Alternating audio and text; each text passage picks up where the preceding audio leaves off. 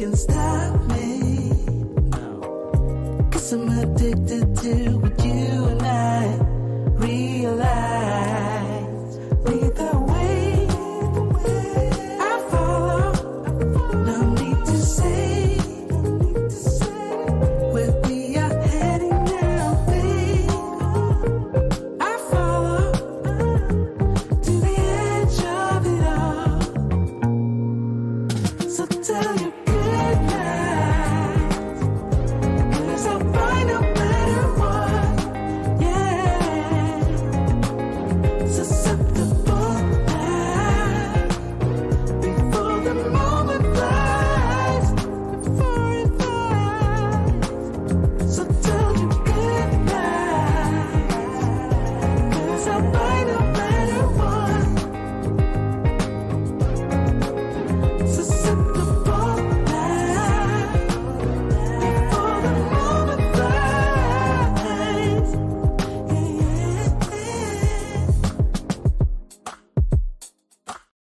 You ain't gotta worry about that, Jizzle. If somebody doing something better than me and they in pocket, they gonna be right where they need to be, right beside me, baby. You know what that is, rattling? I'm the one they forgot about. I need some help reminding these motherfuckers. Boy. Can you help me?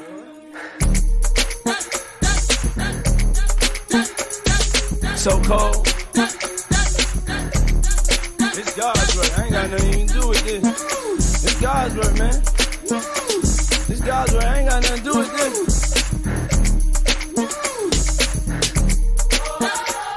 Come on. Sing a song. He wants you to be happy. He wants you to be free. I want to dance with you, though.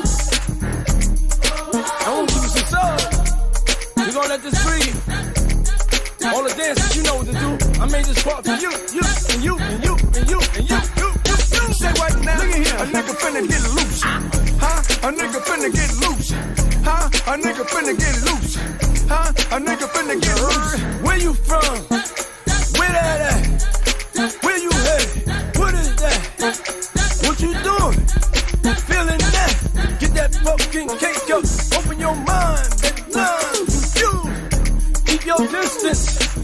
Unless you wanna get with this. Me and the renegade, like grenades, blowing up mine, dime, blue. Chopping like sumo. Nigga hungry like Cujo. Smoking that Pluto. No ticking time like pan on the rope. Nigga feel beautiful. No park break with a nigga in the news. You wanna roll some grass, don't do that. Hey. You ain't trying to pass, don't do that. You gotta drink the mask, don't do that. Finna act a ass, don't do that. Say right now, a nigga finna get loose. Huh? A nigga finna get loose. Huh? A nigga finna get loose. Huh? A nigga finna get loose. Get back down. Get on up. Get on up. This is what you feels like. So uncut. I'm in vogue. On that climb. Me rockin' Montclair. White chick, long hair. But with a black man, yeah, I shine like this. Luminescent spit, gets bright right quick. This is good as it get. 2 top calls on the motherfucking bricks. I only like hits. 6 PE, see a nigga never miss. You see this black fist? The nigga come number 1 like the old MP. You wanna roll some grass? Don't do that. Hey. You ain't trying to pass? Don't do that. You gotta drink the mask? Don't do that. Finna act a ass? Don't do that. Say right now, a nigga finna get loose. Huh? A nigga finna get loose. Huh? A nigga finna get loose. Huh? A nigga finna get loose. You wanna roll?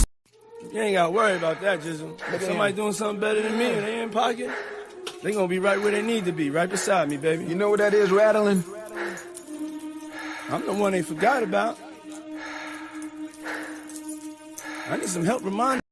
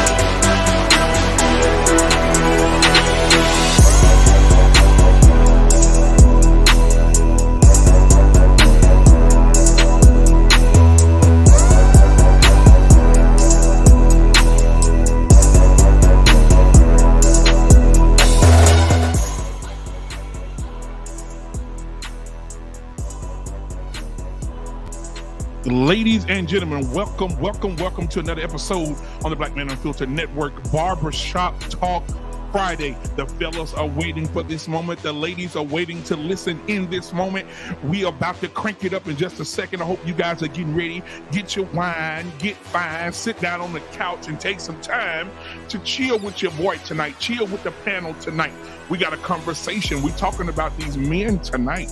Oh yes, you pandering bastards. Yeah. You know who you are. You pandering bastards. We're talking to you tonight. Guys, go ahead and put your name in the chat so we can call you up to the front of the class here. We got Embrace the Grace in the building tonight. Good evening, BMU family. Salute to the panel in the chat. That's what I'm talking about. Good to see you. Embrace the Grace in the building. Eugene Steele is in the building tonight. One love to the CIA, the confident, intelligent, and assertive. Rest in power to the one and the only Uncle Kevin Samuels on tonight. All right. He also came in and said, one love to the FBI, the feminine, the beautiful, the inspirational woman. Again, shout out to Kevin Samuels with that as well. Eugene says, boppity bop bop. We are back. We are back. We are back. Yes, we have Take Heed to the Message in the building. If you don't know who Take Heed it is, I'm gonna tell you yourself. This is Take Heed to the motherfucking Message. Take heed to the message. Thank you for being here tonight, hon. It's so good to see you. So good to see you. All right. We also got Trey Ferg in the building tonight. He said, what's up? Take heed to the message. All right. We got Grooming and Reviews in the building on tonight. We got Anissa, the president of NA, the Non-Accountability Association, is in the building tonight. Shout out to Anissa. All right. Good to see you. All right. Let's see here. Anissa, if you think you missed it last night, you missed something. Last night it went down after you went down to sleep. All right. Yeah, the young lady opened up to the panel, and my God. All right. Who else we got in here? We got CBN in the building tonight. CBN said, don't come in here with all that riffraff because he's going to fight you like this. All right. Thank you so much, CBN, for being here on tonight. We got Almond Eyes in the building. Hey, y'all. Eugene Steele said, damn, I miss Kevin. I remember looking forward to watching him I think Monday and Wednesday. Yes, sir. Kevin is greatly missed in the YouTube streets. They need him now more than ever. Amen, somebody. All right. Let's see here. All right, take heed. All right, so I've spoken to everybody in the chat. I'm about to get this show started, but before I do, I want to say go ahead and fund this show tonight. We get up here and do all this hard work. Guys, show us some love, right? Show us some love. All right, send those cash apps so we can play the video clips for you guys. I got some new ones tonight for you. Go ahead and put the money in the offering tray so we can go ahead and show your host some love. All right, the bottom of the screen, you will be able to see the Cash App rolling at the bottom of the screen. Please go ahead and put that to use because it'd be nice to know that somebody loves your content enough to put a couple of dollars in your pocket. If you see it scrolling at the bottom of the screen. All right, if you want to do a super chat, you can do that as well. You want to join the channel, you can definitely do that as well. I'm so happy. I'm so happy to be here again on tonight. Anissa said, I woke up at 4 a.m. and they were still going. Yes, I would have stayed. I had to be at work in an hour. So I wasn't able to stay. I was at work today sleeping like a grizzly bear.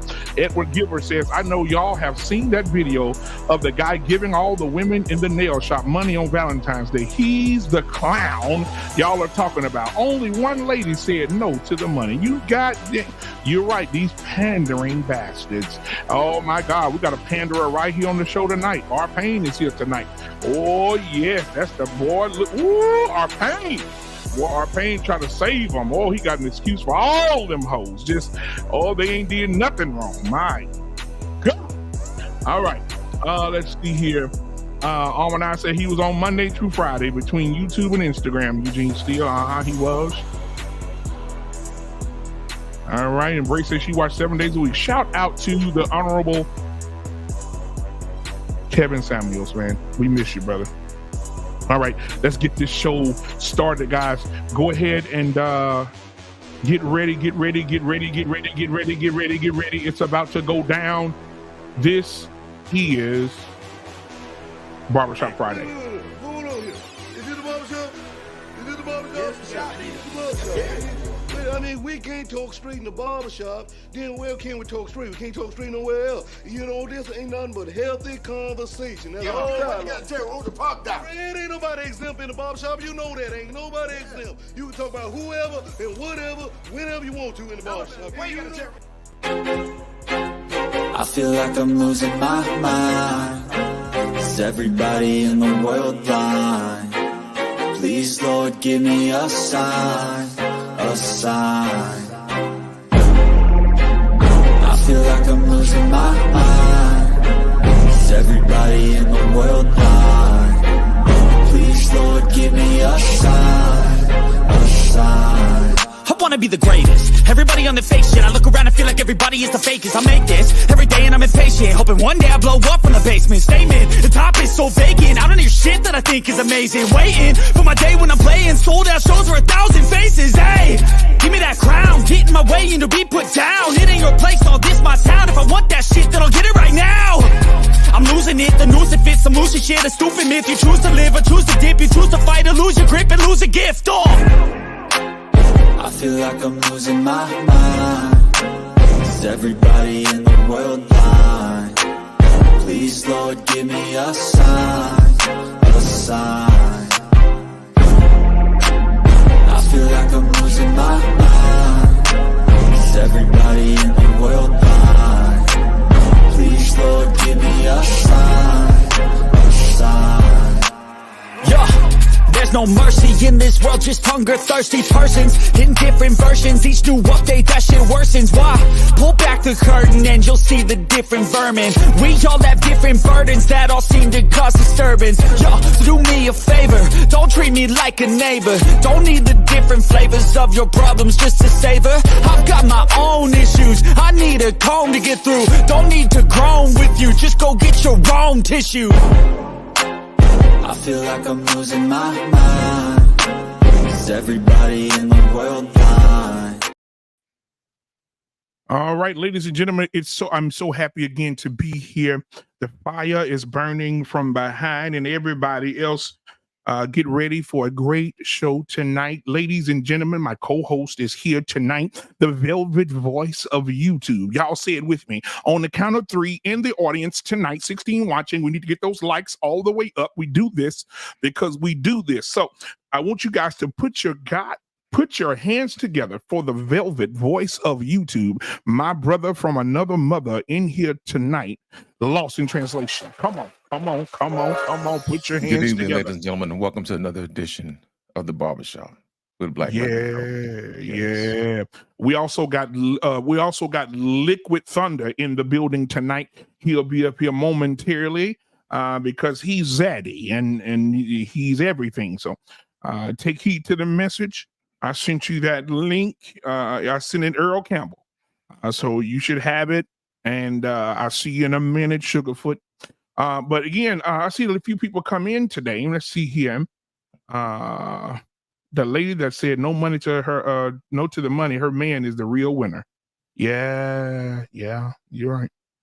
All right. Everybody in this chat, hit the like button. Go ahead and hit the like button. Go ahead, I'm gonna give you some time. Go ahead, hit the like button.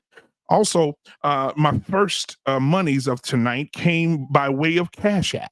Somebody seen it scrolling at the bottom of the screen and decided to give me something of that mean green. Let's see here. We have Take Heed to the Message with the $5 Cash App on tonight. So while we're waiting on you guys to go ahead and hit that like button and go ahead and hit that Cash App and that, hold on a minute. Okay, and hit that super chat. I'm going to play something for Take Heed. Take heed to the message. I got something new for you tonight. Thank you for being the first one to send a Cash App. Here we go. Whatever you want, whatever you need, my heart belongs to you.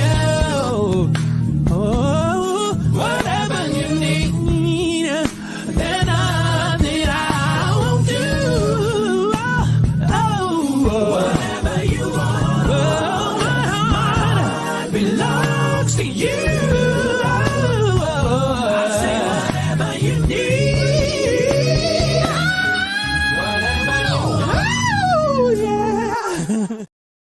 All right, man. Thank you so much. Take heed for that.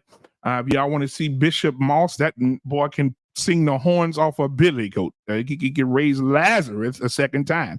That boy can sing. Good Jesus, have mercy. But y'all come on in here. Come on in here every time we get a Cash App or a Super Chat tonight. We're definitely going to play some sweet and nice for you guys. All right. Anybody send a $10 Super Chat, we're definitely going to get Bishop Goodjoint in here tonight. If you send a $10 Super Chat or Cash App, Bishop Goodjoint is sitting on the pew waiting to give y'all those leg movements. All right. Now I want to go ahead and start bringing these people up. We got the president of the 7Bs in here tonight. We got Liquid Thunder in here tonight. We also got the ex-stripper, extraordinaire, our Pain is in the building tonight. Our Pain said when he went bald, he used to let the women lick whipped cream off of the top of his head. So we definitely want to get him in here tonight. He got on his Purple Rain shirt. So, ladies and gentlemen, without further ado, give it up for yours truly. Lost in translation, what they call him? They call him the Continent. The Continent is in the building tonight, ladies and gentlemen.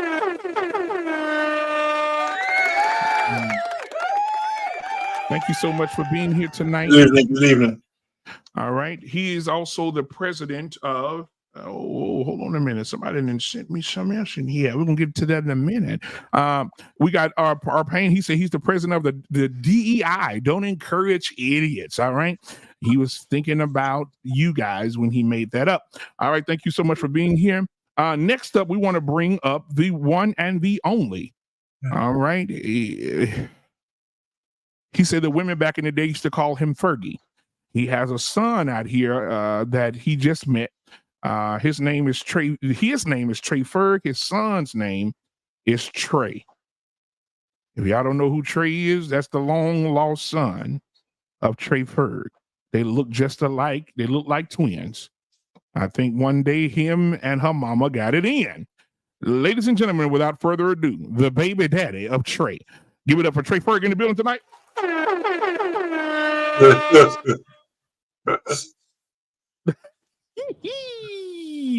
All right, ladies and gentlemen, also coming to the floor tonight. Give it up for yours truly. Listen, the president of the 7Bs, the ball, the beautiful, the bastards, the bitches. I'm sorry, I don't remember. I'm gonna let him come up and say it for me. Mr. Bennett is in the building tonight. Give it up.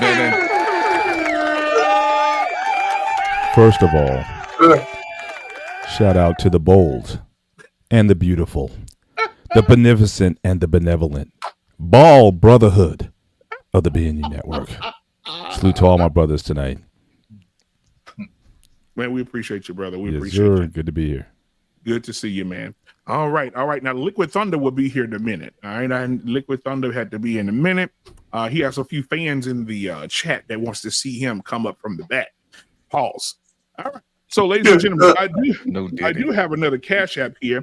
Anissa sent a hot $20 Cash App. Oh, thank you, Anissa. Anissa, you have woken up the sleeping giant. Mr. Goodjoint, Bishop Goodjoint got up for the 20, and he's here for you tonight. Here he is. Come on, Bishop. Tryna party all night, DJ play another song. Tryna party all night, DJ play another song. Tryna party all night, DJ play another song. Tryna party all night. Look at the hype man. Look at the hype man. Look at the hype man. Look at him. Look at the hype man. Looking at him like, how is he doing this? Yeah, look at the hype man. He slap a baby. I'm in this bitch with AJ. In the club, jumping up and down like it's payday. Party all night. Shout out to my nigga, baby. Yeah, that's my DJ. That's my DJ. Nigga, I've been rolling like a letting you. Don't step on my shoes, nigga. Bag up. But you fuck around and get your bitch snatched up. Yeah, they done let me in. They done let me through. Yeah, nigga, it's whatever you wanna do. Yeah, out of my head, chicken all night long. DJ, run this bitch. I'm trying to. I got my drink in my two-step. Hey, from the jailhouse to the courthouse. All right, ladies and gentlemen, you seen Liquid Thunder. He'll be up here in just a second. All right, guys. I want to get to you guys to see how you guys are doing on tonight. We'll start with our Pain. How are you? I know it's hard for your wife to put up with you on a daily basis. So how is your wife and your family doing over there? She's doing fine. Everybody's good. It's Friday. I know that's right, man. I see you got that beard still sitting there looking like a young Moses. I see you, Doc. I see you. All right, Yeah. Trey Ferg is in the building tonight. What's going on, Trey, and how's your son doing? How you fellas doing, man? You know, everything is good right now, man. I just want to give a shout out to Lost in Translation, man, for that marathon last night, man. It was cooking with Crisco last night, man. Man, I went to sleep. It was 4 hours in. I woke up, it went to 8 hours. I said, good God Almighty. But y'all broke her down like algebra in third grade. It was wonderful to see that. That was amazing. Mr. Bennett, how are you doing over there? Over in Candyland? Doing all right, sir. Doing all right. Got through another week, and just preparing myself already for my morning workout. And that's a process in and of itself because it's very intense. So I start early, and I just kind of play it in my mind what the goals are and what I'm intending to do. But tomorrow starts the training day, and I got to get it in. I got to do 100%. Absolutely, man. Well, thank you for being here. I got another Cash App here from Mr. Cash Out. Send a $5 super chat, man. We want to let you know that we really appreciate you. All right, we're going to give you. Plus violence. They said big bag bitch, get to the bag. They said big bag bitch, you want a snack? Well, this big bag bitch, she got the stack. So put big bag bitch clothes on the rack. Ooh, on the macaroni. Move and shake it for me. Ooh, we shaking and quaking. The brands are phony. Ooh, the brands are phony. Ooh, they need a Tony. They need an Emmy, Oscar, Grammy, cause the shit's baloney. The way they be faking like they're making all the sizes. If you ain't got at least a 4X, you ain't trying. Ooh, so give it to us, baby. Give us our guys. Give it to us when we step on the spot. Ooh, All right. We want to thank Sausage Biscuit for that number. I appreciate you guys for being here on tonight. This is about to be a great conversation. Tonight we're talking about oh man, listen, Hink is in the building. Hink, I sent you the link. Pause. It's Hink said Mrs. Damn, that's a big pause. Hink said Mrs. Payne is stuffing in silence. My. So, ladies and gentlemen, before we get started, let me pull y'all down for just a second because I have a guest. I have a guest in the building tonight. She is the queen of the Black Men Unfiltered Network. If you don't know her, you need to get to know her. She goes by. This is take heed to the motherfucking message. I'll block all foolery. Take heed to the messages in the building tonight. Thank you so much for being here, Sugar.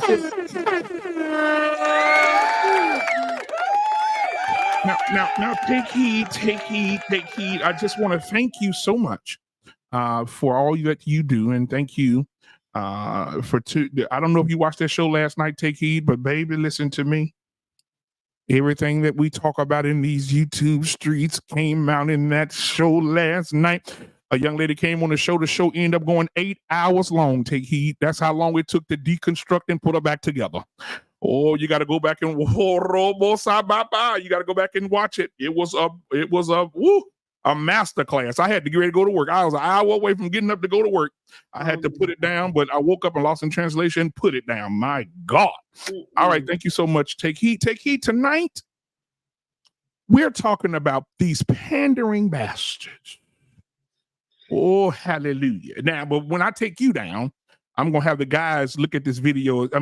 Talk on this video as well. I want you to hear what this ex-husband of Megan Good had to say in church with the women. Listen to this. Really interesting. In verse 22, this is the creation of the woman, Eve. But you don't hear Eve coming into the earth saying, "Where's my man?" Huh? Am I reading it right? It says the man said. Eve came into the earth. Watch this. Adam was the one who was broken. Eve came into the earth whole. She had both ribs. Society wants women to believe you're broken if you're not with somebody. But God says the woman came into the earth complete, not seeking or needing anyone or anything. I don't know who I'm talking to today. But you gotta stand in your power. You are one of one. There's nothing wrong with you if you're not with somebody. You as a woman are complete. You're whole. And I gotta say it because I'm tired of us supporting a culture that tries to make women think there's something wrong with them if they're not married. It's just not true.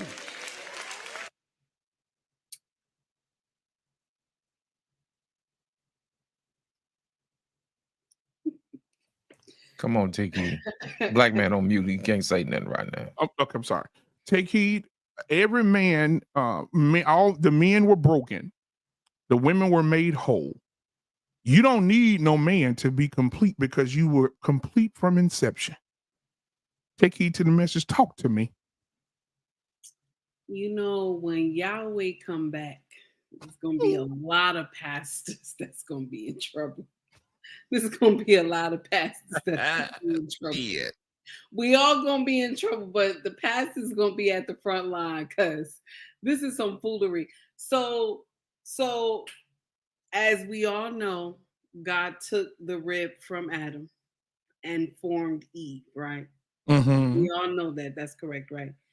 So with Adam, one rib made Eve whole. Ain't that dangerous? Yes, it is. That's dangerous. Isn't that dangerous?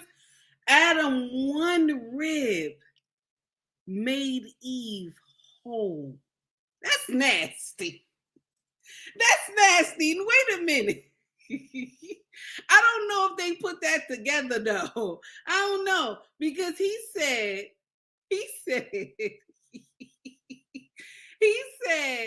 that Adam was broken. Ooh. Well, God said he made man in his own image. That's nasty. That's nasty. Well, take heed. I want to say something to you. Yesterday, see, this pandering has to stop because the pandering started again yesterday. I went on a panel, a religious panel, and there was a woman preacher there, which was already out of line. A woman preacher there, and she started to speak, and I sent her a message. And I said, ma'am, the way you on this panel right now, you are not a wife. Guess what, Take Heed? She started speaking tongues at me.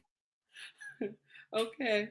You don't believe me? Let me let you hear it. The way she just came. Black man says you are his helpmate. You were created to be that. You are to follow his vision, not your own. I hear what you're saying, but what does the word say at this moment? Says you are not a wife right now. Look at them pandering me. Look at them pandering me. He also said. Hold on 1 second. Let me address that statement. Look at right long here. nails. What you a preacher? Hold on. Number one. So let me. I'm not mad at you, but I also realize that statement comes from a place of someone who does not know anything about me. You took a comment that I said for something for a few moments and made a statement about something that refers to me, and you don't know me. That's the first issue. Now that I got a problem with. And before you speak out of context and tell me what the word says, he said that he created man and woman in his image. It wasn't just man. Okay. And if we're going to talk about scripture, we need to talk about the fact that there were women who were in the ministry of Jesus and they were not named, but they were the one who funded the ministry. They were the one who walked with him the longest. So before you come for somebody, make sure you know the totality of something that you're talking about. Because if you're telling me that you're a black man unfiltered, it's clear why you're unfiltered. Because when you're unfiltered, you don't have all of the knowledge that you need to make a statement like that. You can't tell me that I'm not somebody's wife. I'm not your wife, but I am somebody's wife. Bless you, sir. Now watch the pandering. Watch the pandering.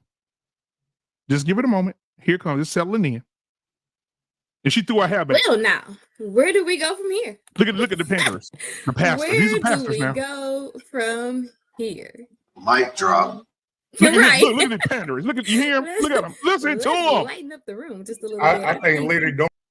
And I asked them, can I come up? And they wouldn't let me because they knew I would have destroyed the entire panel. She said God created woman in his image. No. He created man in his image. And if he wanted to create a woman in his image, he wouldn't have put Adam to sleep and took the rib. He would have just created her from the dust like he did Adam. But he chose to take from the man who was in his image to create woman. That's nasty. I'm not gonna preach tonight. I'm gonna let it go. Go ahead, baby. Go ahead.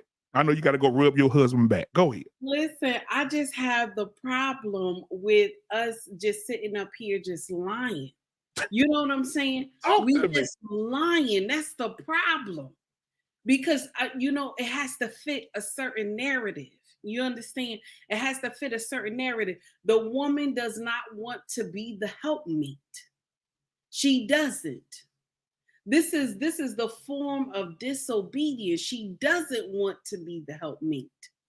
I was watching Ricky's show the other night, okay? And Ricky had his show was too much the other day, okay?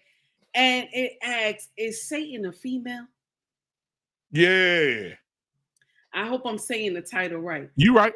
Is Satan a female? And I said, wow. That's what he said.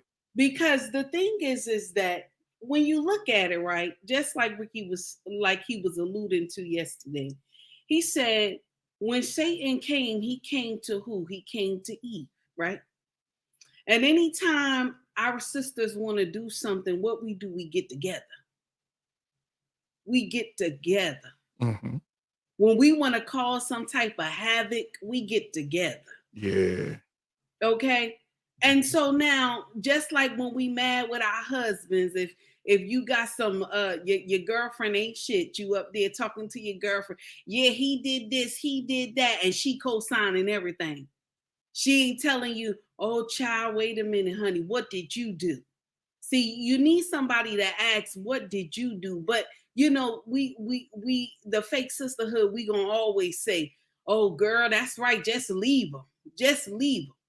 So here we go, Satan in the Garden of Eden, telling Eve, if you do this, you're going to be just like God. That's right. And then they talk about, yeah, girl, you're going to be just like God. Mm-hmm. Let me share something with you. Before even Ricky said that, I was telling my husband a long time ago, I said, nobody going to tell me that Satan is not a female. Nobody could tell me. Because the way it is, the jealousy, even females that say they rock with each other, that hidden jealousy we have towards one another, it don't make sense. It doesn't. And for you to be jealous, just like what's going on here right now, how we so jealous that our men were formed first, that you got a pastor up here or minister up here saying that Adam was not whole, that his rib was taken to make Eve. But it took one rib to make Eve. You can't put that 2 and 2 together. That don't make sense right there. You saying he was broken, but the whole one rib, one piece of rib, one rib formed Eve. That does not make sense. But we don't want to put that 2 and 2 together. We don't. We don't. And instead of us learning the assignment and knowing that we are the helpmate, and I'm not saying that you a second-class citizen. I'm not saying that, baby. I'm saying that you have a covering. You're safe. The man is the one that has to go out to protect and provide. God gave him that to do. You the one that's safe, but y'all don't want no covering. Y'all want to run around here all willy-nilly. I'm stronger than him. I'm more educated than him. I got more than him. And then when the hammer drop, you scared. You in the corner somewhere crying. So if you want to put those big girl drawers on, keep it 100 all the time. Keep it 100 all the time. Got these pandering men up here just acting all willy-nilly. How can you say that? And even Minister Louis Farrakhan said it. How can a man protect something? How can he protect you What he can't control. When he can't control you, that does not make sense. But we'll sit up here and say all types of nonsense about our men. And the first time some danger come, you looking around, where all the men? Where all the men? You said you didn't need them, right? That's what you said. You didn't need them. Drizzle. Thank you so much. Hear what I said. Y'all need to go and follow Take Heed because she gonna talk like. Take heed to the motherfucking message. You know what I'm saying? So get over there and take heed to the message and take heed. Tell these wonderful people here tonight how they can reach you, how they can subscribe to you, how they can purchase your merchandise, how they can see you on a daily basis on your morning show. Talk to them. So my name is Take Heed to the Message, and I have a channel right here on YouTube, which is called Take Heed to the Message. Our family business is called ubmraxfashion.com. If you come to my channel, you'll see the link in my bio. And I go on every morning around 9:30. Okay, I try to make it consistent. Some days I can't. 9:30 a.m. Eastern Standard Time. I hope I said that right. And I'm going to try to do an evening show because I just hit 4K on the evening live show tonight. So I'm going to try to do an evening show too. Everybody, thank you. Black Man Unfiltered, I appreciate you. Lost in Translation, I appreciate you. Both of my brothers from another father, I appreciate you both. Have a great night. Thank you so much, sis. I appreciate you as well. And now, you know what? I want to say this to you, my brother from another mother. Thank you so much, Take Heed. Man, we got some, I got another Cash App over here from, she said something about bring up my zaddy. This is to bring up my zaddy. I think she's talking about JT, possibly. Yeah. Bring up my zaddy. Okay.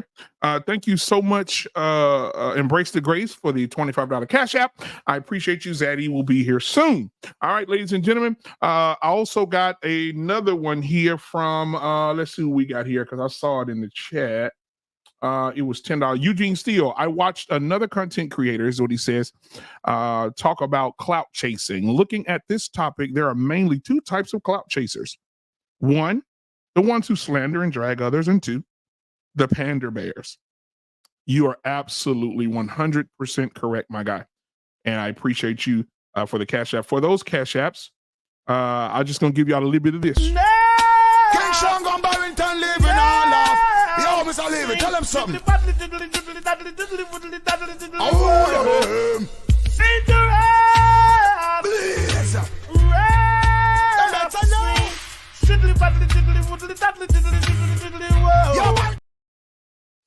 All right. Let me get my guys back up here. All right, we got our Payne, we got Mr. Bennett, we got Trey Ferg in the building. All right. Who else? Okay, I got everybody up here. All right, I'm gonna drop the link in the chat as well, so you guys can come up tonight in the barbershop and speak your mind as well. Mr. Bennett, Trey Ferg, our Payne, you saw the video of the pastor. Let me give it to you one more time so you can hear him one more time. Here we go. Interesting. In verse 22, this is the creation of the woman, Eve. But you don't hear Eve coming into the earth saying, "Where's my man?"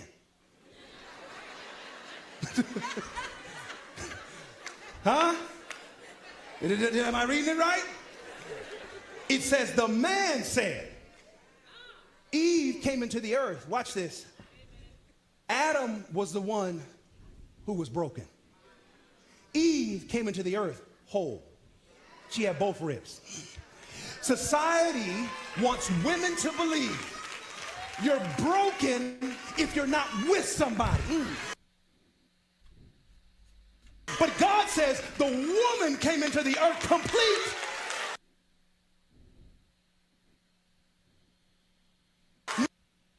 Not seeking or needing anyone or anything. I don't know who I'm talking to today, but you got to stand in your power. You are one of one. There's nothing wrong with you if you're not with somebody. You as a woman are complete. You're whole. And I gotta say it because I'm tired of us supporting a culture that tries to make women think there's something wrong with them if they're not married. It's just not true. All right, guys. I'm gonna open up the floor to you guys. My co-host first, though. I want to start out with my co-host first tonight. Lost in translation. If you prefer to send it elsewhere and then come back and get it at the end, you could do so. But I really want to hear what you have to say about this pandering man. You know, I'm gonna pick it up and put it right where he started from. He said that Eve came into the world whole, right? And he said that she didn't ask for where's her man or anything like that, right? Mm-hmm. Well, here's the thing. She didn't have to because God gave her an assignment. Did you hear what I said? You understand what I'm saying? It was she didn't have a choice. You see what I'm saying? Her destination was already planned. Here is your assignment. You are to be a helpmate. Now, as far as being captured or slain by, as we call, dirty Maccas in the business, the problem is that if Eve was on assignment helping her husband instead of whispering or listening to somebody whisper in her ear to do things that she's not supposed to do, she'd have been actually helping, you know, Adam would have still had say so over what goes on. She wouldn't have had time to get beguiled by someone else, you know, somebody saying this and saying that. So that's the problem, man. We have people who don't want to address the issue. You know, it's the spirit of rebellion. That's exactly what that is. The spirit of, you know, hey, I want to do my own thing. You want to address that? Black men don't marry. So, you know, I don't address Lady D. You can go ahead and take that down. Okay, so Lady Dawn, I'm Lady what? No, I'm sorry. No, black man, I'm gonna tell you like this, man. I don't address foolishness. You know, the Bible says don't cast your pearls among swine, because all they're gonna do is try to derail what I'm trying to say and get me off base. So I'm not gonna do that. I'm not gonna address that. I already put Travel One in time out for 30 minutes while you weren't looking. That's how you handle that. You see what I'm saying? That's another thing. Black men, you need to start taking back your power. Whenever you see foolishness jumping up like that, put it in its place, especially if you have the power to do so. So I exercise my power this evening. Absolutely. And make sure that we don't get off track, because tonight is a very important message. And it's actually dovetailing off what we had last night. And last night's conversation was fantastic. Fantastic. It really was. And it speaks to what we're going to talk about today, about being in a position. If you were in your position to be in the first place, you wouldn't have anybody telling you otherwise. If you were on assignment, you see what I'm saying, with your husband, there's nobody who could whisper in your ear and tell you otherwise, that you're not good enough. See, the problem is they want to get into the position where they want to listen to everybody else and tell them to get off assignment instead of doing what they're supposed to do, what God made you to do. Let me explain something to you. When God made Adam, Adam was already whole and he was already perfect.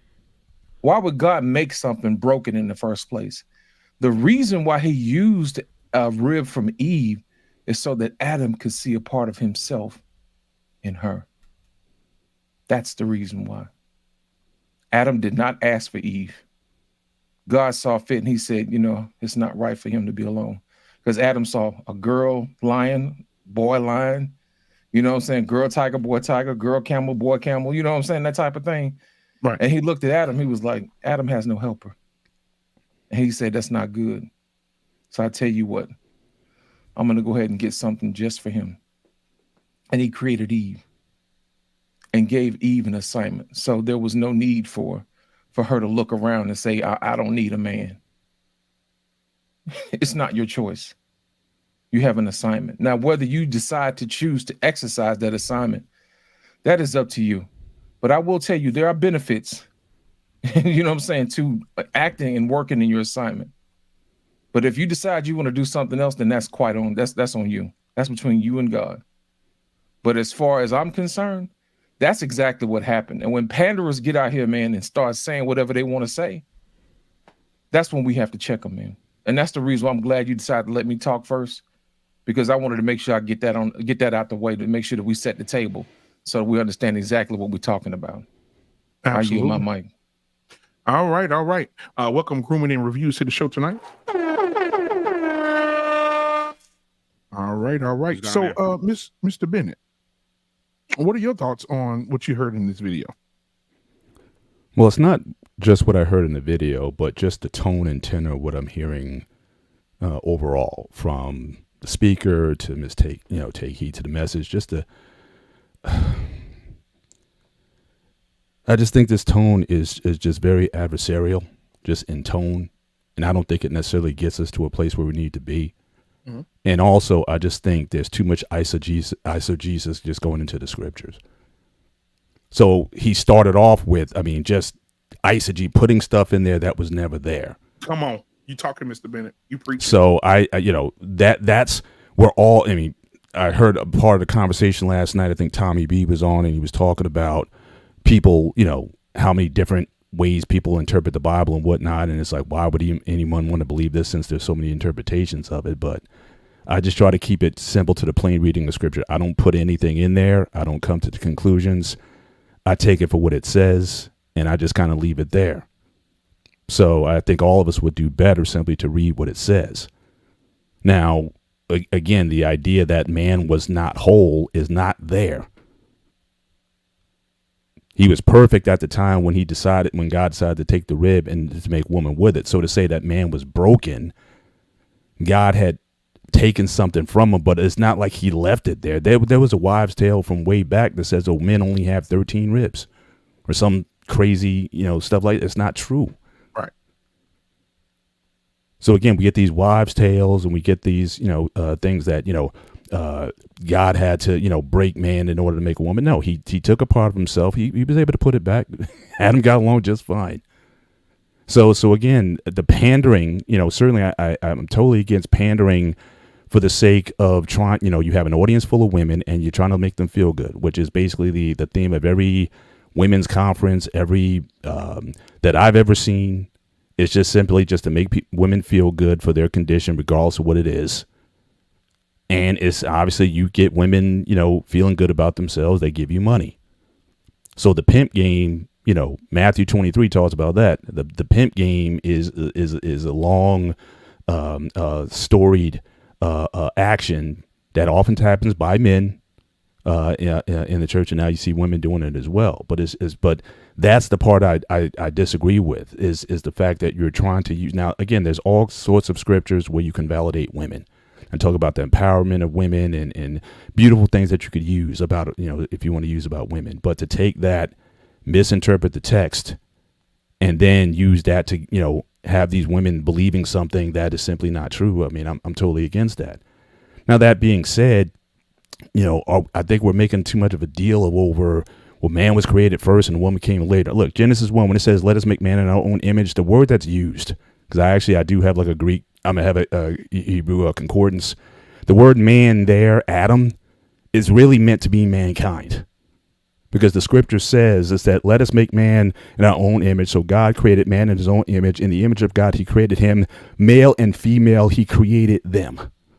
It's meant to mean a general point about humanity. And he gave humanity an assignment that you should be free, fruitful, and multiply and fill the earth and have dominion over the earth.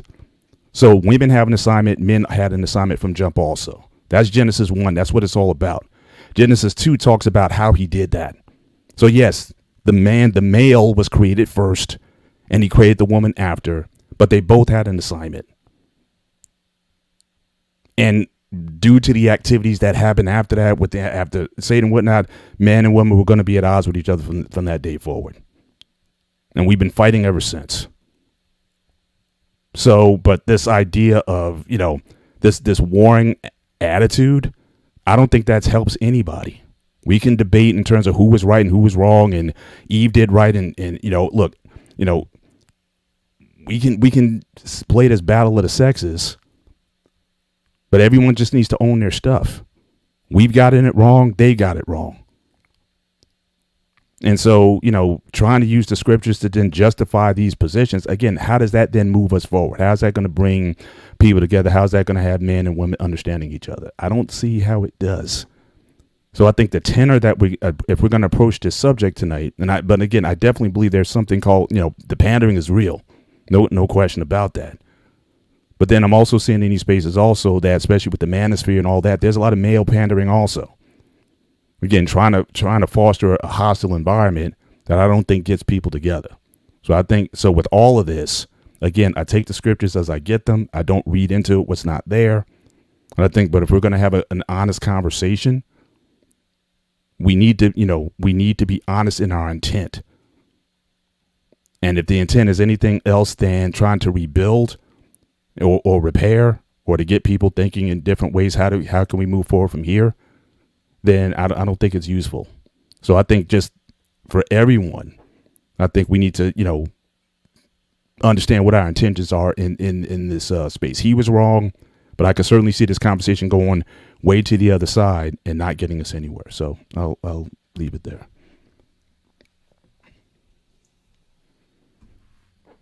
All right. R-Pain?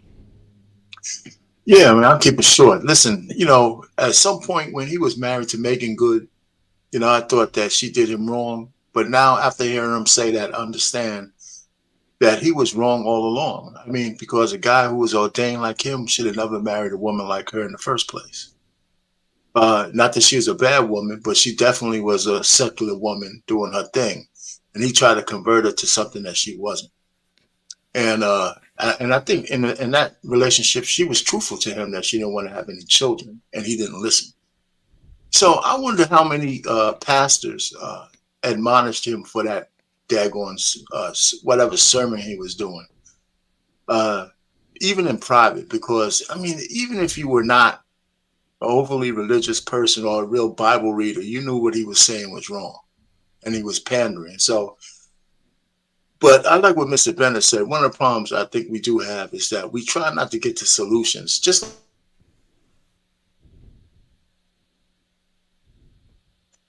and anybody who says, "Wait a minute, huh?" And can you repeat that? You broke up a little bit. Can you Yeah, just you broke repeat up. when you Yeah, said yeah. about solutions? Can you just repeat that? Yeah, so one of the things we don't do is we don't try to move towards solutions. We try to get one-upmanship a little bit too much.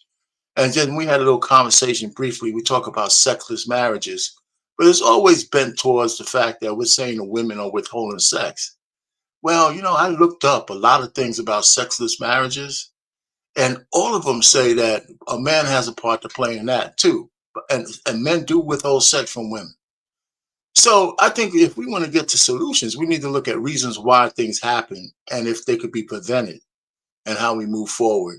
So this is, men do pander to women and men do pander to men, depending on what kind of platform you have. But, so it should be an interesting conversation. I know we're talking about the kind of pandering that is real prevalent, and that's to women so that people get money. So that's real prevalent. So, I'll land it there. So he was wrong. I don't have much to say. I mean, Litton and Mr. Bennett really hit it real hard. So I don't have any more profound stuff to say about that. He was just wrong. Now, I will say this, R-Pain, and I mean this with all love. I think that's part of it. I think that's part of what you just did. We know for a fact, we talk about things that don't matter. We know for a fact that some men may withhold sex from their wives because their wives are their beard, they gay, or whatever the situation. But that's probably less than 1%. 75% of marriages are in sexless marriages, and the men are screaming out, "My wife ain't giving me none." Why do we bring up the men? It's less than 1%. Do you know a man that tells his wife, "You can't get none of this penis tonight"? Listen. The point is, hold on. Let me ask the men on the panel. Trey Ferg, when's the last time you told your wife, "You're not getting none of this hot dog"? I don't even think I can't even put them words together in one sentence. Mr. Bennett, when's the last time you walked in and say, "Honey, you ain't getting none of this honey tonight"? That would be a unicorn. I would say that. Oh, yeah. Less than 1%. Lost in translation. When's the last time a woman came over your house, got butt naked, did the splits, threw a titty between her legs, squirt milk in your face, and you said you ain't getting none Squirted tonight? what? Milk.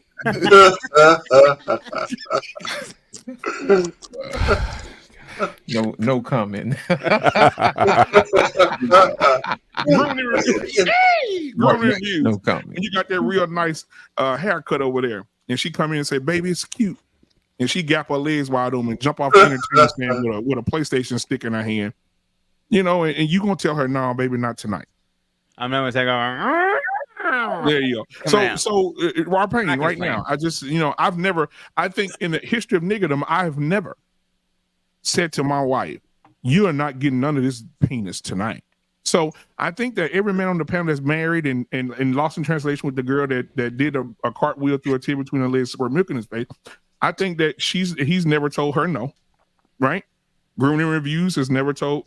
So well, I never told my wife no either. That's still not the point. The point is that you can't get to a solution by looking at it from just one side, even if it was 1%, which I don't agree with. But the vast majority is the woman's fault, right? I could dig that. But if you want to get to a solution, you can't get to it from one way. You just can't. You can't even have a fucking conversation about it. Because if you're just talking to men about why the women are fucked up, how you get the women to say, okay, I'm fucked up, I'm withholding sex, but it's all my fault. In the vast majority of times, you're correct. But if you look down the list of alienation, loss of intimacy, and things of that nature, that shit does exist. Yeah. It does. So, I mean, I'm not saying men are the majority of fault, but that's a whole other topic. But I'm saying the point is you can't get to solutions by just swinging the stick one way. You just there is a solution. We shouldn't bring the men up because it's less than 1%. The solution is, ma'am, me and you're Christian. We both believe in the same God. We both believe that Jesus died for our sins. We both are Christian people. Ma'am, when we got married, it said it didn't tell us that we were always going to be happy. It did not tell us that we were always going to be happy. It didn't tell us that we will be happy at all. It will have moments of joy. It says, do not deprive me of your body. I will not deprive you of mine unless we both agree. If I don't agree, ma'am, toot that ass up. It's not about your feelings. It's about your duty. No, I agree with that. Now bend over and give me that booty. I had to make it rhyme. I'm sorry, Mars. Let me move on, man. Yeah, I'm sorry. I'm gonna go ahead and get Trey Ferg in here and Roman, and I want to also talk to Mr. Bennett for a minute. Go ahead, Trey Ferg. I mean, it goes back to the scripture that he was alluding to. Finally, bones of my bones, flesh of my flesh. I mean, for one, he like Brother Bennett said, he's already complete. He's trying to add and make an addition to him. Simply. That's why she also had his flesh. And it's an underlining message and definition for God in that. Is that two people coming together and becoming one flesh, a husband and a wife. That's what it's meant. See, he didn't go further. And listen, I should have became a pastor, man. It's one of the easiest and fastest way to become rich, concentrating on a large majority of, I hate to say it, poor young females, because they give a lot of money to the church. And the church, this reading of this New Testament, it sort of just creates the feminist spirit throughout the country, and it's sad. It's going to hurt America in the end. It's going to hurt. So that's all I got. It already has. All right, Grooming, it's on you, brother. I don't blame the priest. I don't blame the scripture. I don't blame the Bible. I don't blame none of them. I blame mega church. The reason I say that, if you realize when we get all these videos or these big church, mega church, we follow online. Why? Why all the big churches usually say stupid shit like this? I never heard Father Costadino say anything like that. The small churches, we're about maybe 100, 200 people in there, tops. He has what? Over 1 million people following him in church, online, and all that stuff. He needs the followers. More followers he gets, more money, bigger paycheck he gets. I bet you he's driving a nice BMW or probably a 10-house car, a motorcycle that, a 300-pound guy can ride. It doesn't break over. No fun intended, BMU. But my point he's trying to get to, he's doing it for the money. He's not doing it because he believes it.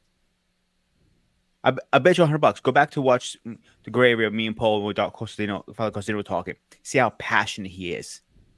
Versus this guy. He's talking out his ass. The only thing the next thing to come out is fireball at his ass. Because that is Satan himself. If you believe the second coming of Christ is coming and Satan will be here first, yeah. That's one way you can see it. And I'll leave it there. Now, let me say this real quick, Lost. When it comes to the mega church and the little church, I think church is church. It all depends on how it's ran. And I think that the reason the little church don't get this type of because they don't have the big social media stuff. They're very traditional. However, I grew up in the church since I was a little kid, since I can remember. And some of the stuff that the preacher would say in the small churches, Lost in Translation, he's in Alabama, so he understands the down south church with the air conditioning, the window, and the fans with Martin Luther King on them. And right, yeah, our church started out small and got big. Yeah.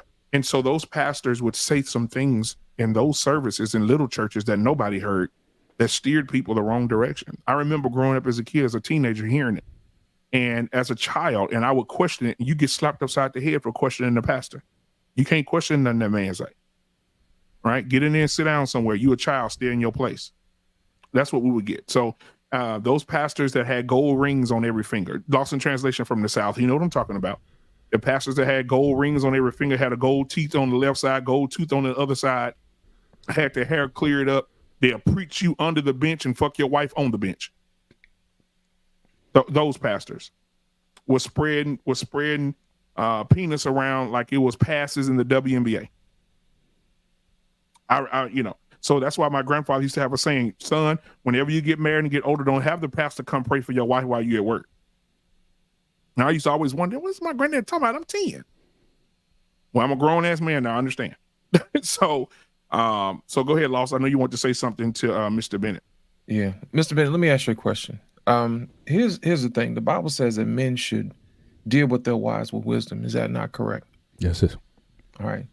Now, my thing is this. Do you believe that today's man is equipped to deal with today's woman with knowledge? No, I don't. I think just a general, if I was going to have a condemnation, especially when Goon was talking about the mega church or just in general, we haven't been taught manhood or femalehood for a very long time. All right. The reason why I asked. Yeah, go ahead. No, go ahead. No, it's just been it's been forever. I mean, we have not been really trained up. It's been about money and it's been about building the church up, but it's not about building up the church is supposed to be the people, right? Our bodies are the church. It's not the building, but how much, especially in recent years, how much has been about building up the physical structure and not the people. And the money that you're collecting is not for the people's benefit. So we're just trying to make it up as we go along, and people are trying to figure it out. But the bottom line is, I mean, the sexual thing that Black Man was talking about, women have never been taught the proper role of sex ever. Yes, men and women are different, but women have every right to be sexual. It's there. We've never, like I said, we got a whole book in the Bible, the Songs of Solomon, that talks about erotic sex between a man and woman that you will never hear in the church ever. So I think that what we've been exposed to is manifesting in terms of how we're acting towards one another. How everyone, like I said, is out of their assignment in terms of what they need to be doing. So yeah, we don't have wisdom. The women don't have wisdom. If men had wisdom, again, I think the scripture. Now, again, I've said here before, I don't necessarily, in the current climate that we're in, I don't have an issue with women pastors, at least not as much as other guys do, because a lot of guys are just messing it up. They have no wisdom to give. If the teaching was that if the man was supposed to learn at church and then teach his wife when he got home, most men aren't doing that. Because first of all, most of them aren't there. A lot of guys left the church. And they're not doing anything to build themselves up spiritually. So how are you going to be a leader to your wife? How can you teach your wife? I teach my wife. Even if we come home, if something that was said, she had a question about it, or there was something that was said from the pulpit, we're going to sit down and we're going to work this out. So I've earned the right to be the leader of my wife in that manner because, again, I put the work in. So, yeah, so your question is the right one. Yes, men need to teach women using wisdom, but we don't have a lot of it. Now, the reason why I asked that, Mr. Bennett, is because if you are a woman okay, and you go to church every Sunday, and we already know the attendance is down on the men's side, that leaves the men ill-equipped, okay? Because you'll have a woman thinking one way and a man thinking completely different. So how can he lead her if she doesn't respect him? You see what I'm saying?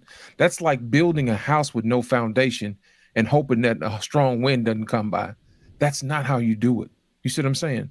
So I think that is the issue that we have now, because women don't want to listen to men because they're ill-equipped. You see what I'm saying? Now, here's my question about that as well, too. There are also men who are equipped that the women overlook. And we talked about this on last night's show about the decisions on what women make, and they decide to choose the men who are ill-equipped. It's not that the ones that are equipped don't exist. The ones that are equipped, the women don't know how to recognize it. 9 times out of 10, to be honest, they do recognize it. They just choose not to. Right. I would say that more. is the Yeah. issue. I would say more the latter. They choose not to because Correct. it's like anything else. Women always talk about the type of man that they want, but they really don't want him. Correct. They talk about they want an ambitious man, but you really don't. Because if a guy's ambitious, you're not necessarily going to be number one all the time. Correct. If a guy is honest, then he's going to tell you the truth, even though you don't want to hear it. And if a guy is going to be operating from a spiritual point of view that has that together, then yeah, he's going to share some truths with you, just like we get it. There's a lot of things as a man that I get that I don't necessarily like to hear, that I got to be accountable. Well, again, a man in that vein, he's going to hold you accountable also. So yeah, and a lot of them, especially again in this climate where everything is about making the women feel good. He doesn't make me feel good all the time, then I'll find someone who will. And it doesn't matter how mature he is. It doesn't matter how much wisdom he has. It doesn't matter that he's walking, in godly counsel. He might be good for me later. But especially in my 20s, my 30s or whatever. Nah, I'm not looking this. Maybe when I get older, when I'm 50, 60 years old, and yeah, maybe I can listen to what he has to say. But in my youth, no. Now, the reason why I asked that, Mr. Bennett, is because in hindsight, being our age, we can look back and see what it takes to build a husband. You see what I'm saying? Yeah. But most guys on the front end have clearly no idea. Right. So the reason why I asked that is because we have seen the fruit of what happens when we pander to women. When we throw all of our resources at the women, we see what happens. It's not a good fruit. My question is this: what would our community look like if we got behind and helped the men build them better to be the men that these women need and desire? Well, look, what fruit would that generate? We've seen that fruit certainly in the U.S. We saw it after World War II. You didn't have a middle class in the U.S. before World War II. When those soldiers, 7 million soldiers, came back, the U.S. made the largest investment in men in history, and it built the middle class. It built that great boom society, that baby boom and Gen X generation. It built them afterwards. So we see what it looks like when the country takes and puts investment into men and into boys. But we've lost that. But it's going to take that kind of investment again, especially when you see the numbers now with Gen Z boys. That outlook. I mean, they're not hopeful. They're not in relationships. I mean, so we're raising generations of young men who are just not equipped to lead anything, because again, all the attention is on the girls. And again, I'm not saying that girls don't require attention, but we better start paying attention to these young men if we want to see our future. Right. And that's why it's important for me when it comes to the female pastors. I can't allow my sons to see women in position that God says they shouldn't be in. And if I teach my son that, and we go through that scripture, because my son held me accountable, guys, right in church. He's 11. And the lady got up to preach, and my son, he was sitting by his mama, And she got up and grabbed. I did not know this lady was going to preach. She got up and said, "Everybody turned, everybody, you know, whatever." And my son looked down the pew at me. He said, and I said, "What?" And he said, "Check your phone." He said, "Daddy, didn't you say that women are not supposed to be preaching and teaching men?" I said, "Yeah, you're correct, son." I think that the reason that women shouldn't be in those positions is because what we're doing today, men are becoming very feminized in every area of this world, in the music industry, in acting, in church, right? The man who gets the most attention in the church is the man, no offense to the straight men that do it, but the choir director, the little sissy boy, the one that high five all the girls and say, "Hey girl, you singing that solo today? That's right." Right? Those are the ones who are amplified. Those are the ones who they put on the pedestal because he's no threat to them. Right? So I saw the actor, what's the big guy's name? The rapper that was on ATL. Somebody posted a picture of him the other day. That was the most masculine man ever. Big old masculine guy. Right? I saw him. Somebody posted a picture and said Hollywood done got him. He got his hair down, his wavy down his damn side of his head with silk shirt on with his. I say, what happened to this man? They're just feminizing everything, and I think they're putting it in the church, in the pulpit. They're putting it, and they're just putting it everywhere, and they want to make women feel so good about being in these powerful positions. And I'm gonna say this, and I'm gonna land my plane. Like the video I talked about a few weeks ago. When the female police officer tried to arrest a big old black man, and it was 4 women police officers, and that damn man was tossing those women like Tic Tacs in your mouth. She had to call. She on the radio screaming, "Please, we need male backup." And when the men came, they took the man, put him down, put the handcuffs on him, and took him away. Ma'am, it's not for you to do that. And so that's all I have to say. I just think that in this day and time where they're feminizing all the young men, I think men should know what men should be doing, and women should know what women should be doing, and men should definitely know that what place a woman should be in, and a woman should know, the place that a leader and a man should be in. I don't think we should start tying those lines and crossing those lines with each other, because then it becomes confusing, and we get what we get now. These gay boys, little boys want to be girls and get their sex changed at 6 years old. I mean, that's all I have. We got Scorched Earth in the building tonight. I hope his microphone is on 4 instead of 14. So thank you so much. He seems like he had a hotel tricking or something. I hope he's not. But how you doing tonight, brother? What's up, y'all? How y'all doing, man? God damn. And I'm not tricking. Okay, I'm sorry. Yeah, exactly. Watch your mouth. I've seen the debit card and the food stamp card on your nightstand when you turn your camera, so I don't know what you got going on over there. Go ahead. Do it sound a little bit better for you? Yeah, you do. If you can lower your voice just a little bit. Lower your voice just a little bit. You on Mount Sinai.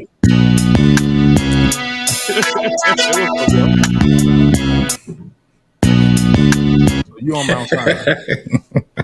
So, is that better for you, Lit? Yeah, go ahead. Okay, cool.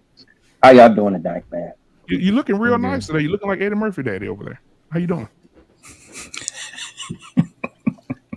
There you go.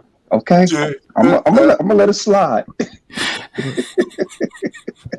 I didn't know, what does Eddie Murphy daddy look like? You. Go ahead. Now that's a fire.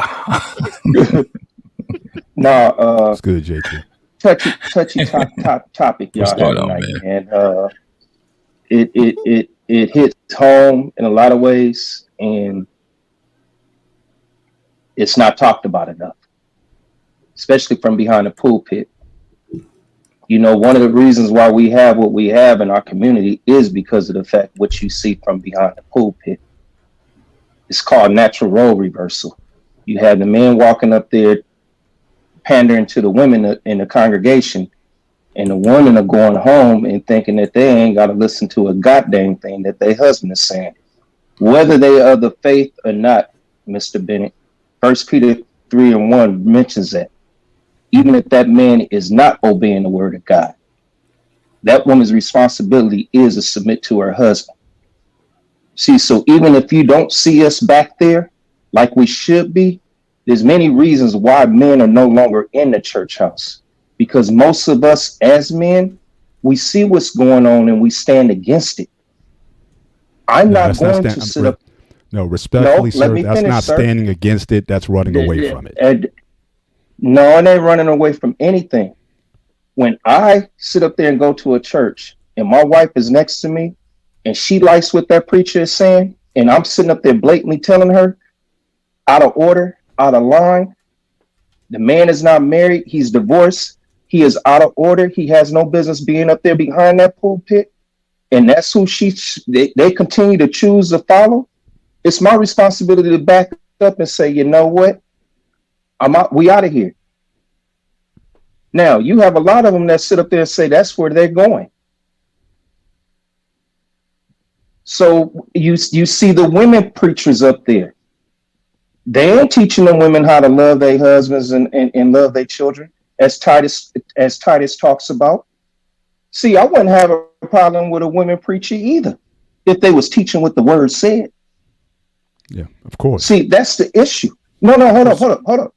No, hold up. And see, here go the thing. I need for any man on here to explain to me how it is that as a man, as a husband, I can sit up under a female pastor and submit unto her will and what it is she's telling me, thus saith the Lord, and then expect to go home and be the head over my home. Exactly. Ain't no way in the world that's gonna happen. Exactly my point. It ain't gonna happen, man. All right, so how do you explain the man who is the pastor and you're still not going? I tell you how you're not going. I mean, so it's across the board, my brother. I'm not disagreeing with you.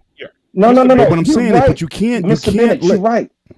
No, you're right. But see, here's the thing. I agree with Mr. Bennett. Hold on just a second. I agree with Mr. Bennett when he says running from it. But the thing is, because I don't like to rock the boat. I want to flip it over. And the thing is this: if I'm in a church and my wife's in the church and I disagree with what the pastor is saying, I'm not allowing my wife to go eat off a table that I'm not eating off of. So she's not going anymore. That's the point right here. We're as a family gonna find somewhere where we all can go grow and do it together. But Absolutely. I'm not going to allow my wife to get up every Sunday and go eat off a table that I'm not eating off of. That just don't and make then you got to look at the status of your relationship, because that should be automatic. Exactly. If I told my wife but today, Mr. Bennett, you're right. If I told I'm not. Go ahead. If I told my wife today we're going to another church, she's like, whatever you're the head. It's not even a discussion. Right. So that also speaks to the status of your relationship. What was that relationship built on? What was it founded on? And because I think a lot of this stuff is simply, I think when a lot of these pressures, again, when we say pressure either builds diamonds or breaks pipes. I think when you're under these stresses, when you have the influence of other people, that's going to show what kind of relationship you really have.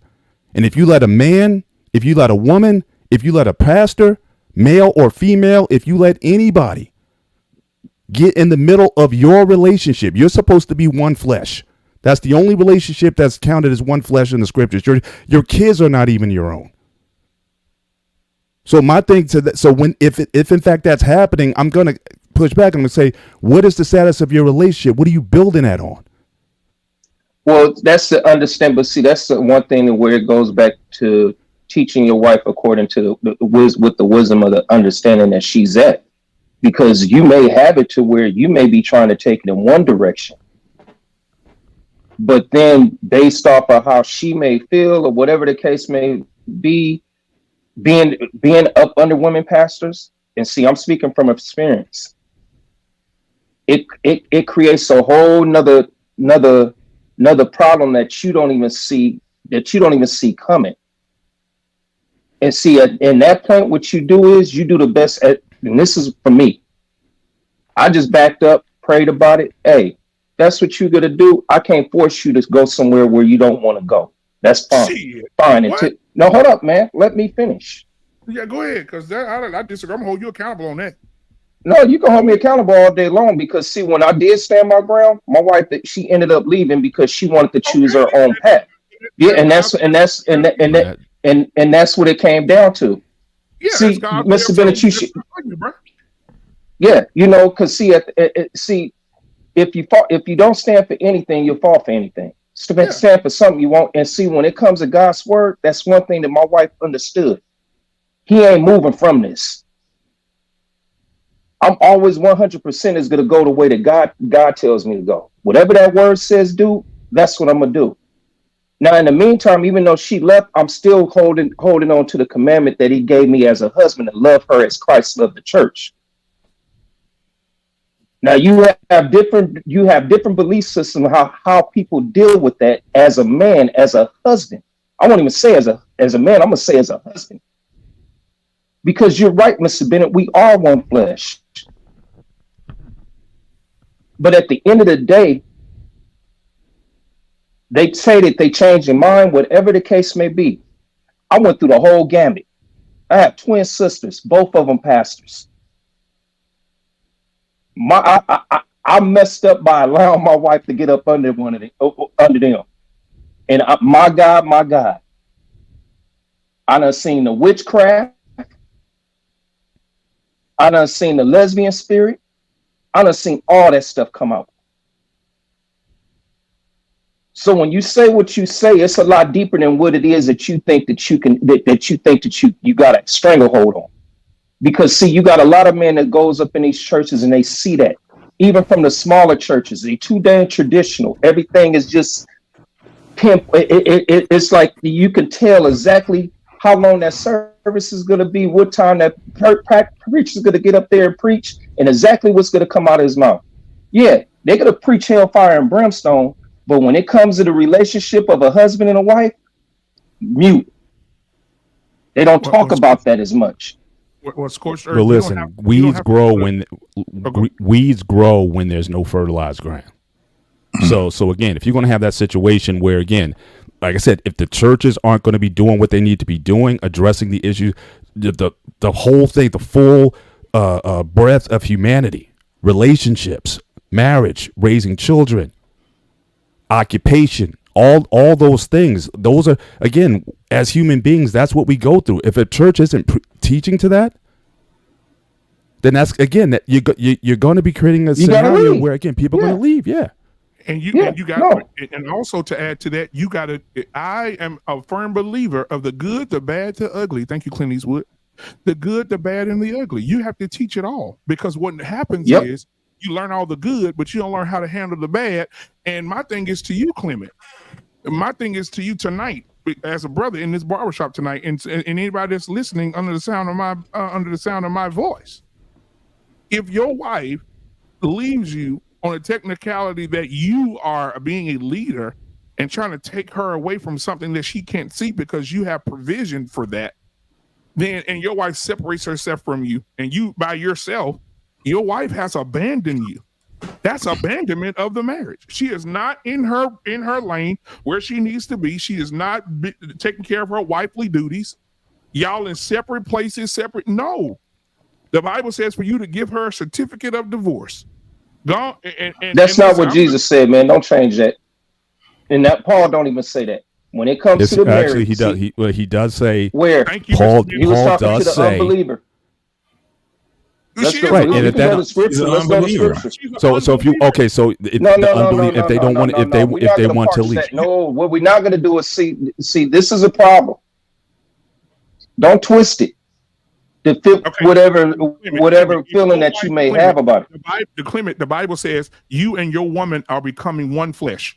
You are becoming one flesh. That means when you're married, you guys are becoming one flesh. When you took the vows, you said good, bad, rich, poor, sick, right? She took a vow in front of God and all them ugly aunties and uncles at that wedding.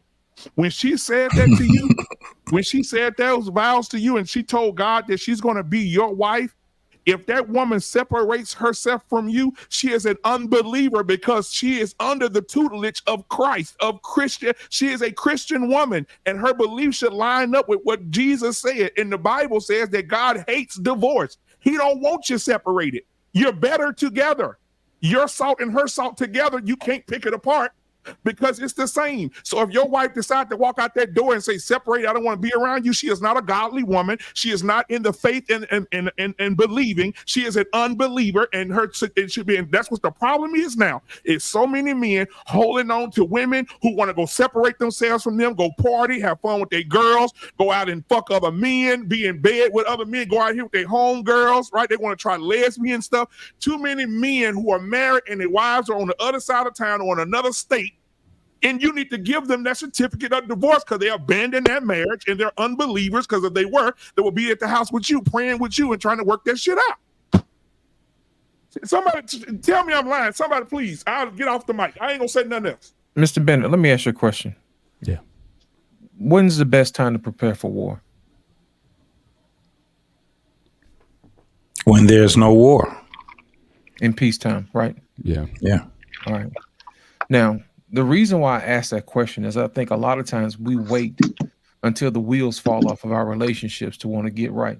There you go. My thing is this: you should be having conversations with your wife outside of church with scripture at least once a week. You know what I'm saying? There should be a conversation where you guys continually to learn and to grow together. So therefore, when trouble does come, you both know how to handle it accordingly. What I see is a whole lot of people who wait until after the fact to want to get in shape for war. And they get into war and they get beat up and they start blaming people who didn't practice. Well, if you're the head coach and you didn't prepare your team, you didn't condition them, and then you put them in, you get them into the game and they fail, then you're looking at the players. No, sir, it's on you. Yeah. You know what I mean? You knew you had to have a game plan. You knew they had to be conditioned. You knew they needed to understand exactly what each and every role is and how it's played. So that's why I wanted to ask Mr. Bennett, when is the best time to prepare for war? And that's why I was telling him, a lot of times we have men who don't have time to prepare because they're working 16 hours a day. When do they have time to prepare? So I tell you this, the best time to prepare is when your boys are young and impressionable. That is the best time because they don't have any responsibilities. Their responsibility is to learn and to learn only. They already in learning mode. They already in school mode. That's the reason why Black Man Unfiltered Son called him out, because he had already been talking to him about it. It wasn't a shock or surprise when he asked him about that. You see what I'm saying? So my thing is this: by the time you get to be an adult, you should have basic information to almost mid-level to advanced information on what you're supposed to be doing as a man. But my thing is this: we have too many broken homes that leave people unprepared, male and female. And I think that's the issue. I think last night we were talking about who was best suited to understand who was a leader, who get to say who's a leader is. And I said it's the men, because men understand what it's like to go through certain things. They understand exactly what it's like to go through trials and tribulation. Those guys can determine who leaders are. And I said the reason why is because most women haven't been through a whole lot of things. Everybody has coddled to them. You see what I'm saying? So they're not fit to determine whether or not it's a leader or not. So my thing is this. Exactly. My thing is this. So why are we waiting on the women to tell the men who are the leaders instead of actually preparing the leaders? Yeah. That's my issue. That's kind of like, and that way you'll be able to select a woman who will actually listen to you and you can guide her. But you also have to make sure she listens to you and only you, because that's how marriage works. Because I'm pretty sure she's not going to pick a man who's going to listen to his homeboys, and gallivant and run up and down the street and she'll have no control over them. You see what I'm saying? It's the same way. You don't want a whole bunch of women in your woman's ear. Right. She should have your ear. And in order to do that, you have already had to have had a conversation, a consistent dialogue on how this relationship is to work. Go ahead, Mr. Bennett. And the problem also is that the church has never, what you just said about, again, the wife should be listening to the husband. In all my years, I have never heard a male pastor ever put the husband's authority over his. Not going to. Ever. It's not going to happen. Now we're asking the question again. If anything, the pastor should be preparing the men to be to be the more spiritual leaders of their women. Say that. But in most churches, 99.99, the pastor is God, essentially.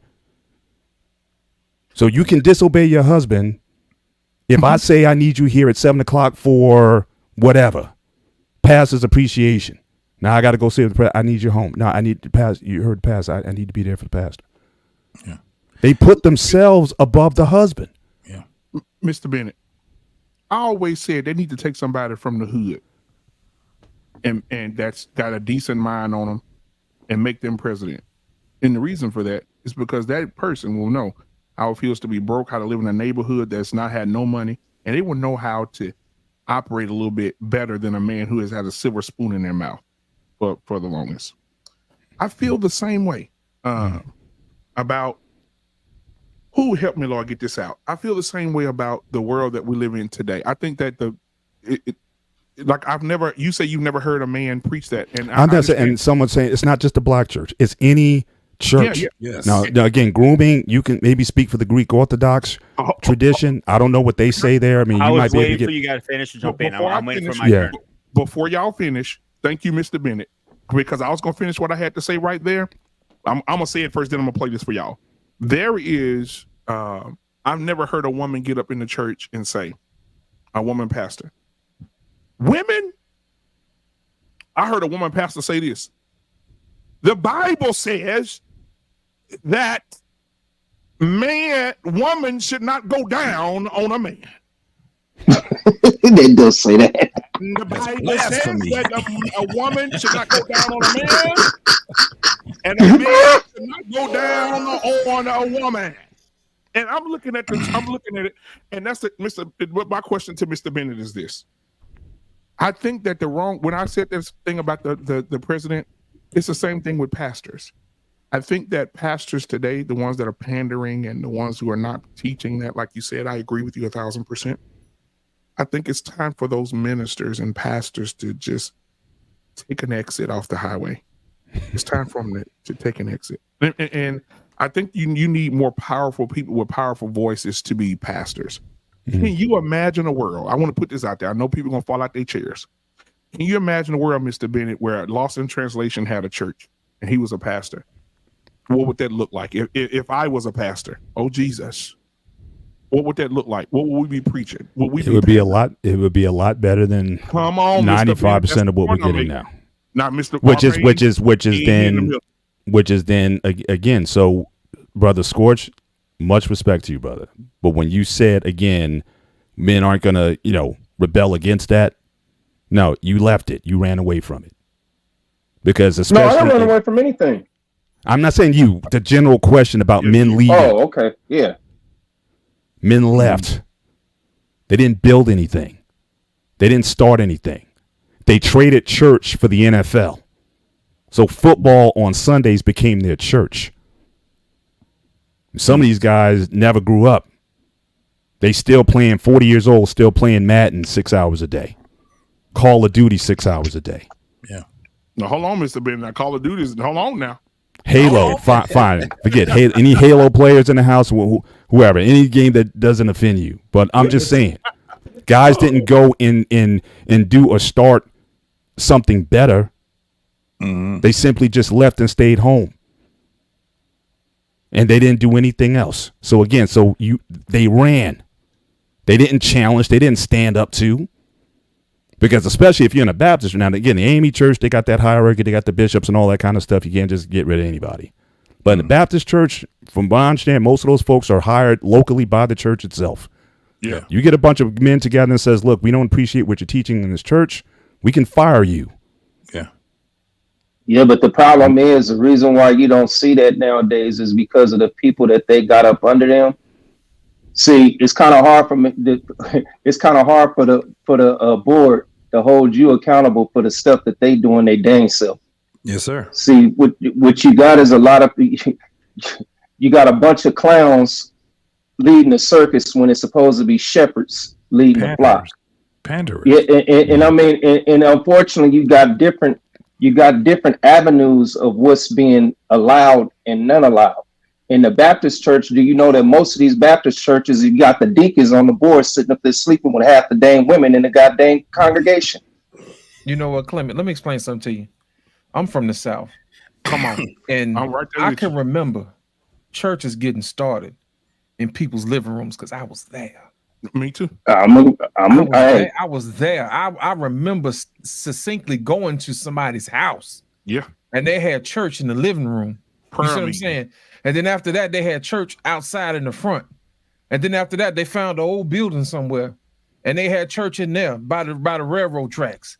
And then after that, they had another church. So my thing is this: if you don't like what you hear, you build it yourself. A translation. Oh no, most definitely. Yeah, Let most definitely. But see, me play this video real quick. And then let me play this video real quick. Hold on. Okay. This going on to what Mr. Bennett said. All right, let's watch this.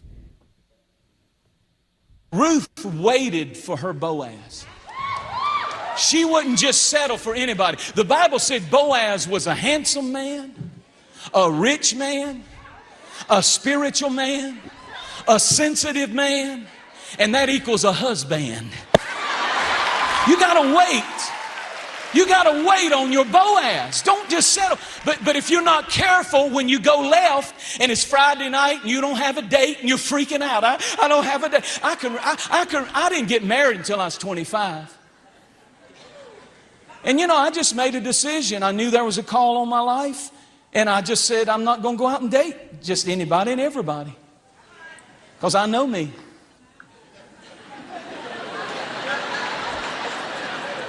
Don't freak out because it's Friday night and you're in Saturday night and you're in church instead of the club.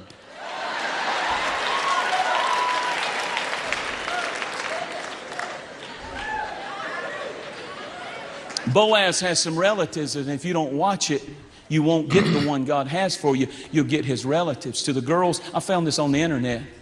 Boaz is spelled B-O-A-Z. Everybody say B-O-A-Z. And so he's got some relatives called broke ass, po ass, lying ass, cheating ass, dumb ass, drunk ass. Don't go out with him. Cheap ass. Turn to somebody and say, I dated him. Locked up ass, good for nothing ass, lazy ass, and especially his third cousin beating your ass. Wait on your Boaz and make sure he respects your ass. Now there's your word. You wanted a word, you got a word. Quit dating anything on two legs. Let God take you through some loneliness. Let God take you through the wilderness, so that when they come, you'll be ready.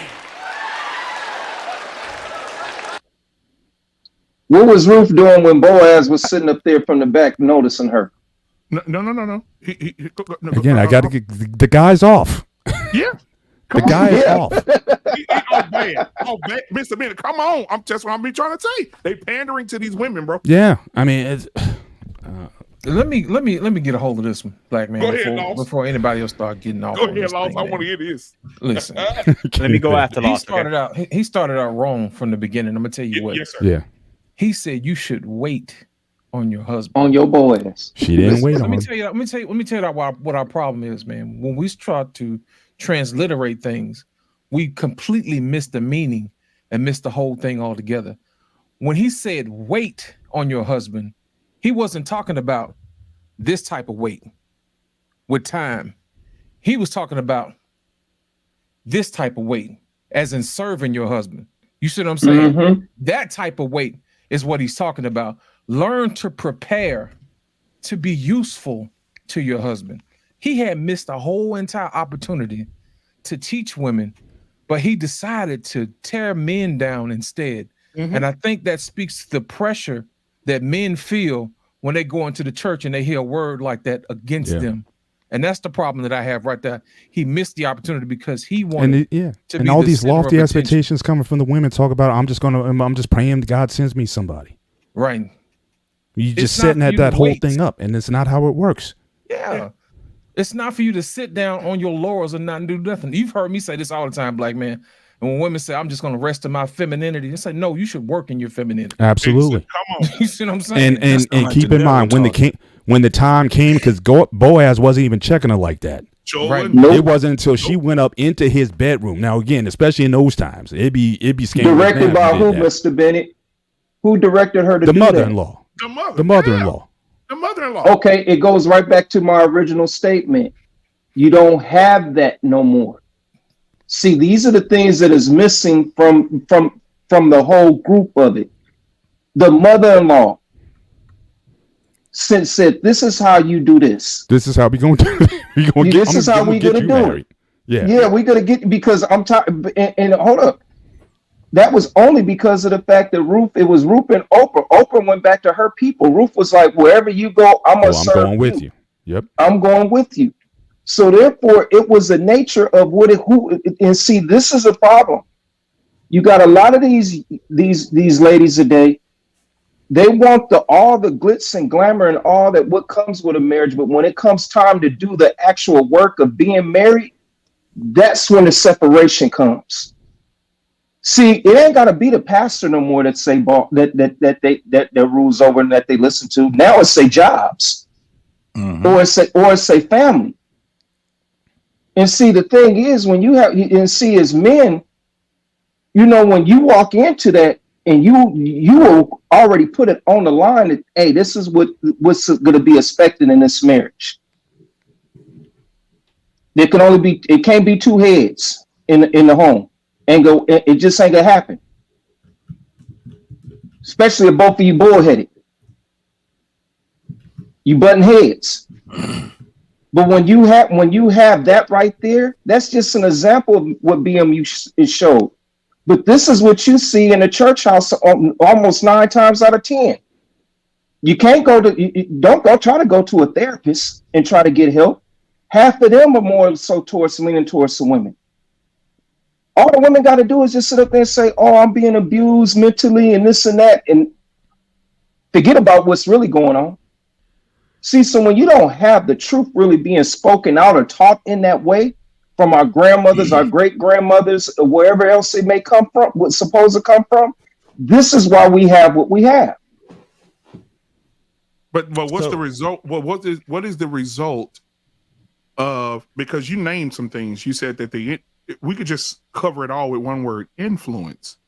Influence from TV, influence from friends, influence from the ladies at your job, influence from the lady standing in Walmart line when your husband's telling you to do something, she giving you that eye like, girl, you gotta do that shit, right? You get influence from everywhere. And I want to show you guys this as well. I have some videos down here. I don't know what happened. They all went blank. So if some come up, they don't supposed to come up. What you looking for? Because I see them. Oh, you do? Hold on a second. I see your videos. Yeah. You see them? Yeah, I don't see them at all. It's blank, man. It's blank. Okay, man, let me help you out with that, man. Here's the thing. Lost. Hold on, y'all, because I wanted to get back to what you were saying about the recruitment. I wanted to get back to when you was talking about the draft, because that's what I was going to tell you. I wanted to speak on what you were just saying when it came down to preparing for war at peace, right? Right. What a lot of us don't do is prepare for war at peace. We wait for war to happen, right? Can you imagine World War I, World War II, Vietnam, Korean War, where the war started and then they start drafting people? Mm-hmm. There's no basic training. There's no boot camp. There's no advanced training. There's not even gym class. Right. There's no gym. Let's talk. Go back and look at those 60s videos of what gym class used to be. There's no elementary type of training, because we have to learn from an elementary level first, right? To put together all the things that is innate in us, because that's all it is that when we learn something, it's innate in us already. But we need one another. We're one flesh, right? We need one another to be able to usher us to what's innate in us already as we progress. One of the things that stuck with me was this. 51 years I've been in relationships, been married. I've yet to have seen the majority of women that even want to follow their men, that want to follow them. I hear people talking about, and I've been hearing this shit since I was a kid, convincing a woman to follow you. That ain't your fucking job. Your job is not to convince her to follow you. Your job is to do exactly what basic training, boot camp, elementary school, all these different schools is to instill trust in her. What we see right now is that a lot of men are pussies. They're fucking pussies and panderers. It's easier to be that. It is very challenging for a man to figure out how to get a woman to a point where she trusts your word. One of the things I've heard from the few women that had a man was that he is an asshole, but he mean what the fuck he say. If he say he gonna do it, you better believe he's gonna do it. That's one of the problems that we have also. A man thinks he has to convince a woman to follow him. That's some bullshit. She's gonna do it anyway, bro. If that was the case, then how the fuck did you get to fuck her? Did you have to convince her that you was gonna wear rubber? Did you have to convince her that you didn't have any STDs? They are already, that's why when we be talking on these, we tell a woman, y'all the most submissive, unsubmissive goddamn women ever. When we be talking to all these goddamn hard-headed ass women. How the fuck you gonna sit there and open your legs and open your body and turn it? Do you understand? I know what it is, y'all. They need to see themselves on video being in a promiscuous, how you say it? Promiscuous. Vulnerable state. Your legs up over your fucking ears. You in a fucking doggy style. That's submissive. Your ass is in all kind of shit. We doing it. Anytime a woman had to screw a man, he's submissive. And that's why it never lasts. Because now he got to convince her to follow him. Get the fuck out of here with that bullshit. I'll end that shit, man. Grooming, you want to get in? I know you've been waiting for a while. Yeah. So I want to touch base on the Greek church with this. So first of all, we were talking about women being preachers and stuff like that. To me, that's very strange. I know I'm being very blunt by saying that because in the Greek Orthodox Church, that is not allowed. A woman cannot go where the priest in the altar at all. If a woman has a period, she cannot even go to the church. She cannot receive communion if she's in her period. Because that is when she bleeds out and all the sin comes out of her, we believe. So she's unclean. Correct. So that's why, to me, this is very strange to hear a woman preaching. Like, again, Greek church believes the man was created first for a reason. He's the head of the house. Yeah, some Greek women will say, he might be the head of the house, but we're the neck. We can turn him. That's an argument statement. But so for me to see this is strange. And I know it's been going on for a while. And I have spoke to a lot of women who say, I'm a preach, I'm this, I'm that. I'm like, and I look at them like they have 5 heads. Like, that's weird to me. Maybe that is one of our problems. We're letting women do men's responsibility. That is a man's responsibility to preach, because how it was for generations. Why would change it now? My answer to that is demonic. I feel that is a devil's way sneaking his hands in the church. Because if we had it a different way, I don't think we would have these issues if men would just stay where they were. Same thing in altar boys. Do you see altar girls? Because I don't see them in my church in Greek. I only see them in, only men and boys. To me, this is strange. Maybe I'm overthinking it. Grooming, do you find a difference between this? This might be like a gray area topic. I don't know if we ever talked about it, but Greek women from Greece versus Greek American women? Do you think part of it is just the culture, the American culture? Do you see it having any influence in terms of a woman's views in terms of being a wife or what have you versus women who are in Greece? Do you think the culture has anything? Hard question to answer that because Okay. it depends on where she was raised, how she was raised. If the parents were like my parents, like in my life, like you're a Greek man, you're going to be the head of the house. This is how a Greek man is. But if you So they teach so in a Greek household they teach you from jump that you're going to be they're raising you from birth to be essentially the head of the house. Oh yeah, that's understood by everybody in the house. Yeah, my father told me you're going to be the head, not if. You're the head of the table. No pun intended, of course. But you're the head of the table. He used to tell me that all the time. You're the man of the house. When I'm not home, you're the man. You tell your mother. And my mom used to look at me, excuse me? And I was like, a little joke we're having. But now that I am the head of the house, the head of the table, and I have told my father, like, no. He goes, excuse me? I go, you heard me. The answer is N-O, no. Because who are you talking to? Like, your son who's the head, who pays the bills, who take care of you, who actually wiped your ass when you were in surgery? He doesn't say a word. And again, that is what a head does. Take care of business. So for me to see a woman take care of business, it's strange. I'm sorry. Right. Yeah, but what you're raising though is, again, I've been talking about how long I've been talking about this, that we're not raising our successors. Right. We're raising our kids to take care of us, but we still want to be in charge. I'm your daddy and I'll always be your daddy. I'm your mama. I'll always be your mama. Yep. But we're not raising men. Or if you only have girls, and I guess the woman, I guess she has to at some point if you don't have a man in the house. But when we're not raising our boys to succeed us. Yes. I said we should be raising our boys to kick our butts in everything, educationally, intellectually, spiritually, physically. We should be trying to produce a stronger version of ourselves because that's how biology works. Yep.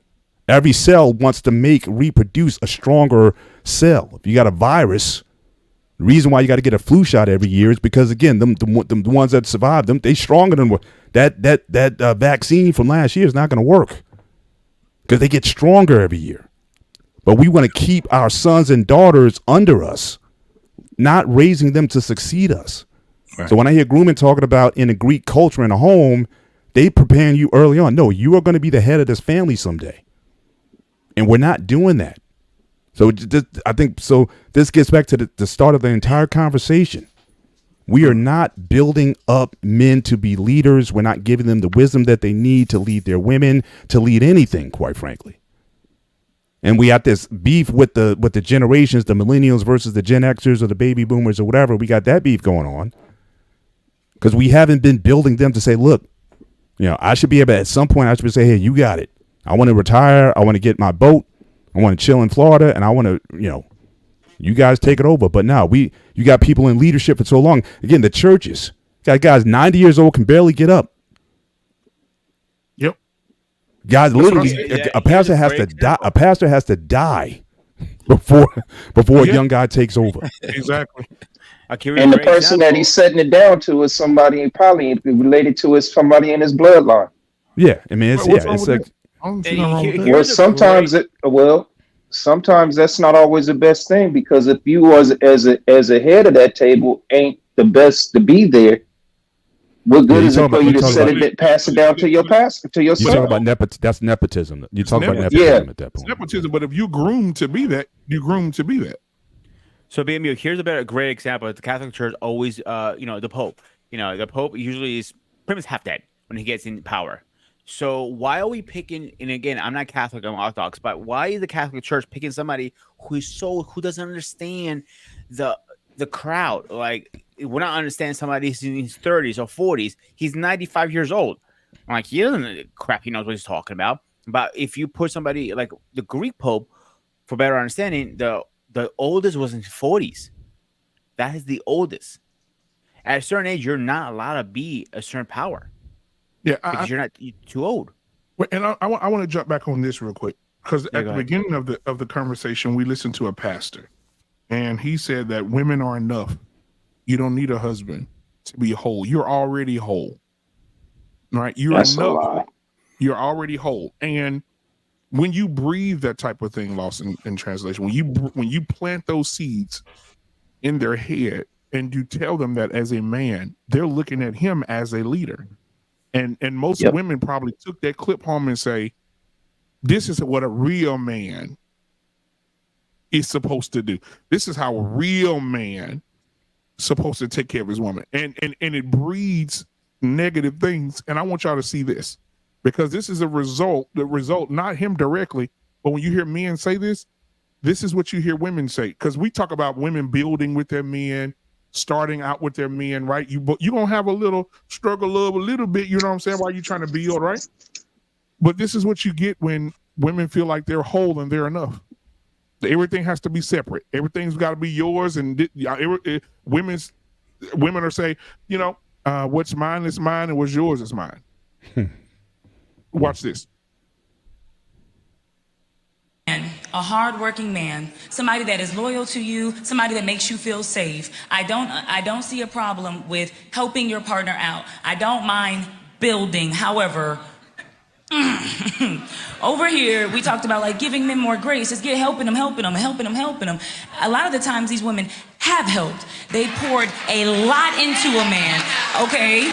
We have poured ourselves into relationships. We have tried to build up men, and afterwards we've gotten nothing in return, which then builds resentment to those men. And why I say that being independent isn't a bad thing is because some of us have been let down so many times. Some of us have allowed a man to lead, and he's led us to hell. So now there is no other way to be but independent. Now, can I be interdependent in a relationship? Yes. Can I love you still? Can I build up my king? Absolutely. But do I have my own? Do I stand on my own square? And does that intimidate some insecure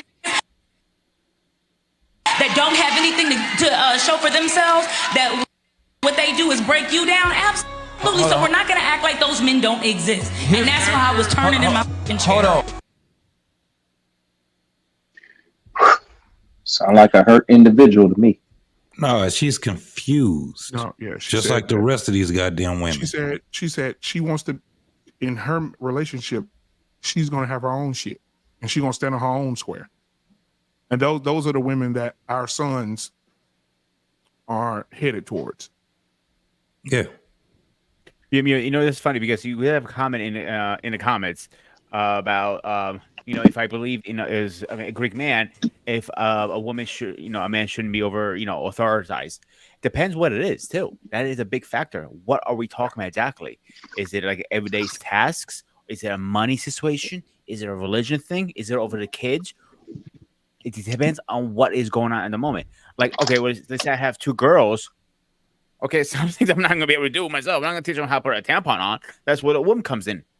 If I'm wrong, please correct me. No, okay, so give me just a second. So lost in translation. Do you think influence caused that conversation? Yeah, I'm gonna go back and give you what I need. This is why I wait on God, man. Because what I was about to say dovetails exactly what you just asked me. Okay. I'm gonna explain to you what I mean by that. Come on. A lot of times people like to say outside influences influence their women. Sometimes there's also people who interpret the Bible, and the Bible has influence as well too. And I'll give you an example. A lot of people like to talk about Boaz. You know what I mean? Everybody likes to talk about, how rich he was and all this other stuff. High value ain't nothing new.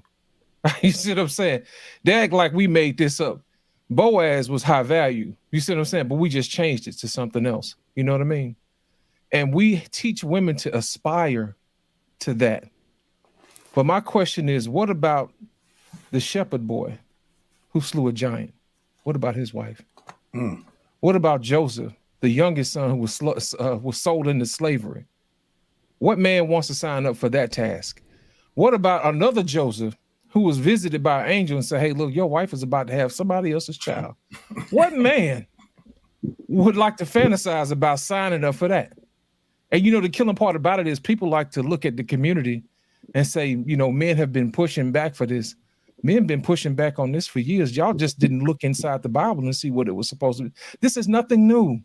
They've been doing this. You see what I'm saying? But my whole thing is this: if we're always aspiring for the Boaz or aspiring to be the top of whatever it is, what about the rest of the infrastructure of civilization? You see what I'm saying?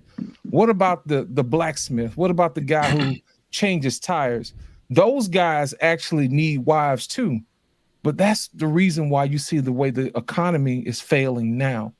We have holes in our economy because the men aren't there. And the killing part about it is everybody is so busy pandering to women that the country is falling apart. You see what I'm saying? But nobody wants to say that part out loud because, hey, I'm getting what I want from the women. Well, after a while, there's going to be nothing to get. You see what I'm saying? So as far as influence is concerned, you know, you got to make sure that the family has to stay intact, because you can't raise somebody and not teach them and expect them to have everything that they need, because when they get into the world, what they see is not going to be familiar to them. They're not going to be able to operate that way. So when I hear people like Keita talk, I hear hurt, I hear fear, I hear pain. And I also hear somebody saying, I'm going to stick it to the man, and I'm going to make sure that I get all these women riled up, collect their money at the door, and go home and pay my bills. That's what I hear. You see what I'm saying? Anybody who has something to sell you, you might want to think twice. If you didn't seek them out first to solve a particular problem, then that's it. But my thing is this: if you walked out with the same problem you walked in, you've been had. And I'm gonna leave it at that. My God. And you know, you may end up because I want to cover a multitude of things. Before we do, because I want to make everybody smile for just a second. Trey Ferg, just sit still for a second. Don't move. Just sit right there. Do you believe somebody in the chat said, why do y'all have somebody's obituary on the panel?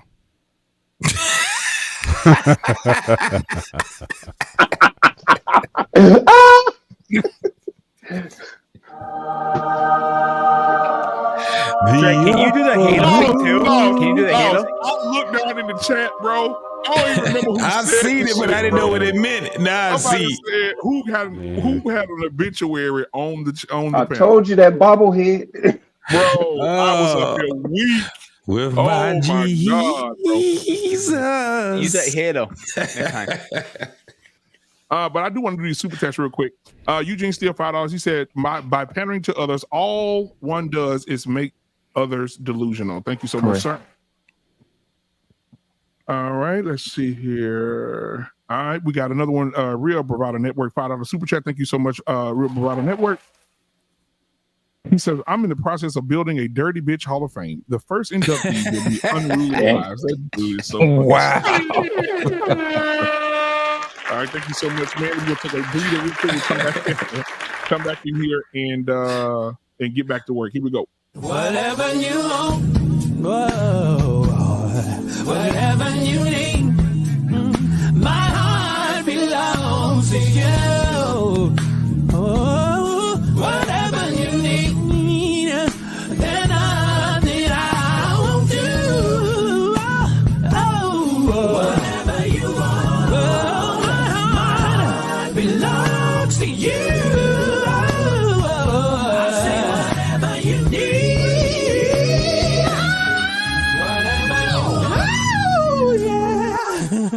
Whatever you That doggone Detroit hat, boy. Y'all better watch out and give us some Detroit love up in that motherfucker. Bro, J that boy is Moss. something different. J Moss. Man, that boy different. That's insane. But yeah, so I want to show y'all this too, because I had it up here to show y'all. Men are needed. I don't care what anybody say. I don't care what anybody does. Men are very much so needed. And I want to show y'all this video of what happens when there's no man in the household. Women take notes. Men just stay focused. Here we go. Stop calling her egghead.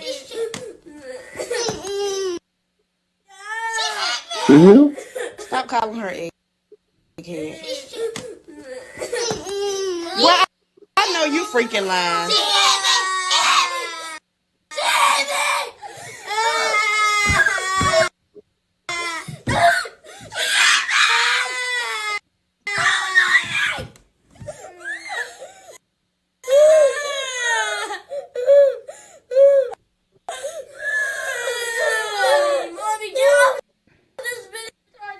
Nobody cares. All right, let's try this again. No. Come on, Chansley. 1. Say good morning. Good morning. Say good morning. The hell? Bruh. What was all that about? I wish I would go in the house and tell my children, y'all be quiet. And one of my kids tell me, no. Shit. Black man be fit to be counseled for 6 weeks. Listen, I'm telling you, listen, tell you what I don't do with children. I don't do fucking disrespect. And that's why I think that men are needed. That woman right there, she videoing the shit. But where's they daddy? These kids are absolutely telling you right now at 5, 6, and 7, no. We'll have to do shit you say. No. You heard the little boy? No. He turned around and punched the damn door. Oh, shit. Go ahead, Loss.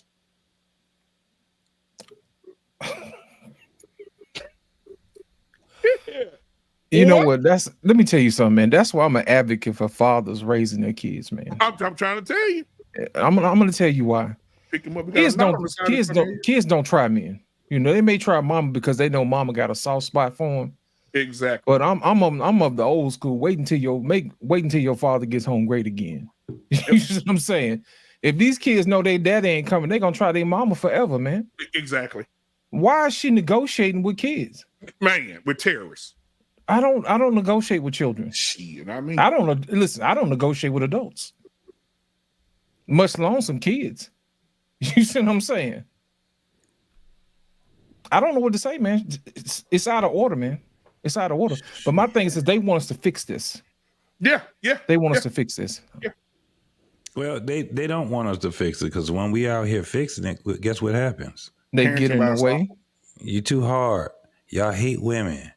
You don't love. It's at a point right now. Listen, I'm one of them. I'm not one of those guys that sit back and say women are children. Fuck that shit. That's some dumb shit for a man to say. Women are women. Hold on, JT. I disagree. They may act like children, though. Listen, let me finish. Grown children. Listen what I'm saying. They have children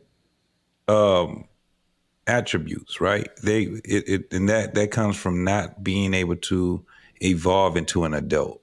This is the thing. The reason being is because they don't like authority themselves. All you got to do is just put a woman like Take Heat in front of them. When she tell them, no, my husband tell me to do what I got to do, there's no negotiation. I'm doing it, right? Because she trusts that man's word.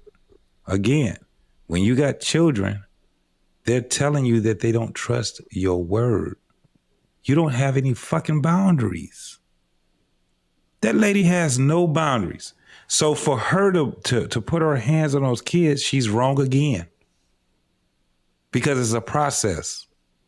Them children are old enough for them to understand and learn all the things they need to learn. She had raised them that way. You can't raise a child that way and now you want to whoop their ass when they tell you no. That ain't what your practice was. That wasn't the program, ma'am. That wasn't your program. Your program is do whatever you feel, right? See, when she wants to discipline them, it's because she's frustrated, mad, angry, all of those things. Those children right there did not straighten up because, for one, she has no bravado in her voice. For two, she is all over the place herself. She's just like them. She's their sibling. Understand this. Biology tells you that. The mother is still her kid's sibling. You know why? Because when she was in her mother's stomach, she had all the eggs that she was going to get too. So she was born with her kids. I seen some crazy shit before when I was a kid. I seen a girl, she was 14 years old, and she had a 2-year-old. and she was on punishment, and a 2-year-old was outside playing. Yeah. You know how fucked up that shit is? My mama on punishment, but I could do whatever the fuck I want to do. They were raised together. That's crazy, ain't it? But That's disgusting. that's what that lady is raising her kids as if we're siblings. That's what it is. She has no boundaries. She has no way of saying this is how things going. She don't stand on shit. She needs a man in her life, not just to sit back and be submissive for one night. The most submissive, unsubmissive ass people ever. So she was submissive enough to give that man her body, but she wasn't submissive enough to trust this man and trust his word. That shit is ass backwards, or shall I say bass backwards. And guess what? Take Heed said something so profound. I'm gonna let everybody on this panel cook. I ain't gonna say nothing until everybody get done cooking. Take Heed said, how is it possible that you can go to your yearly as a woman? What would happen if you walked in and the doctor was standing there to look down in your vagina and he was eating a sandwich and licked his fingers and said, all right, let me look. Right. Right. He didn't wash his hands or nothing. The first thing you're going to say is, oh, no, you got to put some gloves on, but you don't have it. So you want him to protect your vagina when he eating a sandwich, but you don't want to protect your vagina from a man you don't know. And he went 8 years to learn how to fuck with your pussy. Come on. It took him 8 years to learn how to fuck with the vagina. Yeah, come on. I got a question for you. Is it peanut butter jelly kind? No, man, I don't know. I'm just saying, bro. She said that shit, and that shit resonated with me too. It resonated, bro. Take Heed said, you will make the doctor put on gloves, but you want to make a man put on a rubber. Damn. She does have a good point there. Good God, mic drop. Most submissive, unsubmissive goddamn people ever, man. Shout out to Take Heed. Damn. All right, go ahead, R-Pain, because you've been sitting up there looking like a Baptist preacher from New York. So go ahead. I just listen to you guys now, watching the game a little bit while you guys watching the game. I need your focus, nigga. Yeah, but I'm listening to you guys pander to each other. You know what I'm saying? That's what I'm saying, man. You was a motherfucker. That was my turn, damn you. No, hold on. This is your problem. You was a motherfucker that was supposed to change Amelia Earhart's oil, and you did the game. That's why I ass got lost. That's because of your ass. Go ahead, R-Pain. Oh my God. You guys are tripping, man. Listen, I mean, I'm just trying to figure out, not that y'all don't have a point about some of these honeys, right? But where we going with this, though? Even the chick from tonight's conversation, she's been, she's full of shit, right? Not because of what she says, because the guy who's home banging her ass out, she'd be just as stupid as any other woman for that dude. So she's talking all this shit to these women in here. So, I don't know what the end is. That's all I'm just trying to say. Where are we going with this? We know we got women that we could never bring back from the abyss. We know that. So, but are we saving women from going to the abyss by saying what we're saying? I don't know. How do we move forward? That's all I'm just trying to say. How do we move forward? Man, I just don't see it. You want the answer or you want to keep talking?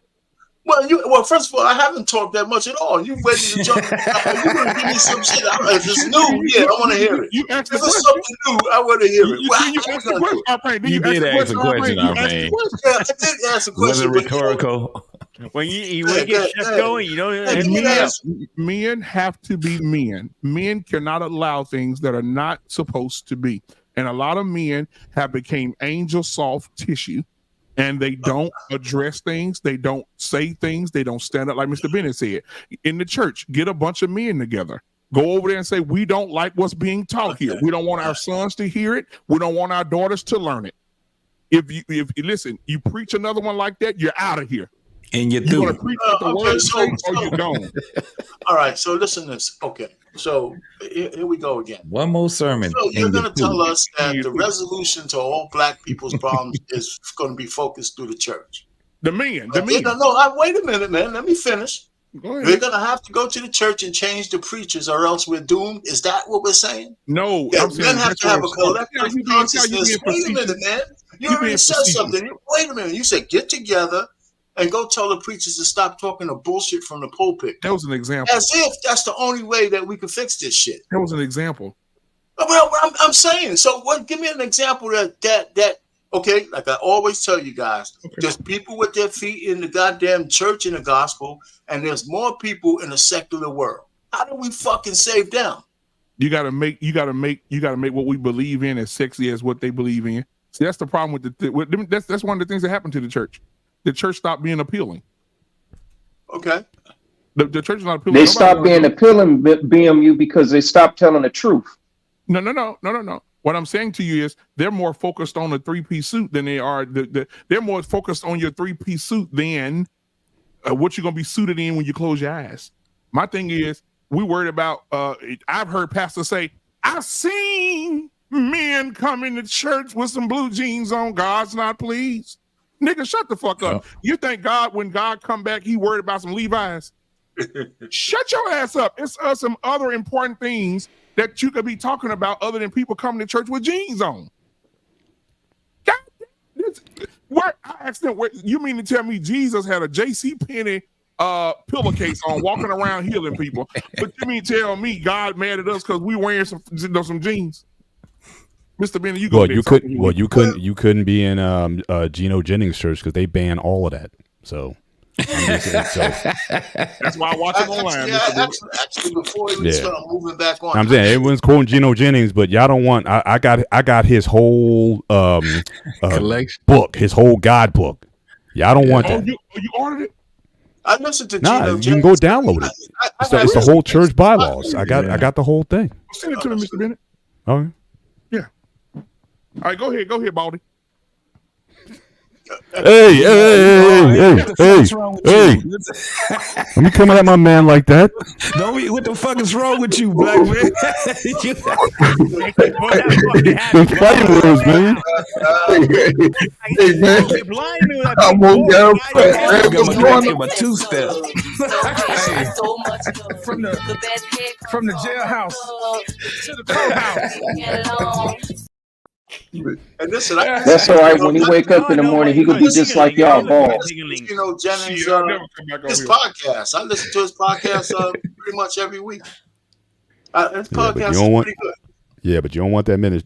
No, the rules in that place. It makes the Nation of Islam look liberal. I'm just saying. They are ultra conservative. JT, now I know why you're the king of dingling. Your head looks like a dingling. Oh, god damn. Pause. Both of my heads look like a ding-a-ling. He said, baby, you just got friendly pussy. Fantastic. Oh, man. Jesus Christ. We went to ding-a-ling museums. Yes. We going to hell. We were just talking about.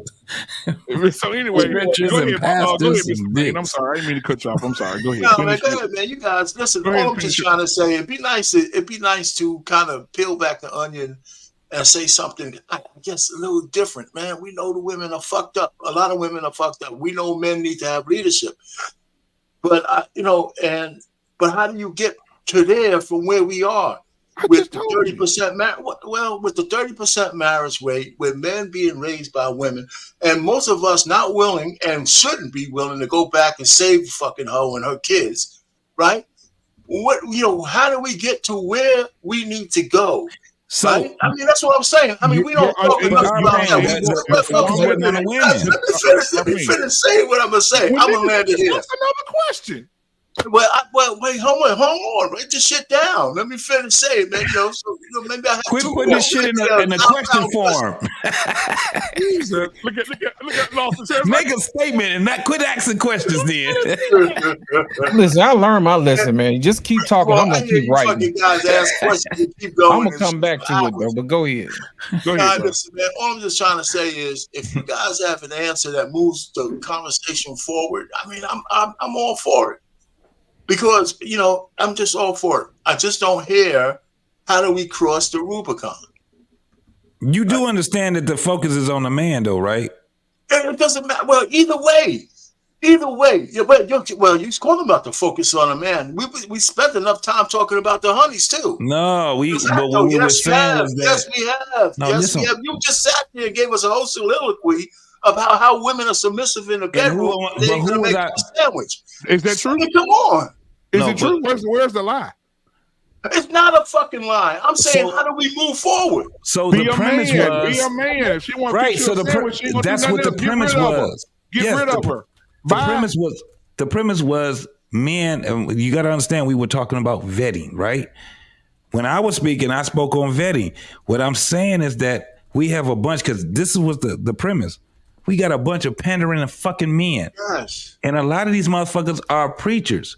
And it did get to the point where it was like the husband has to take the lead. So it wasn't on the women. It was literally on the men.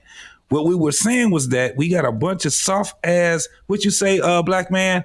Cotton nails, soft, wet tissue ass dudes. Yeah.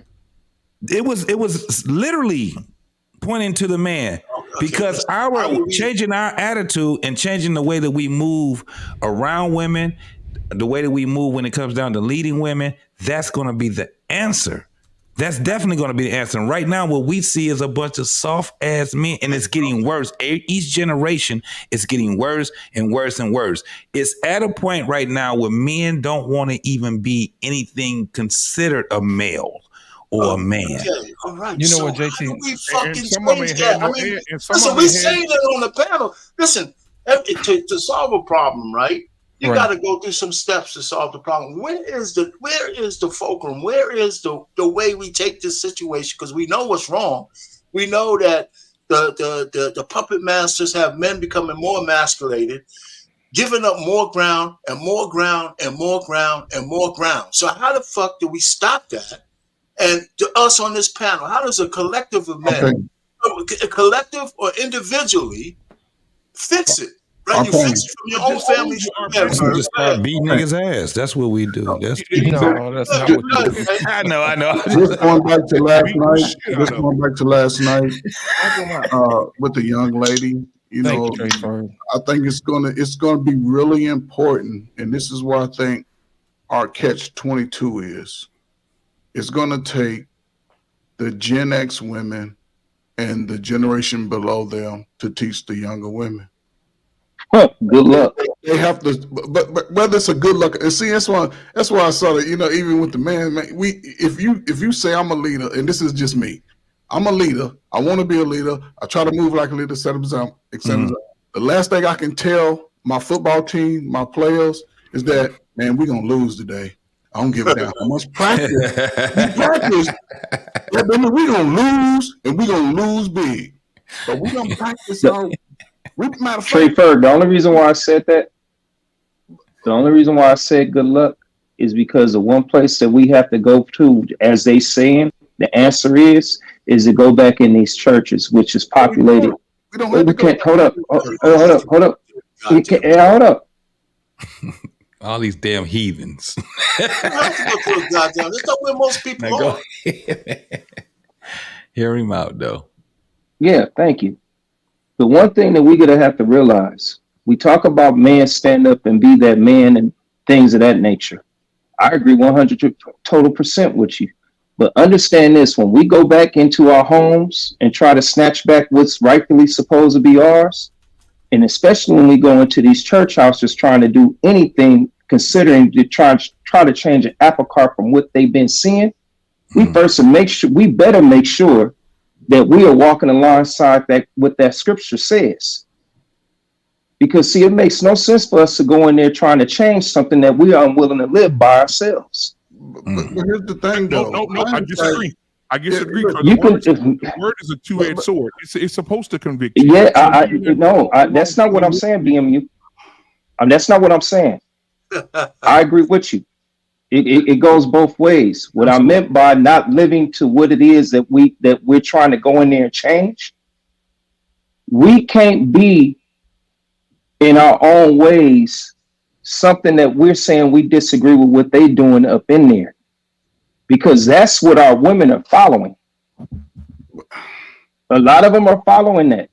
And if we go up in there and we say, hey, this no more of this, We got to make sure that we live this word out according to what the word says. But again, okay, so I guess I'm in my capacity of the whole thing is this, and we sort of touched on it last night. It's going to take women who move in that capacity to speak to those women who are not even there yet. We're talking about young women, 21, 22, already saying, fuck a nigga, fuck this, I want the money, I'll have a baby, I'll take a chance on my fucking life, whether to find me a husband. And men, especially us older dudes, we're saying— What generation you think? But let me finish. Let's let him finish, man. Because I'm talking about from Generation X, baby boomers, on down to the motherfuckers 21 today. I don't know what those X's are. It's all we doing is getting X's and Z's and U's, but we ain't getting A, B's, and C's. We getting the back of the alphabet and not the front. And it's a process, because this is where we are today. We do a great job on saying this is where we are, man. Yes. But however, let's move forward with the future. Anybody that's an adult, you change the dynamics of your life by walking in these footsteps for yourself. Right. Whether you're man or woman. And even with the women, it's going to take women who are younger, who are moving in that capacity, to go to the women. Listen, this thing has to go into the high schools as an individual. You get your alphabet, and this is what happened. You got a generation of women speaking to the younger generation. So we're losing 2 or 3 generations there. Men, for your individual self, continue to work on yourself. Continue to go to the scripture, to continue to put in the work. And if you can do anything in your life, especially going forward today in this new age world, the last thing you can do is have a child out of wedlock. Even if you wait till you 30, 35, you have to be willing to be disciplined enough, because the world is not just African-American women anymore. They're going to play themselves out over the next 5 to 10 years. I'm telling you. They're going to be some of the largest groups that are homeless, because they're not willing to work with a man who could protect them with his life. They're following the rhetoric. If you want to get rich quick, start pandering to women. You'll become a millionaire in less than 6 months. But if you want to walk in a righteous life, you have to be willing to put in the work. You have to. Trey, if I'm going on a date, if my son, I have a handsome son. My son go on a date with this girl in this purple, and he go over to the house. My son pretty cut up. He take his shirt off. The women gonna look. He gonna look. Boy did nice with the weights. And he walked into this house with no shirt on, just came from the pool with her. This is 3 generations of women. Now I want you to tell me which one need to be teaching who. The grandmama on down to the mama. They go to mama right there. She's swirling them hips. They go to grandma. They all on the same level right now. There ain't nobody teaching nobody shit. All of them from freaks. All of them ready to right now. They ready to throw that ass on something. You talking? And the daughter is pregnant right now. You talking 3 generations of feminism. You talking 3 to 4 generations of single parent homes. That's just what it is. Now, how can we fix it? Thank you, Trey. For that's what I'm getting at. These women right here, they all fuck the same dude, and they all get a baby by him. They would all. I can see that. They would all do it. Right? Even the grandma's probably only around 45 years old. The grandmother's like 44. Yeah, so in the mother we talk a lot of stuff. Okay, so for example, we wanted to try to fix something from a man's perspective. How do we stop the 20% of the men who are impregnating all the fucking women and the rich guys from saying, you know what, instead of me having 20 fucking women, maybe I could just go ahead and settle for 1 or 2. I mean, how do we fix that? I mean, how do we keep perpetuating? You ain't let me finish saying what I'm saying. How do we stop when motherfucking men leave a whole bunch of broken women in their wake? I mean, we don't understand. Like, women own the sexual marketplace, but when we bang their asses out, they fucking keep that forever. And we know that they do, because they bring trauma from one man to the next. So we got a group of men completely. So how do we fix that? If we say men lead, right? How do we stop creating more trauma barons and Because women should be teaching women what they're doing, but they don't know what the fucking script is. But how do they find out? So I'm just saying, we talk in these panels, we're saying all this shit all the time, but what's the fucking solution? We pandering right now. You pandering right now. One thing that you said held any woman accountable for opening their fucking legs. It's not true. No, hold on. I'm talking anecdotally. I have a sister I tell this to all the time. You fuck 3 men, you got 3 different baby daddies. You're the fucking problem. Yes, right. But I didn't say that they're not accountable. We go back and forth that the men's supposed to do all this shit, but all we want to keep talking about how fucked up and unaccountable women are. In the backdrop of all these unaccountable women, how do we fix it? Arpain, let me ask you a question. question. I'm asking. I mean, that's a real question. In the backdrop of all these unaccountable women, how do we fix it as men? Arpain, I want to ask you a question. Is this a question that you would like a legitimate answer for, or is this rhetorical? Because based on what you're telling me, I want somebody to try to give me an answer. What you're telling me, I'm going to give you the answer. Okay? Is it rhetorical, or do you want an actual answer? I don't know if you have the answer, but if you have one, I'm ready to hear it. We got to stop lying to men and tell them that the better you are, the better the women going to get. We sat up here last night for 8 hours talking about how women, you know what I'm saying, on purpose chooses pieces of trash. You know what I'm saying? Even in the presence of those men who do everything that they're supposed to do, we have to stop beating on the men and telling them the better you are, the better chances you're going to have with getting women. That's not the truth. It's really not the truth. So the answer is to make sure that the women change their appetite. Now, whether or not we can do that, that's a different question. Yeah. But my thing is this: that is the starting place. Does that answer your question? Yes, because that's what I've said that many times myself. How do we get women? We don't get women to change. They gotta want to do this shit, man. They gotta want to do it. How do we fix that as men? We could be as great as we want. You just said, I saw that. I woke up from fucking 4 o'clock in the morning because I don't sleep through the night, and BMU shit is still on. I said, what the fuck is going on? We was doing well. So I said, wow. And that lady. But did you listen to her though? Did you listen to her? Yes. That lady lives in a great house. How the fuck you marry a guy for 16 years in prison? And then the guy before that, I said, what the hell, man? You know what I thought about? I said, I wanted to say, if you ever get another guy, bring that motherfucker to this panel so we can vet him for you. Because you obviously can do that shit yourself. Arpain, if you had to watch the whole entire thing from the beginning to the end, he took that little girl and eloped with her. He didn't even ask the father for permission. Her father was a pastor. She knew better and still went against what he said. You see what I'm saying? She said she didn't share it with him.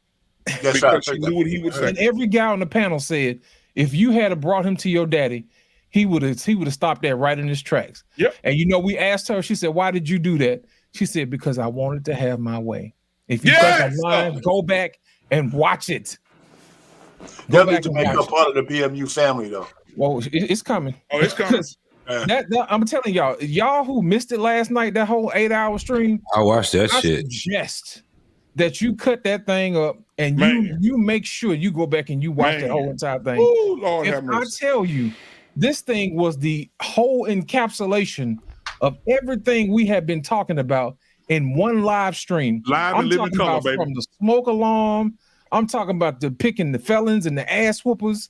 I'm talking about the having babies and folks leaving and dudes having multiple babies by one dude and women passing up guys who are already established because they were squares.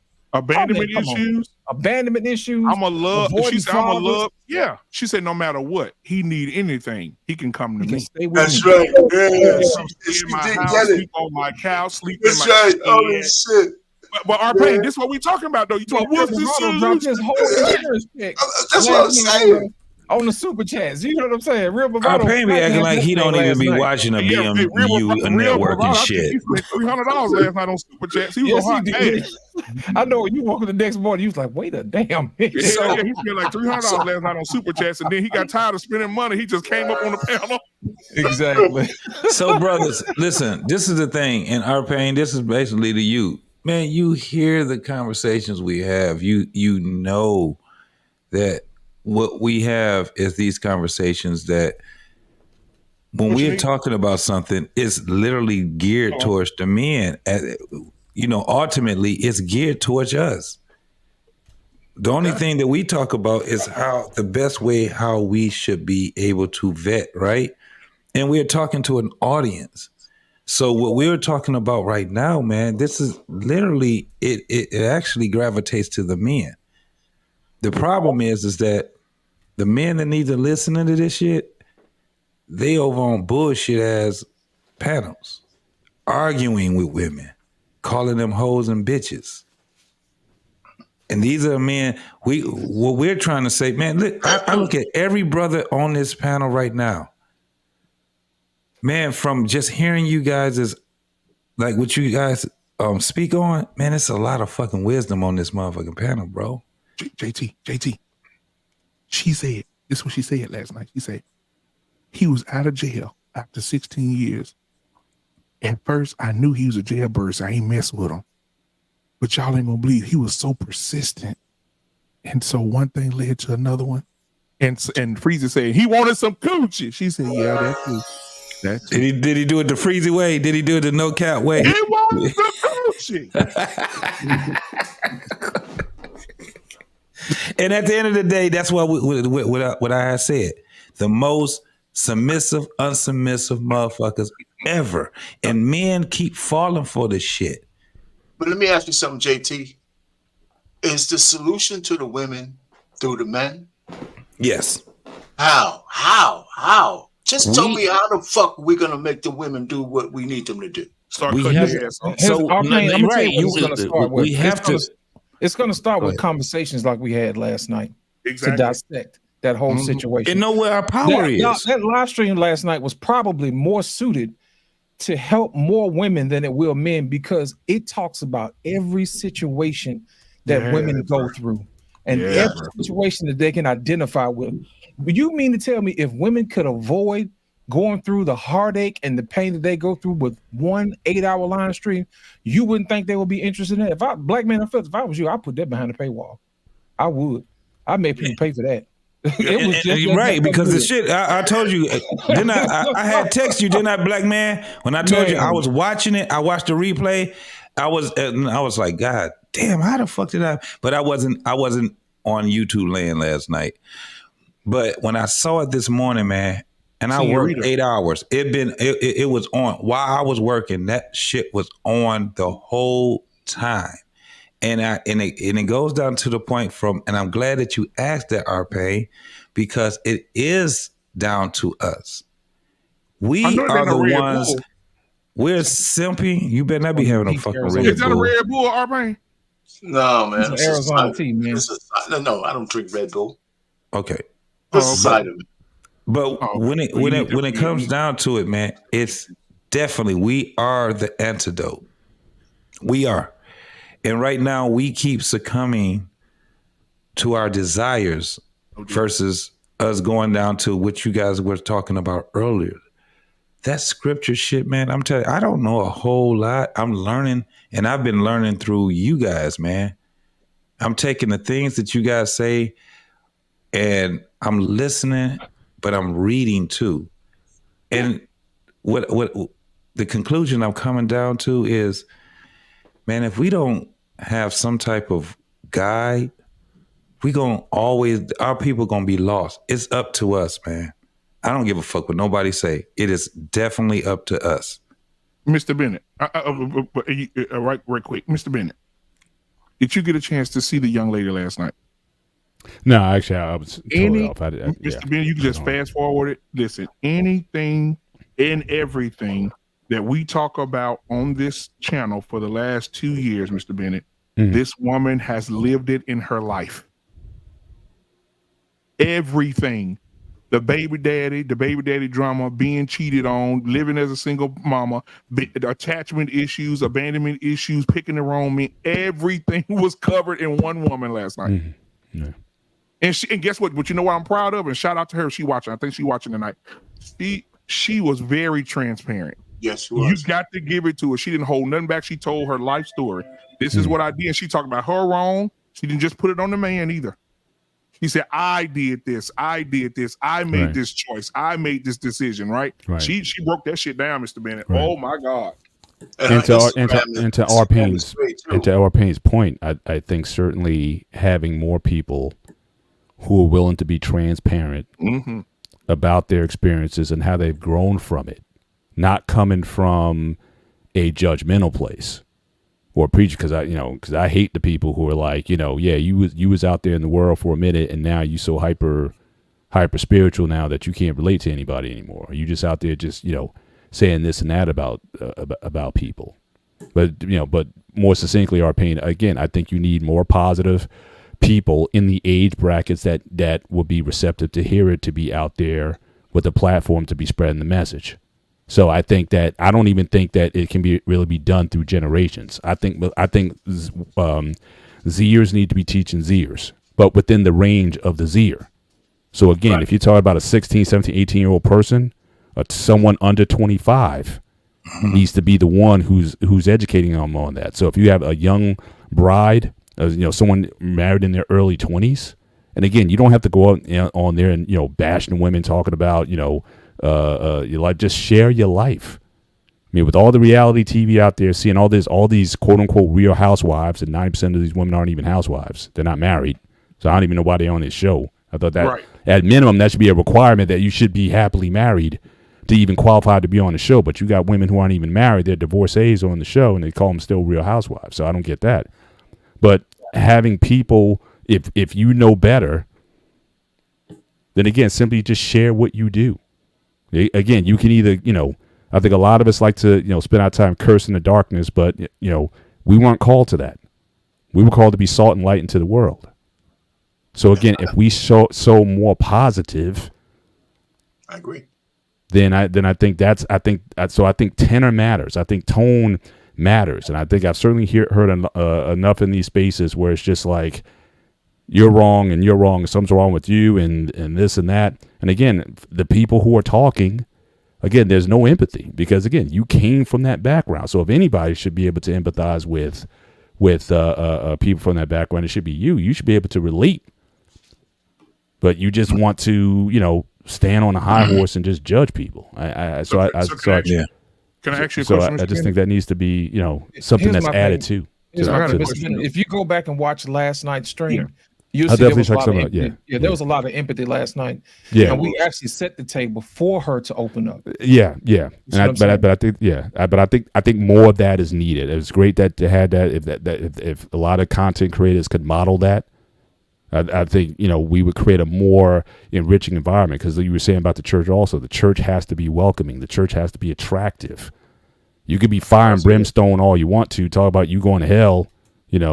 I've seen plenty of street preachers on the subway. Our Pain, you rode the subways, you know how that is. You got all that, but no one's listening to them.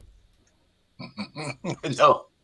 It's just like, please, just go to the next car already. Just get to. And I'm a Christian, so I'm like, and I don't want to hear you. So it's like, so I think, I think there needs to be more. But Mr. Bennett, is there ever a time where we're supposed to flip over the table? When you see evil and injustice, Jesus flipped over that table when he saw people getting robbed of their money. Yeah, that's a reason to have righteous indignation. But I'm just walking down the street minding my business, and you're just going to try to flip my table. It's like, no, I'm going to keep it moving. When you see high crimes and misdemeanors happening, that might be a time to flip the table. Mm-hmm. But I'm on an airplane, and you just decide to get up and just want to, have church in the airplane or whatever. I'm like, well, wait a minute, There's a time and place for everything. There's a time and place for everything. And so that model, again, that can't be in all, situations. But I used to work in New York City, and there was a street preacher on every corner, and I'm like, I'm just keeping it moving.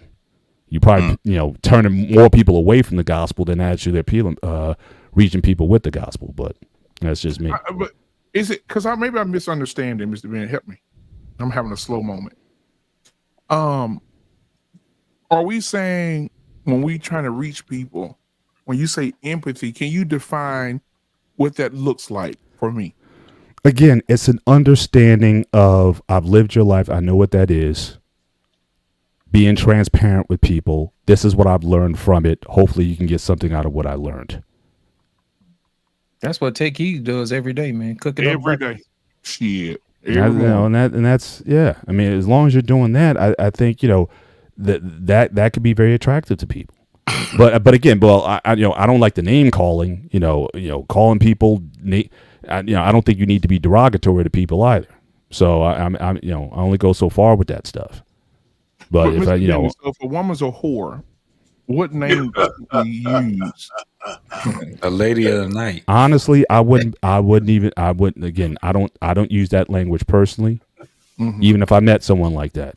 Right. I would simply, again, my wife, she would never call anybody that. But she's like, look, this is who I am, this is how I live.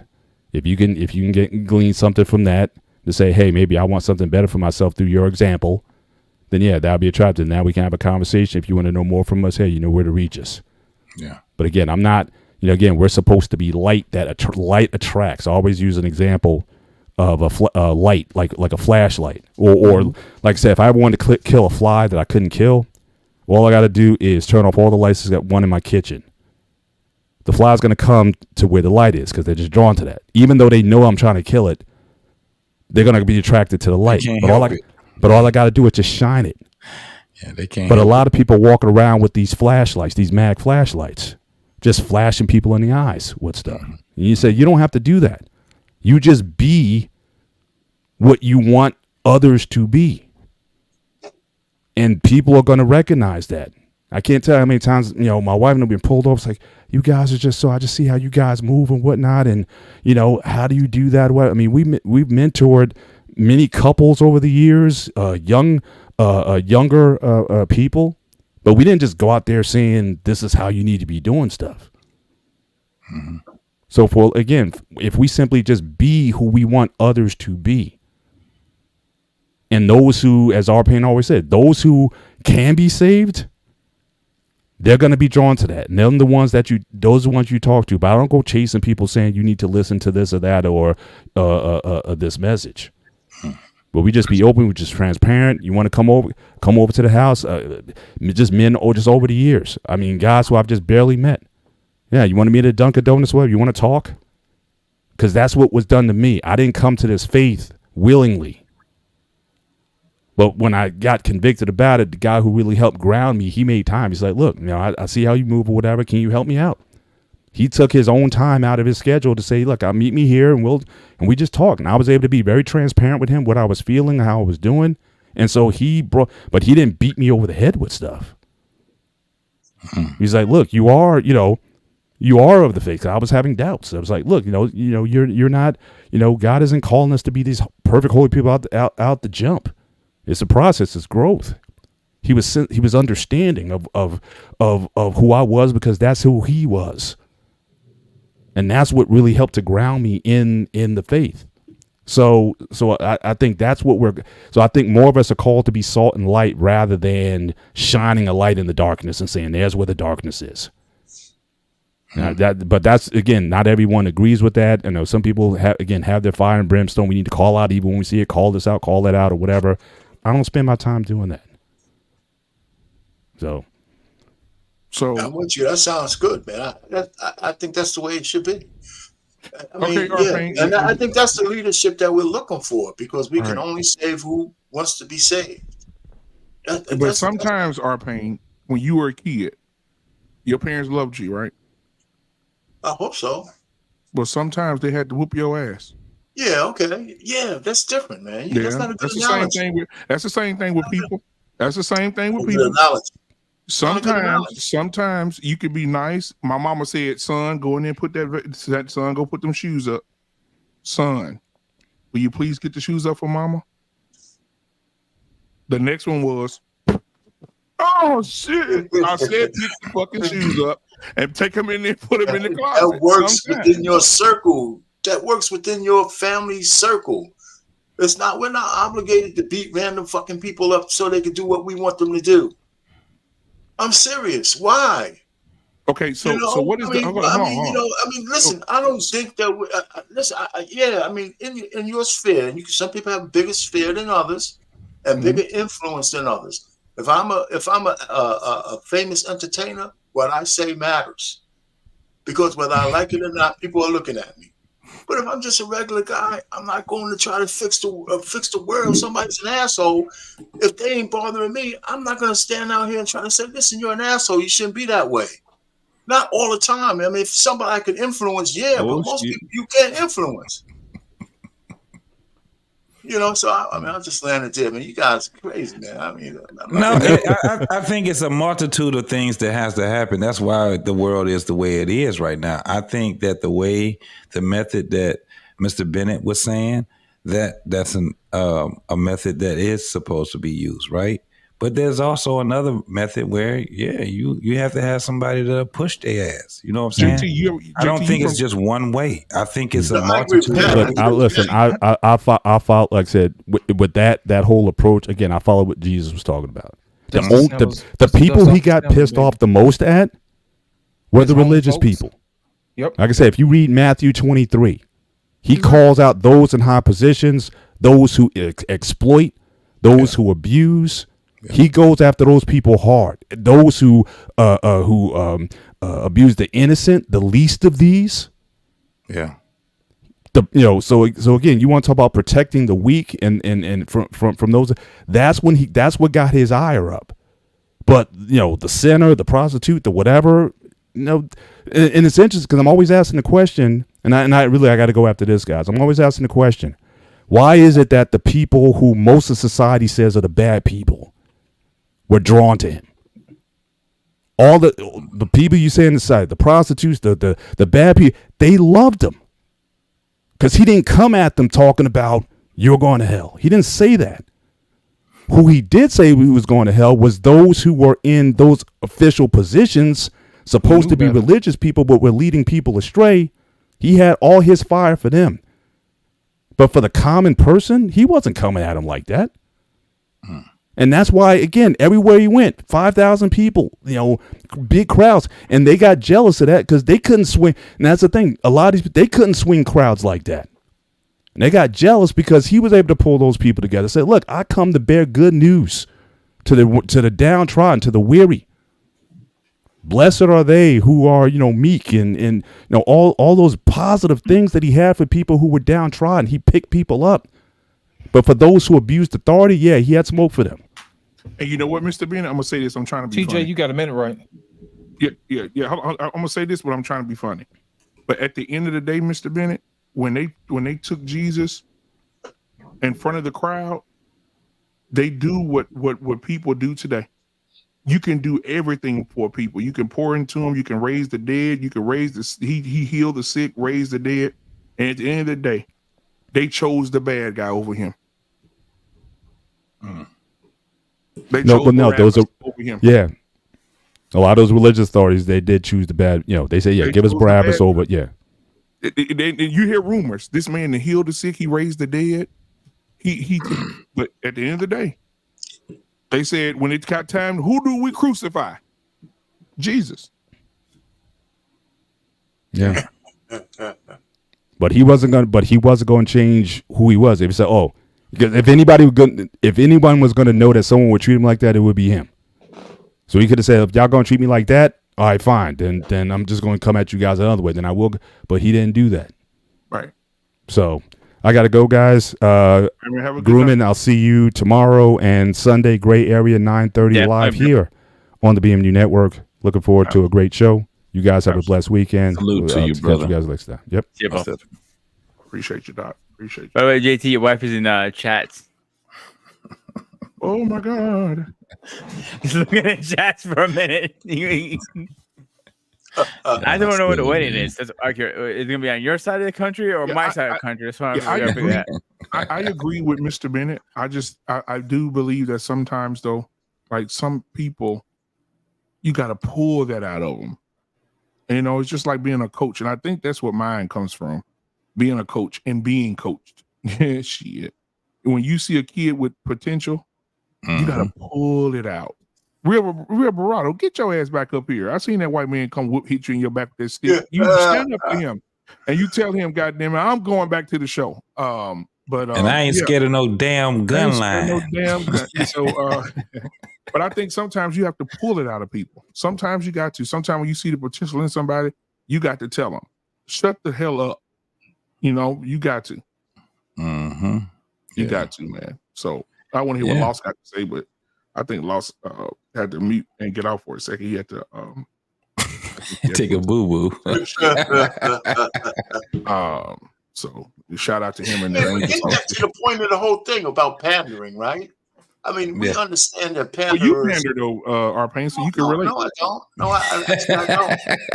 I don't. I mean, you might perceive it that way, but I don't. I mean, I'm just thinking that you know, if you don't look at the whole picture, you're gonna miss shit. And just pointing fingers is not the answer to me. Arpain, I'm You know, saying so it's not pandering. Arpain. If we say, for instance, you woke up tomorrow morning, you were there, but I want to go back with you. You woke up tomorrow morning, it was 1918. Right? It was 1918. Yeah, what about? And white people were the problem. They had slaves, they were slave owners, they were beating the shit out of slaves. Now watch this. What if somebody came to you and said, Arpain, it ain't just the white people. It's the black people because they out there picking the cotton in the fields. Why they just won't stop picking the cotton? They need to stop picking horrible analogies, man. These are not horrible analogies. No, it's a horrible analogy. I mean, because let me put it to you this way. I mean, I know back to our earlier conversation why you just want to, when there's a sexless marriage, of course, women own the box and they're the primary people who withhold sex, right? But that's not true for a sexless marriage because a guy can't get a woody. What do you do then? Right? Does she stay faithful when she's in a sexless? Well, that motherfucker need to learn how to do something else. Either eat some ass, get a dildo. He got to do something else. But it's still a sexless marriage. So all I'm just trying to say is by looking at this shit in one dimension, we miss stuff, right? For example, there's intimacy without sex in marriage. You stop being intimate with your wife, touching her, feeling her, hugging her, kissing her, all that kind of stuff. In between sessions, you're missing something. And you might not know it. Right? So there's a full conversation that needs to be had other than a bitch is not giving me any pussy or she's using it as a weapon or a reward. That's one part of it, even if it's the major part. It's not the complete picture. It's not. You know, so I mean, so that's all I'm just trying to say. That doesn't absolve the woman from her obligations in marriage. I mean, the first thing before you get married, you got to figure out what your woman's sexual biorhythm is in the first place. I mean, if you don't know that before you get married, then you know you're going in as a disadvantage. If you don't tell your woman, you know what? I don't believe I ever said that with my wife, but I understood what kind of sexual chemistry we had before we got married and how long it lasted. And at 65, do I want to jump her bones as much as I did when I was 25? No. But you know what? All through our marriage, we touch, kiss, and feel on each other every goddamn day. Arpain, that's the problem. Every day. Arpain, you know what the problem is, though? What's the problem? That things have changed. We're living in a world today that if I go in there right now and I tell my wife, come here, boo. And my wife said, no, I don't feel like it. Arpain, we got something that y'all didn't have in 1908. We have sorry. Pornhub. We didn't have what y'all had in 1900. We had in 1745. We have cell phones now. We have social media. Wait a minute. Let me go back to that girl the other day that said I was handsome. I wonder what she doing tonight. Let me see, because now men don't have to. I'm telling you, men don't have to tolerate it. And there's a group of women out there. So, but you keep jumping to these conclusions. Nobody say you gotta fucking tolerate it. How do you present a sexless marriage? And how do you fix it if you're in one? What I'm saying is that men today, they're not as strong as you, Arpain, and they're as strong as I am. Men today, Arpain, are saying, if you're not, I heard a guy in a counseling class at my church tell his wife, I don't give a damn what you go through. I need to have sex with you. You a housewife. I'm paying all the bills and I need some reciprocation in the bedroom. And he said, I'm going to tell you I'm going to tell you in front of you, since you brought me here. That's what he said. It was a group session. He said, since you brought me here, I'm going to tell you in front of these people, like I told you in private, if you don't have sex with me, I am going to 100% cheat on you. I don't care about your feelings. I don't care how you feel about it. I'm going to find me somebody else and I'm going to have sex with them.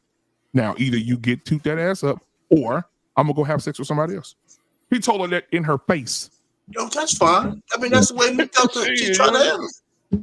Yeah. Okay, but here's the thing, BMU, right? Here's the thing. So you're based on your analogy, right? If you went into not you, I hate to use you as an anecdotal, but if a man goes into his bedroom for his wife's bedroom and she says, I don't want to give you no ass tonight. If you jump off the cliff because she said it just once, you're crazy. It has to be that doesn't make any sense to me. So you're just telling me that there's nothing in your whole life where your woman just can't be in the fucking mood? Are you saying that? I mean, you're not saying that, are you? Are you gonna say so? It gotta be. It has to be. Wait a minute. They're not even talking about marriage. There has to be a pattern of her not giving you some ass. It could be a week. Just the first day. The one day she turns you down and you go off the cliff. That's crazy. I'm not going off no cliff. I have expectations. The Bible says, you want to go back to the word? The Bible says, do not deprive me of the pussy. I don't care about your feelings. And that's what the Bible says. You know, you guys, this you're being fucking unrealistic, man. Listen, if your wife says, I don't want to have pussy for one night, she's breaking a vow. Part of my left hand and my back hurting. Did you hear what I just said? I can fuck my wife to an ambulance siren with a part in my left hand and my lower back hurting. Oh man, you know, listen. I think you're firing for effect. It's not true. So I don't think you're putting it on you. You're thinking a man has to die. I'm giving you the difference. If his wife turns him down one time.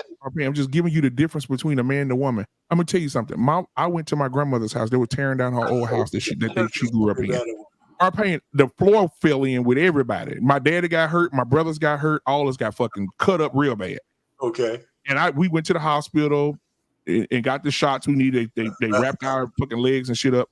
Our paint 2 days later, even though my left leg had a nail went all the way through that motherfucker, I was in there fucking. I hear you. At 35%. That is not what we're talking about.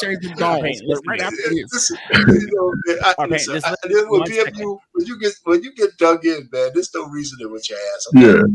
So, brother, I have a question for you.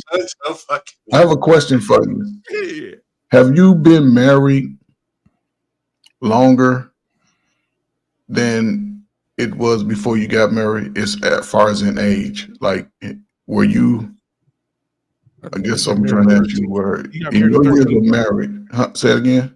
I think Arpain got married in 12 or 13. No, I'm asking you, bro. You. Oh, you talking about me? What? How old were you when you got married? How old were you? I've been married for 14 years. I'm 40 years old. Okay, so. Okay. So, you was right at that, in the ballpark area when you and your wife decided to get married.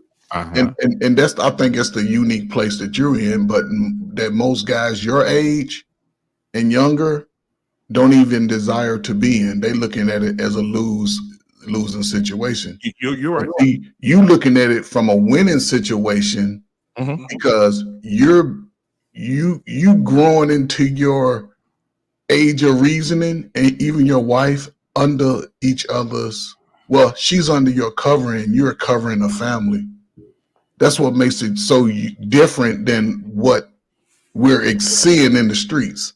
So your experience is based off the following of the word. You're following the scripture. So yes, a wife should be available to you when each time you're ready. However, now we know that there are some stipulations just based off of her anatomy clock. You can have sex when she's on her cycle, but is it the best thing to do? I'm just saying though, it happens like it. Some people, but at the same time, to me, the single women, I can't even get to the married women because it's not enough of women being married. Trey, let me tell you something. You're right. I am a family man. I'm married. I have 6 children. I've been married for 14 years. I have 6. Right. I ain't had cable at the time, so forgive me. But let me tell you what happened. A young lady approached me one day, because we go to church and me and my family do stuff in the community. Y'all see it. I post all of it. But me and my I was at church one day and a lady walked up to me, and I wish my wife was woke right now. She come in here and tell y'all what I'm telling you. The lady walked up to me and she said, "Can I talk to you for a second?" I said, "Absolutely. What's going on? You okay?" She said, "I just want to talk." She said, "I just want to let you know that I admire your family. You guys have a beautiful family." I said, "Thank you. I appreciate that." She said, you and your wife." I said, "Yeah."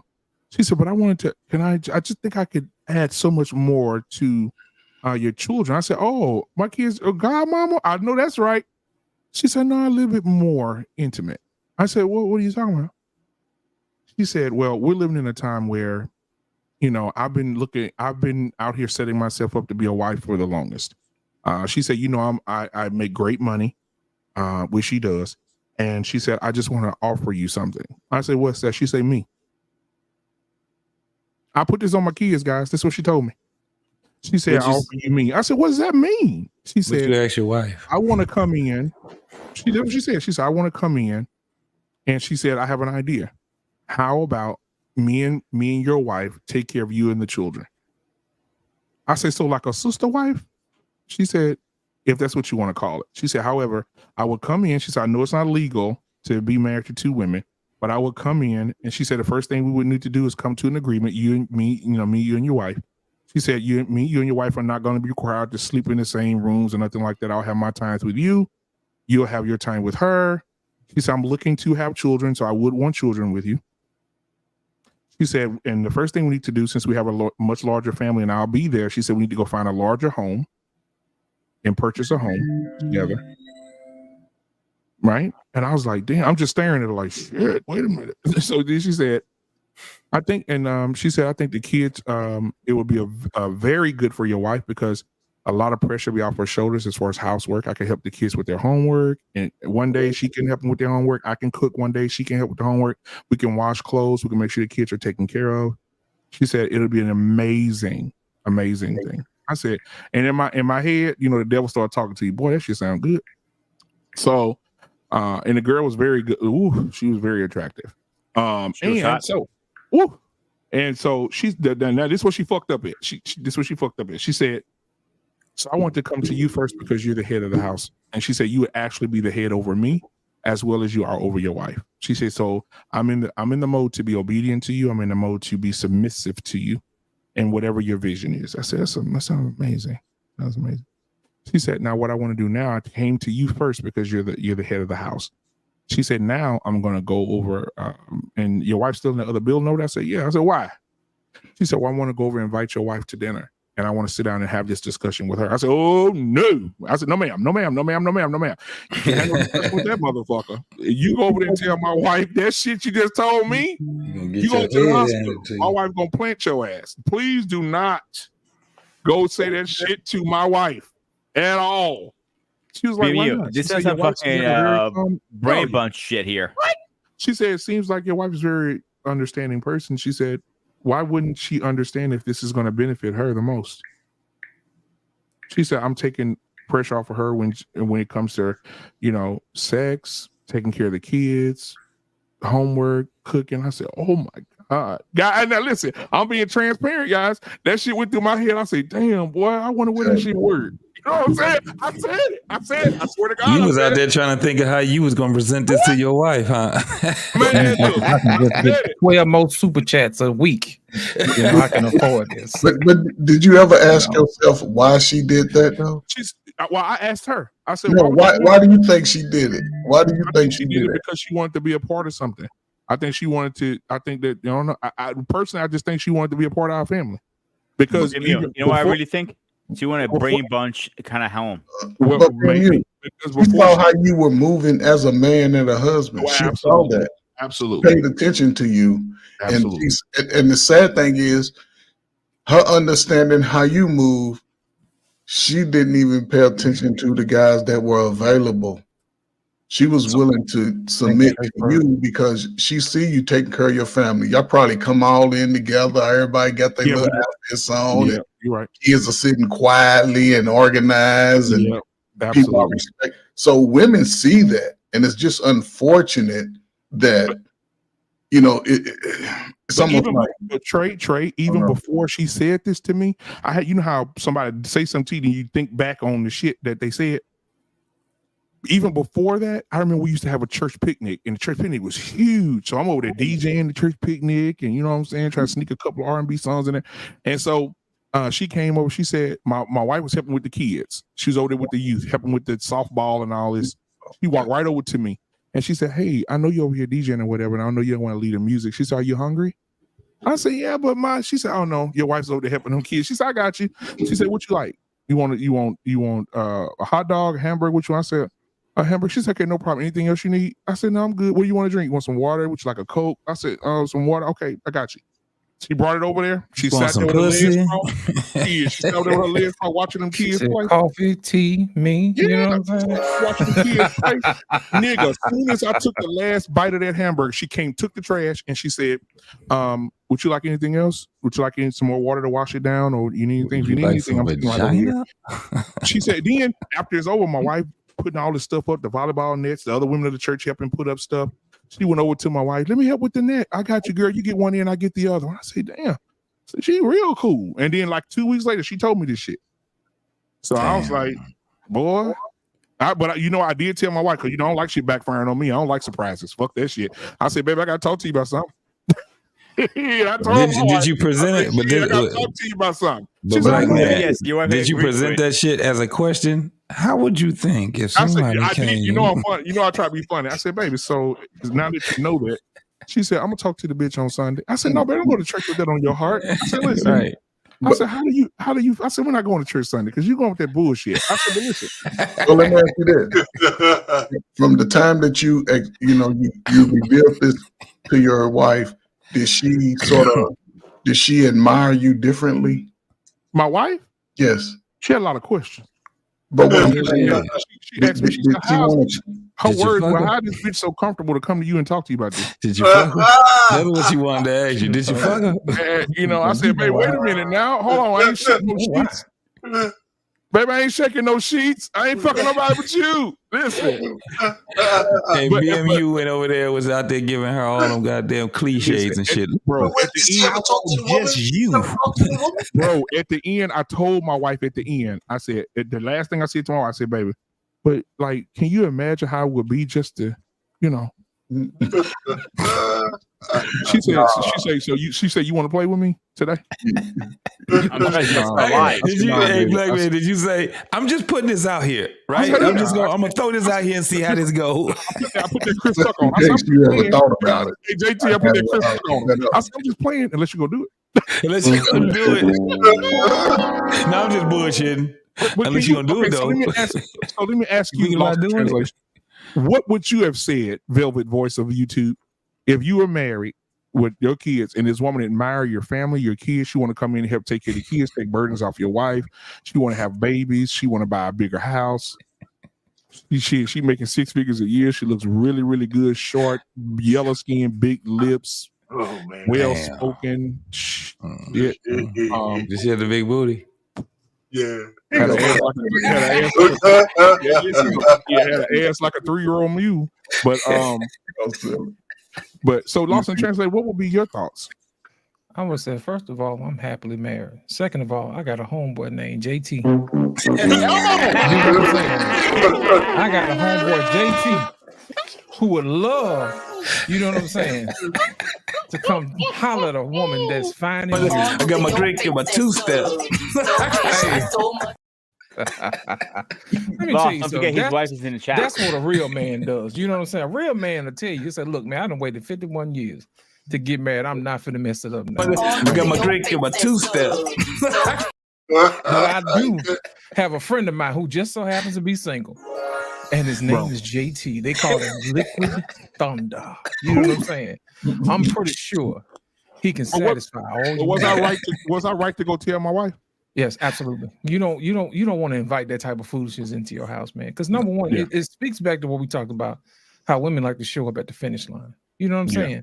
Yeah. Sometimes you got to let folks know, man, you ain't finna jump line. You know what I'm saying? You're not finna do that. You're gonna have to start over from scratch and earn your man just like everybody else. Take his glasses off. I got off. a homeboy named JT You know what I'm saying? Let me tell y'all something. He'll let you put it in the work. The devil, you know what though? The Lost in Translation, you said earlier you have to wait on God, and you do. And I'm glad that I had I had the wherewithal to go to my wife, and boy, I was like, I said, Lord, please let me survive this. So say, baby, I had to tell you something. But the devil know how to play with you because he know you're tight. So when I'm telling you, listen to me.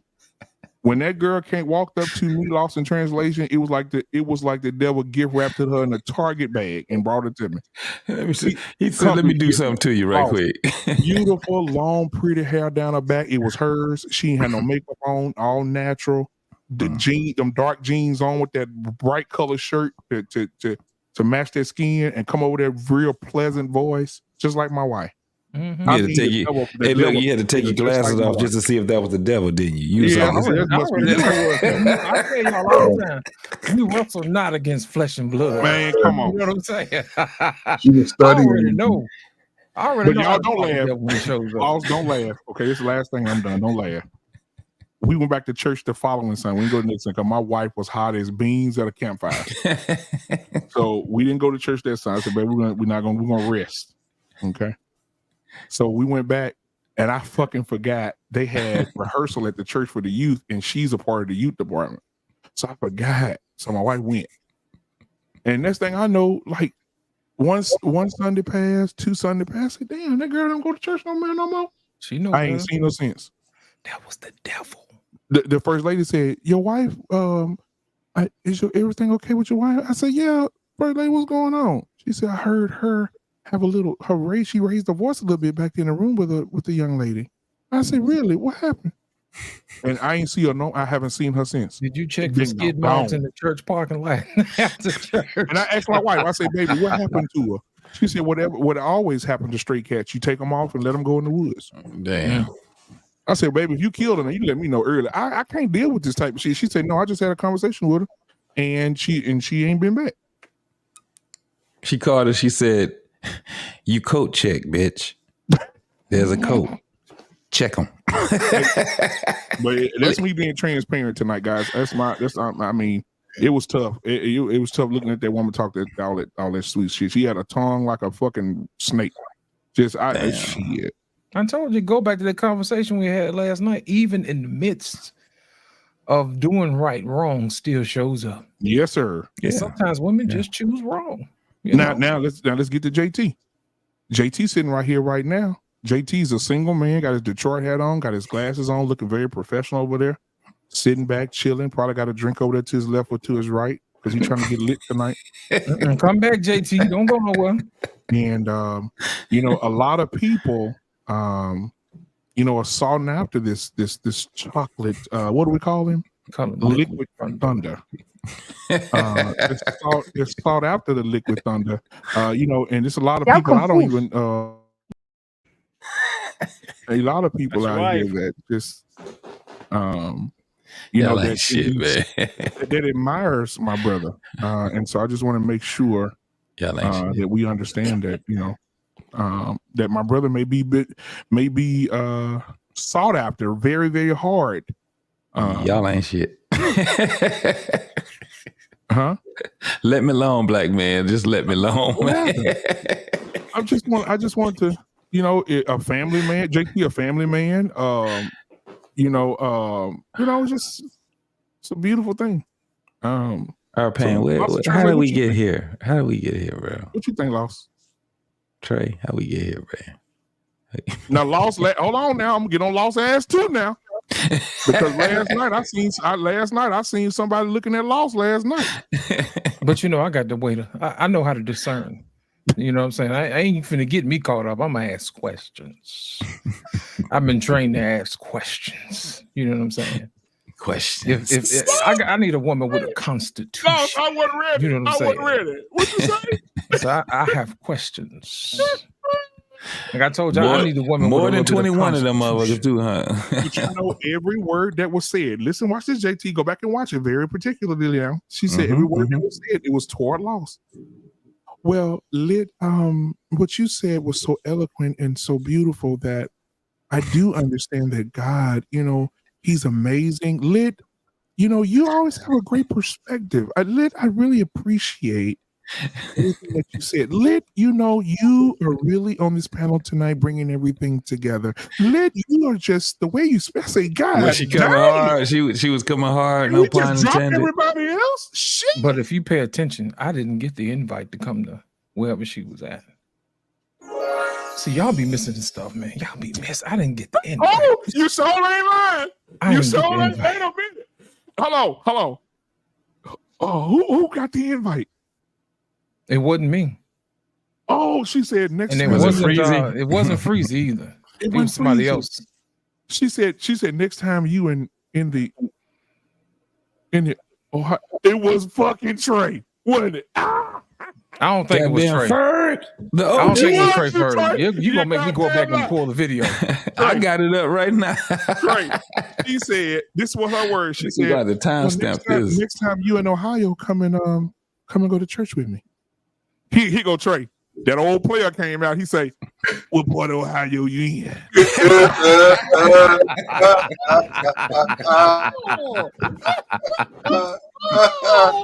what I'm saying? You in the northwest side. Go back and pull the tape. You gonna make me go back and pull the tape. I go to Ohio too. I think I might be not too far from Ohio. But I did it wrong. This what he said. So I'll make sure this right now. She said, next time you're in Ohio, maybe you can come by and go to church with me. Trey Ferg say. Oh no! I know who it was. Hey, listen, I knew who it was. I know who got the invite. It was Mandrell that got the invite. And Mandrell newly married. It was Mandrell. Hey, look. You so right. You got Beater Puck. You got Beater. You got what is it? Butter pecan, and then you got motherfucking just straight up French vanilla. It didn't matter which one it was, huh? They both. Hey, now JT, you calm down now, because listen, JT, you know what, JT? Women are drawn to JT who can cook, who can clean. They don't give a damn about me. They do. This particular woman says she do less nagging and more gagging. You was just a lucky man. Lawson Charlie, what you think? I know one thing. JT gonna be straight. Hey, man. Hey, Lawson, what we're gonna hear Lawson when he get on, when he do his live? What we're gonna hear? Go.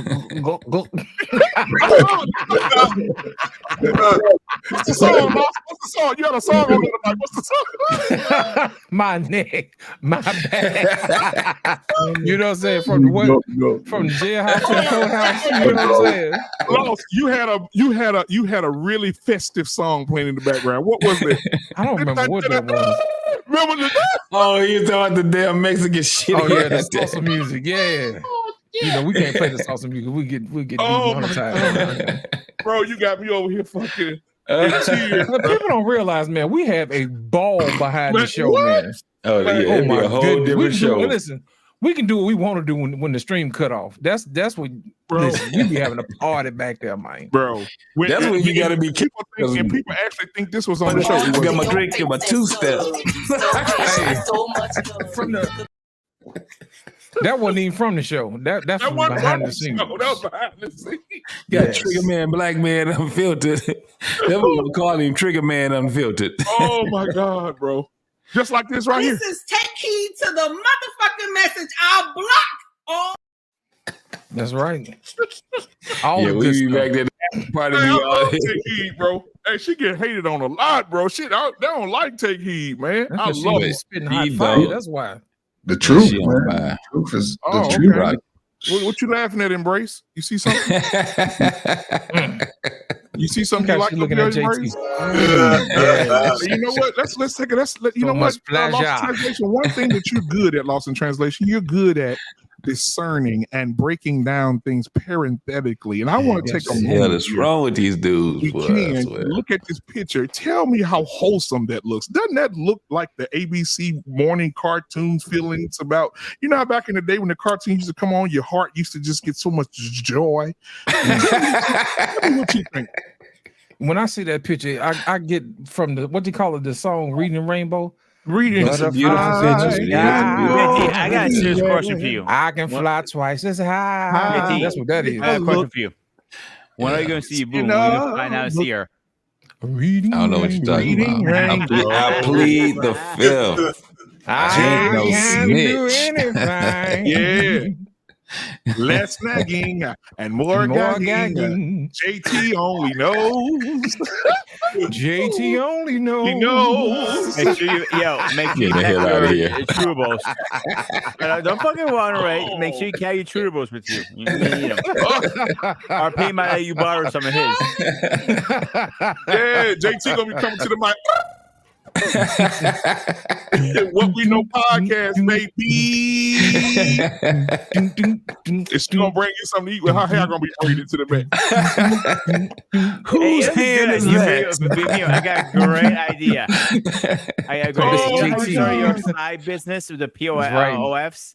You got JT now. He can start his own little thing and help Trey Ferg need to come forward and tell the truth. We know that Trey is your son, man. You Hey man, I ain't had no kids. I ain't had no children as a teenager. I ain't had no children as a teenager. Hold on. You lying. Look, y'all cannot tell me this don't look like Trey. Not a photo damn clone. Look at the nose, look at the eyes. Trey, you are the father. I couldn't do it. Remember that summer you went mowed Magdalene's yard and she paid you with something else? And she moved. I'm being very serious right now. I'm going to be very serious for 1 second. Okay. My girl watches the show daily, right? And she goes to me, funny, man. Is that Trey's grandkid? I'm going to go, wow. Grandkid. Damn, man. I ain't that old, man. What you talking about? Hey, man. Stacey, not me. Y'all listen, man. Y'all been married to Trey Ferg. Y'all married to Trey Ferg about 30 years ago. How he man. 30 years ago? Oh my God. And Freak Neat. I can see Trey Ferg now. Hey, listen, you don't get ass to nobody else. There you go. Right there. There you go. Oh yeah. Got that Nick pop to the side like, what up? Look at him. Trey Ferg. What up? That uniform got you so much. You got more ass than the toilet seat, didn't you? Come on, you talk to me. You got a lot of me. Come on. I don't know, man. I don't know. Mm-hmm. That's when I had hair, man. Once I shaved it, man, my stock went up by 200%. Ooh. I believe it. Man, you know, things change, man. Whole life changed. Yeah. See, and that's why the other day you covered up your background. I never liked the Freaknik, though. They used to call you Haviland. I was afraid of Freaknik when I was young. I was afraid because I knew how I was with sisters, man. I was like, no, I can't see all that. I couldn't see all that. No, I couldn't see it. They turned the lights out in Atlanta. Did you know JT? They called JT back in the day. They call him Pennzoil. They say that motherfucker was smooth. He's smooth and he run for a long time. Hey, they call him 1040. 1040, call him 1040. You know what I'm saying? Hey, and our pain was younger. Our pain was having sex with 60, 70-year-old women. They call him WD-40. They said if you got a creek, he gonna fix that motherfucker. He said them old lady was like, hot tomati. That was when they used to cook back then. Lord Jesus, hot tomati. Grooming the reviews. Your ass ain't escaping tonight. Oh, he's going around the hole. Okay. Reviews had a sign on. He was in Greece butt naked, had a sign, holding the sign up. He said, when that pussy get weak, come get some of this Greek meat. Well, technically, I don't call it Greek meat. I call it crack meat if you want to get technical. Greek meat. Covered up in fig leaves. I'm still here, God darn it. BMU, she said, BMU, your day of getting roasted is come. Sorry, embrace. Embrace. Just embrace. You're a very embracive person. You embrace those who are dark skinned, very well spoken, hat wearing, VA working ass niggas. So I just want to say thank you. I want to be very serious here. 1 second. You know the difference between me and you? What's that? You are Pikachu. Me? Black man I said, see I you right got now. like 9 Right now, kids, boy, I sir. pull my dick out in front of this camera, the whole damn stream gonna go off. Listen, Black man said, I got 9 kids, And sir. that's for United States of internet. That'll be my exit for real, for real. hey, the first time I pulled it out of my wife, she said, "What you finna do with that?" You know what time it is. That's how you help that lady at the Hey, Black man, tell me, I just need you to bite down on this towel. You know what I'm saying? Let me tell you this, Trey. My wife told me this. She told me out. She said, "Y'all know y'all family. I'm tell y'all about shit." She say, she was a nerd. I say, I told you don't let them glasses fool you. Shit, don't let them glasses fool you. I hear them your ass up. But yeah, I mean, you know, Pound Town. Pound Ain't no Dungeons and Dragons over here. Yeah, I mean, but, and the same thing with Lost though, man. Lost be real quiet. Them the niggas you gotta watch. Hell yeah. Lost that nigga you gotta watch because Lost will be up here saying, you know, I think Lawson got hit a couple times. We them doing lives. He's just so cool with it. He don't say nothing. I seen him move a couple of times. I heard him say, I said, Lost, what you got? He say, well, God, I've been waiting on. God. What about us all? Because I sent him that bow-legged midget that's standing right up under his desk and take care of him. Because one day he was sick. He was sick one day. He couldn't do the show. I said, man, we see that bow-legged midget over there take care of you. He said, he started laughing. I said, man, don't laugh because you're going to start coughing and shit, baby. Already couldn't shit, Travel One. They put you out the chat an hour ago. Shit, you just not getting back in. Welcome. You're going to learn today. You know what I'm saying? Back to business. Oh, you my gonna God. behave? Hear what I said. That's what I'm talking about. We don't play that over here. Boy, y'all got me weak, boy. Y'all funny as shit, bro. Y'all She like, goddamn. Black man, But he you know what? tell There's me a shut lot the of- fuck up. I shut up. Yeah. When he When you leave, leave, I'll be I'm talking back talking again. You know what though? It's been a lot of love on these YouTube streets, bro. Like I done see a Yeah. lot of people get together. I ain't lying. Yeah. Most definitely. You know, like Jedi Mike and his girl. That's right. Yeah. They used to be on this panel. I go back and watch my videos when I first started. Jedi Mike could be in the left hand corner, Tamika be at the right hand corner. Women was at the bottom, men was at the top. Jedi Mike, Sir Hill, all of them be across the top. And they didn't even really talk to each other during their lives. And look at 2 years later, they married. Married like a motherfucker. And she said, fuck YouTube. Yep. I'm done. She said Uno and Uno out. You know She what was I'm like, saying? I'm right. She said, I'm done. Hey man, speaking of Uno, man, anybody on here, anyone y'all play Uno? Hell yeah. Fuck yeah, man. Have y'all played that? We're not that have y'all old like played- you. Well, we've been playing this version, and I wish that I would have had rights to it because we'd be millionaires. But it's called Uno from Hell. What? So let me explain to you how it works. Any card in your hand can get you out of trouble. Watch this. Say, for instance, I put down a draw 4 for Lost in Translation. Lost in Translation don't have no draw cards, but he got a skip and a reverse. Lost in Translation puts that skip down. It skips him, Lost in Translation, and the draw 4 goes to JT. Oh, If JT has a draw 4, JT can match the draw 4, and draw 8 would go to Grooming and Reviews. If Grooming and Reviews got a draw 2, now Trey Ferg got a draw 10. But if Trey Ferg got a reverse, he could put the reverse down and make Grooming and Reviews draw 10. If Grooming and Reviews got a skip, it can skip JT, and the Lost in Translation would draw 10. What Lost in the Translation hell? put a 4 down, then 14 goes to JT. And then if Grooming ain't got nothing, he takes the 14 cards if he's out of face cards. What the? That shit sounds good, man. I like that game. Bro, That game be over with in like 3 pools. Me and my kids played it, bro. I ended up one night I was so fucking pissed off because I don't know what happened. Yeah, One night half a deck of damn cards up. My kids made me pull 32 fucking cards for hours. Half the deck, ain't it? I have a crazy idea for you. You know, I got 6 kids. There's 8 of us playing, me and my wife and the kid. So we had to get 4 decks of cards because, you know, we're a huge family. So y'all had, instead of having 4 draw 4s, y'all had 8 draw 4s. What? Man, I was just sitting with my head like this, bro. I say, damn, I end up with 32. BMU, I have a great idea Extra for you. large deck Uno cards, huh? The deluxe. We had to go get 4 or 5 decks when we play because there's too many of us. Damn.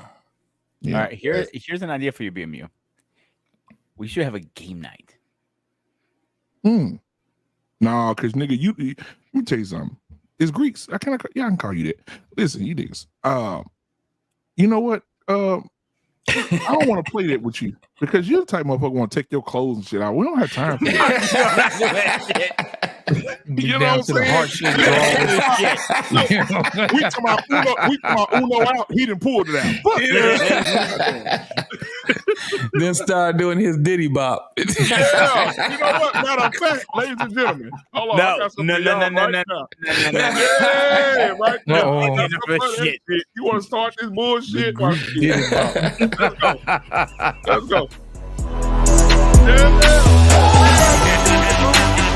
Oh, he ran now. He ran now.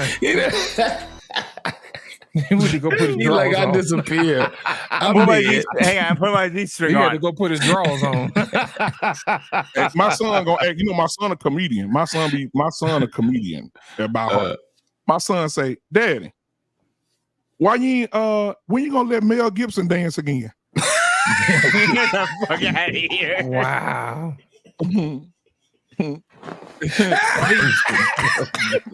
I said, "Damn!" That's my 11-year-old too. My 11-year-old, bro. Cause he was Lethal Weapon fan. My son loved. They put that shit on Hulu, and my son watch it every day. But he loved Lethal Weapon. But he said, "We ain't gonna put Mel Gibson back on there. He look just like Mel Gibson." I said, "Oh my God." I said, "I'm gonna tell him one day." You do now gotta look now. I ain't gonna never get that damn movie out. I can't get the damn what was it? Lethal Weapon. Hey, do y'all Lethal Weapon, What a Woman Wants. I want to get into the movies, dog. Do y'all know they remaking another fucking Lethal Weapon, bro? With Mel Gibson and fucking Danny Glover. That shit gonna be slow as shit. How is Glover doing it? I actually met him in person. He's not healthy enough to do anything. He's not? No, I met him in That person. AI, listen, that AI is something different. Yeah, that AI is something different, bro. Gonna make him the chief or some shit. Yeah, he's not gonna be out there trying to run and shit. Yeah, this new Bad Boys like it's gonna be real good too. Yeah, Bad Boys for Life wasn't got bad. diabetes, man. Who? Huh? He was like Martin Lawrence got diabetes in that movie, man. Yeah, he is. Yeah, he definitely have some type of ailment, man, because he blew up. He blew all the way. Have y'all seen his daughters? No. Mm-hmm. So y'all do know that Eddie Murphy's son is marrying Martin Lawrence's daughter. Right. Yeah. Yes, I think they're married now. Yeah, they are married. I think they are married. Yeah, they're married. Because Eddie Murphy and Martin was talking about who gonna pay the damn bill. Right. Yeah. He said, "Hey, Martin Lawrence said, Eddie Murphy, you pay the goddamn bill. You got the money. You got them right. You got endless But supply of money and shit. How does that happen? Like you got one of the biggest comedian juggernauts of all They time. hang out with each other all the time, man. Yeah, man. God. Could you imagine that the kid family coming out? They have a grandkid that sounds like Richard Pryor. Man. Hey, listen, y'all. You ever take a shit? That water just splashed up on that your water ass. just splashed all over your ass. Hey, Corey Joe, thank you for being here. Listen, let me tell you this, bro. That Bill Gates' daughter, that black dude, he the happiest man on the planet, boy. Yeah. And I bet he all he gotta do is not mess up. Ooh, I bet he pinning up. Ooh, I bet he pinning Let's say up. pretzel time. What? Let's And I see think what he your just ankles asked her to do. marry him, and she said, "Yeah, whatever." So I think, man, Bill Gates was there for the little engagement or whatever. Ooh, that boy. Damn. He's been marrying to so much fucking money. Hey, did you Oh, guys my God. have you guys seen the King Kong and versus Godzilla? I think saw that actually. Yeah, that shit was dope. Yeah, that shit was it dope. was. Yeah, that shit they was got dope. Godzilla, but Godzilla's like a whole nigga in there. Man, Godzilla Godzilla is a bad motherfucker, bro. Yeah. Godzilla was beat the shit out of King Kong. And listen, you just seen how the mannerism was. King Kong was like, I didn't come here for that shit. Yeah. King Kong trying to get him help, brother. Him. He say, "Goddamn, don't help me, nigga." He said, "Nigga, you got a motherfucker out here freezing everybody and shit. Bring your ass over here, quick." But you know what was funny? Goddamn chest. When he was whooping King Kong ass, and King Kong got tired and knocked his ass out. Knocked his King ass Kong straight got up out. and hit his ass that 2-piece and Wait. knocked his, and then No. drug him out of the damn tail. No, but that motherfucking chimp. Oh, that was a pimp That ass chimp boom, right there. yeah. The chimp sat back and raised up goddamn King Kong's lip because he had a bad teeth, and he laughed at put him. some shit. That motherfucker raised this tooth and just bust out laughing at his ass, man. I said this shit was dope as fuck, But man. when And they that jumped chimp him, wasn't though- no fucking joke, boy. Bro. And when that they little jump- bitty the baby chimp. Yeah, when they jumped him. When they Yeah. jumped him, bro. And he picked the baby chimp up and started beating their ass with him, bro. That shit was hilarious. Baby chimp. That shit was funny, man. When King Kong went to go get Godzilla, he was like, "Look, I ain't coming for this, man. Look, it's this baboon, man. I'm having a problem." Him and his stupid ass, frozen ass Him and his rhinoceros, homies, man. Hey, Chicago real in the They ain't building, never man. What's seen going nothing on, like my this brother? before. Chicago. Hey, man. Oh, yeah. I meant to talk about this, Mr. Bennett, earlier. So, man, Randy Garcia then fucked around and missed weight, bro. Stupid shit. Yeah. Eating them honey These buns. motherfuckers don't give a fuck about nothing. Man, you miss weight, and now man, boy, now These you ain't motherfuckers fighting don't. for They nothing. don't give a fuck All you about fighting nothing. for is the bag now. You ain't fighting for the belt no more. Right, dummy. Stupid. I think Haney gonna beat his ass though. Yeah, Yeah, well, but Haney you gonna do- yeah. know what? That fight's not worth pay-per-view, man. No, it's not. It's really not, not. man. They might as well have that fight in the streets. Right. On And I will YouTube, say- nigga. This is World star. I seen today, world star. yeah, I seen today that they're gonna do what's the boy name that's with Golden Boy, used to be a boxer, Bernard Hopkins, B-Hop, Oh, okay. and Antonio Tarver. Yeah, Yeah, so they're gonna do an exhibition. Yeah, that'll be dope. I'd like to see that. No, it's not, man. That exhibition, man. Who wants to see these two fucking guys Man, fight? because the motherfuckers that's out here fighting right now, don't nobody know Hey, them stupid trash, ass bro. motherfuckers. No, Them niggas are trash. Either you fighting for real, or I don't want to. Who wants to see an Bro, exhibition? they Hold on, the fight I would pay for is Tank and Haney. I'll pay for that. I also play. what happened that they ain't make that move? They didn't I make don't that know, happen. bro. He said, and I'll also pay for Tank and Crawford. Crawford said he would drop weight to fight him. No, It's just a matter of time. See, the thing is that they trying to wait for this little motherfucker to get old. That ain't fair. Tank is a Man, bad Tank motherfucker, man. Tank is young though, man. It's young, ain't he? You know what they need to do. But Black man. shit, it don't take long to get old, bro. In the boxing, That's Mayweather's. you 38, your ass is old. Shit. No, he does not. Until He he's said 28. he said he want to beat Mayweather's 51-0 record. Hey, that ain't Okay, gonna He's yeah, supposed- that's supposed a good to thing to set do. him up with No, bro. At He's fighting 38, score. you old. You 60 in boxing age, bro. No, man. These guys are fighting well into their 30s now, man.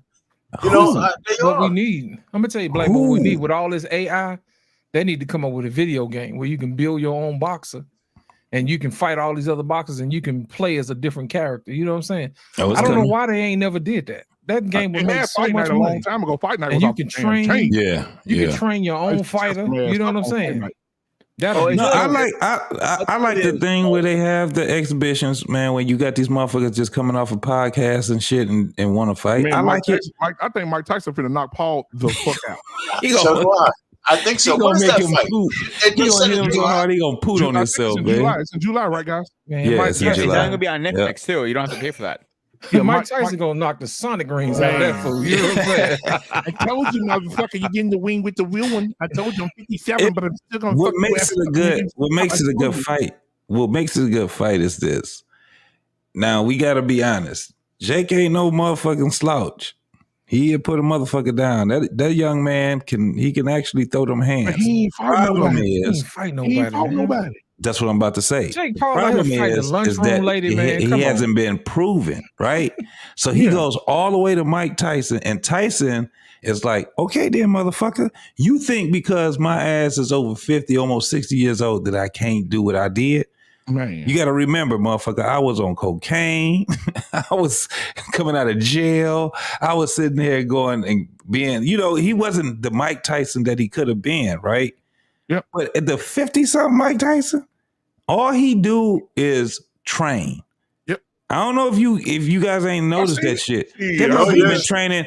All he been doing for the last 6 years, bro, is training. Dude, Mike Tyson, they asked Mike Tyson, how did you know that you were going to knock all these men out? Mike said, I won the fight before we even started. They said, how you win it though, That Mike? confidence was something I look different, into their bro. eyes. When they can't stare me in the eyes, and then I look in their eyes, and their eyes look down to the floor. The fight's already over. I'm already in their spirit. I'm in their souls. I said, damn. Oh, eat the children. Ding, I ding. eat their children. All praises Mike due said, to Allah. I eat your fucking children, you stupid fucking son of a bitch. Let me tell you, the funniest fucking knockdown was when he got the belt. Because that motherfucker was so, that the motherfucker, the heavyweight champion at the time, he was so confident. Because he was like, this little young motherfucker ain't about to take shit. I've been knocking niggas out. Mike Tyson hit him the first time he fell down. That motherfucker jumped up real fast. He was like, whoa. Bro, what happened? You know what? My thing is this. Let me ask y'all this, man. So when it comes to Mike Tyson, lost you out on dinner with your girl, and she fine as shit. And Mike Tyson come by and slap her dick on there and say, oh, that's a fat ass. Are you going to defend your wife's honor, or are you just going to allow shoot him. Mike to just get one off? I'm gonna tell you, I'm gonna kick him in the balls first. Then I'm gonna punch the shit out of his ass. I'm gonna shoot the shit out of him. I ain't gonna even waste my time. Damn all that. I ain't finna go out like that. I can't stay at home. And my wife was, you Mr. Provider, Mr. Protector. You got your ass knocked the fuck out. You know what I'm saying? The hell with all of that. So I'm winning at all costs. It'd be worth getting knocked out and shit. I ain't gonna be through. I'm gonna bite his damn ear off too. That's for abandoning. I wish they had video, man, because you only hear people talking about it. But when he beat the shit out of Mitch Green, and if you don't know, Mitch Green was a big motherfucker, dog. And he talked a lot of shit. He talked a lot of shit, but that motherfucker was huge. Mitch Green was what, like 6'4"? Something like that motherfucker was, and he was rowdy as hell. Like Mike was actually at the point where Mike was just like, I really don't want any trouble. Until he said, all right, then, because you kept taunting me and shit. Fuck it. And Mike put him down. I'm steady trying to figure out. I said, damn, I wish somebody had a video of that shit, man. Bro, and listen, if you go listen, I don't know if y'all heard Mike's thing that he did on Broadway, and he talked about how he fought Wesley Snipes. Yeah. What? Yeah, he said, you never saw the Broadway shit? Yeah, No. man. Oh, man. He said, on Broadway, he tell all his stories. That shit made Yeah. millions of dollars. So he said, I was standing outside the club, me and Wesley was dating the same shit. He just broke up with her. What am I gonna do? He said, Wesley walked up to me and said, hey man, I know you're a boxer, man. I'm gonna kick your fucking hand up your shoulders. She said, I looked up at my partner. I said, hey, he may give him one. Shit, I need to get him in close quarters. Right? So he said Wesley punked him in front of everybody. He said because he knew Wesley could kick his ass in the head and it'd probably be a good night. He said, I can't be the champ of the world and Wesley not kicks my fucking head off my shoulders. No.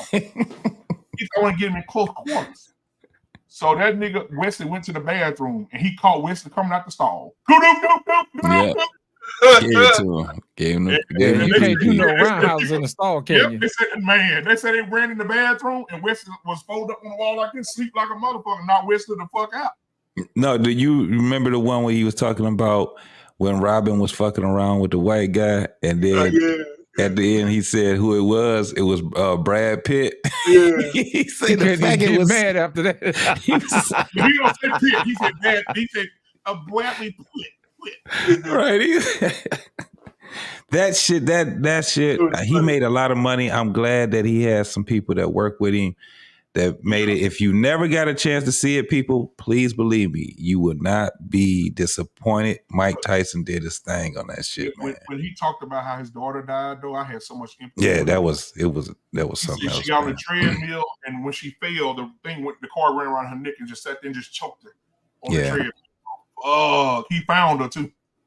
Yeah, that was that one, and his relationship with his mom. Yeah. Those was the ones. The pigeon with the old boys. How he got in jail. When he got in jail with Costamata, found him in jail. Yeah. He said, I was outside having my pet pigeons. Everybody in the neighborhood knows those are my pigeons. Don't fuck with my pigeons. He said, motherfucker just tore his pigeon's head off the body, man. My pigeon's head off the body. I got so angry. I blacked out. Everything turned wet. I just beat all that fucking ass. He's still crying to this day about the fucking pigeons. Yeah, that's a dude, man. Where he trained them pigeons to be attack pigeons, man. You know how long it take to train a pigeon to attack folks? How long it take you to train a damn pigeon, period, to get him to come to you? Shit. Oh, he still got them fucking pigeons. He got a pigeon. Yeah. That $30 million house. Yep. He definitely. But I want to see how the white boy actually do, because I want to see. I think when Mike hit him with one of the body shots, he got a 2-piece coming with his name on it. He gonna have a long ass fart. So don't eat nothing solid. Now the thing is that I gotta say the motherfucker still can fight. That motherfucking white boy can throw hands, bro. So we gonna find out. I just hated that. I just hated that. Was it him or was it his brother that beat up the little basketball player? I'm like, it was him. He made that motherfucker look silly as shit. No, Nate Robinson. Yeah, Nate Robinson. I was like, Nate. Well, no. Let me ask y'all something. Before you go, Mandre, let me ask y'all something. Did y'all know what was going on with Nate Robinson during that fight? So Stephen A. Smith just did a whole segment on Nate Robinson. Nate Robinson had some financial issues, but did y'all know that he was dying from kidney failure? I knew he had kidney. I knew he was doing dialysis. I know he was doing He said Stephen A. said he went got dialysis and fought that same night. Really? Oh shit! That's where He only did, and he said Stephen A. said he needed the money, and that's the only reason why he did that shit, bro. Hell yeah! Man, you just left dialysis and you got in the ring with a dude, man, and got dropped like that, bro. I'm like, God damn. Yeah, most motherfuckers, man, they can't recover after they do dialysis for 2 days. Man. They stay in the bed for 2 days after that shit. The commission let him fight. That shouldn't even have been sanctioned. He probably didn't tell him. Yeah, he told him. He probably didn't tell him. And it's an exhibition fight. So, but now Stephen A. was in tears the other day, bro. Stephen A. said, "Man, is anybody out there that's compatible with Nate Robinson? Please call his family. Please reach out to him." He said because it's gotten so bad now. If Nathan doesn't have a kidney in the next month or so, he gone. Yeah. And he also said how Doc Rivers kept him out of a game, cost him a couple $1 million. $2 million. Yeah, that's so fucked up. Yeah. Well, here's the thing. Bottom line is none of that matters. The result would have been the same. He'd have been knocked the fuck out and just tooted up, just like he did. So what you think Tyson gonna do with your boy? Here's the honest to God truth, okay? Don't come up with that bullshit, Mandrell. The honest to God truth of this fight. No, listen to me. This is the honest to God truth, right? No bullshit. Unless they're hyping this up and it's gonna be some kind of WWF. We're going to decide who wins the fight, type thing or whatever case. If this is an actual real fight, that white boy is going to get ripped. He's going to get knocked out of the fucking arena. Yeah. Hands down. I don't care if he's 800 years old. That's still Mike Tyson. Yeah.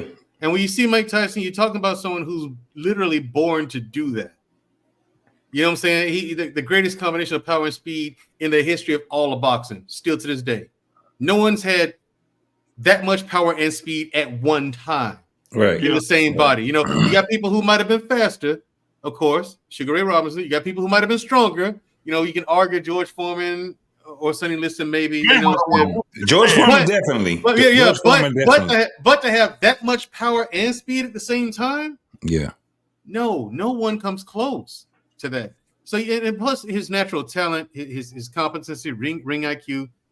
No, Paul doesn't. He was trained by Cuss. You don't stand right. Right. He don't stand a chance because Jake Paul is not a fighter for real.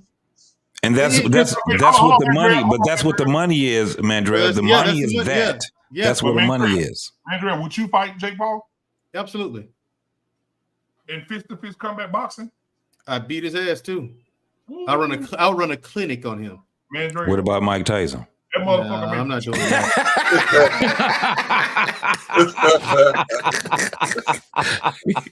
You're like, look here, Mike. I got mad respect for you.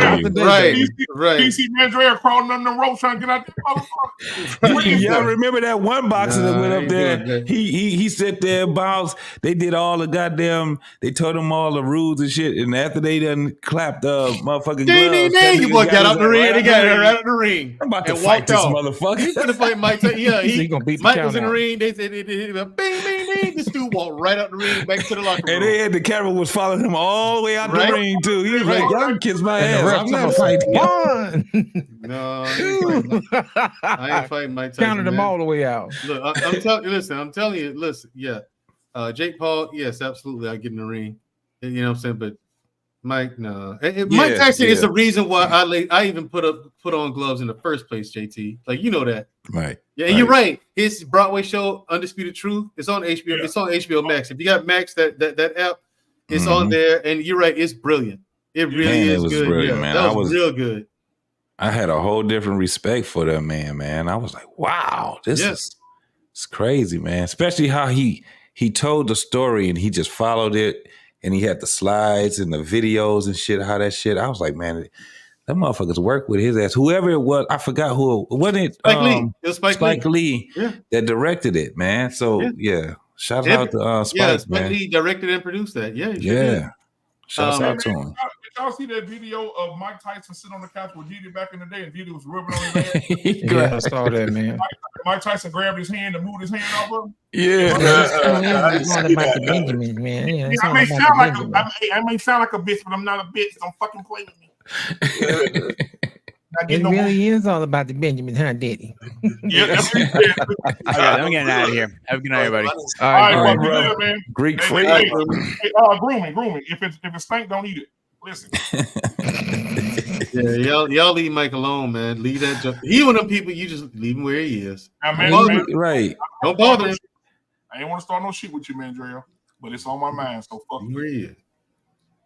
You know, like I know, that Floyd Money motherfucking Mayweather in his prime would have walked the dog on Sugar Ray Leonard. No, get the fuck out of You here. out of your fucking mind. Get the fuck out of here. You're out of your mind. You're out of your mind. You're out of your mind. Out of your mind. Here's the thing. Floyd Mayweather, here's the thing. I'll give you one more. Floyd Mayweather would have lost to all four of the four kings in that era. Yeah. He lost Sugar Ray, all four of them. Hagler, Durant. He would have beat Hagler. You out of your mind. Leonard couldn't be No, Hagler. Leonard couldn't be Hagler. The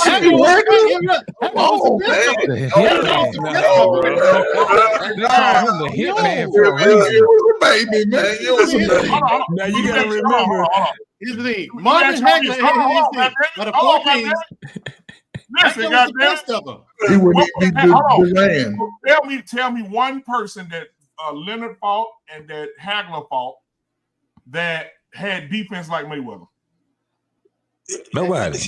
No. Here's the problem. Here's the problem. Number one, as talented as Floyd is, and he is talented, so I'm not taking anything from him. No, that's my man's. Right. 100 grand. Yeah, no doubt.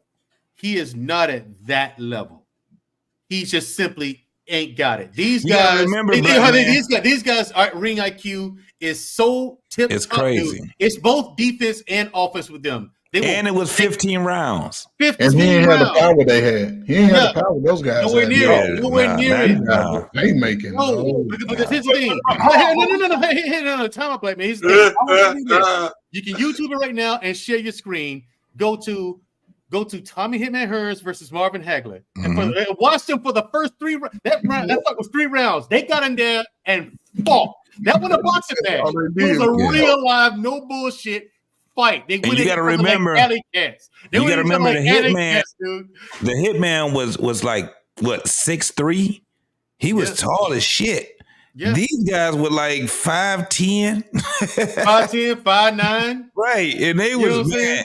And look, if you look at how they fought, man, let me tell you, Sugar Ray Leonard was busy.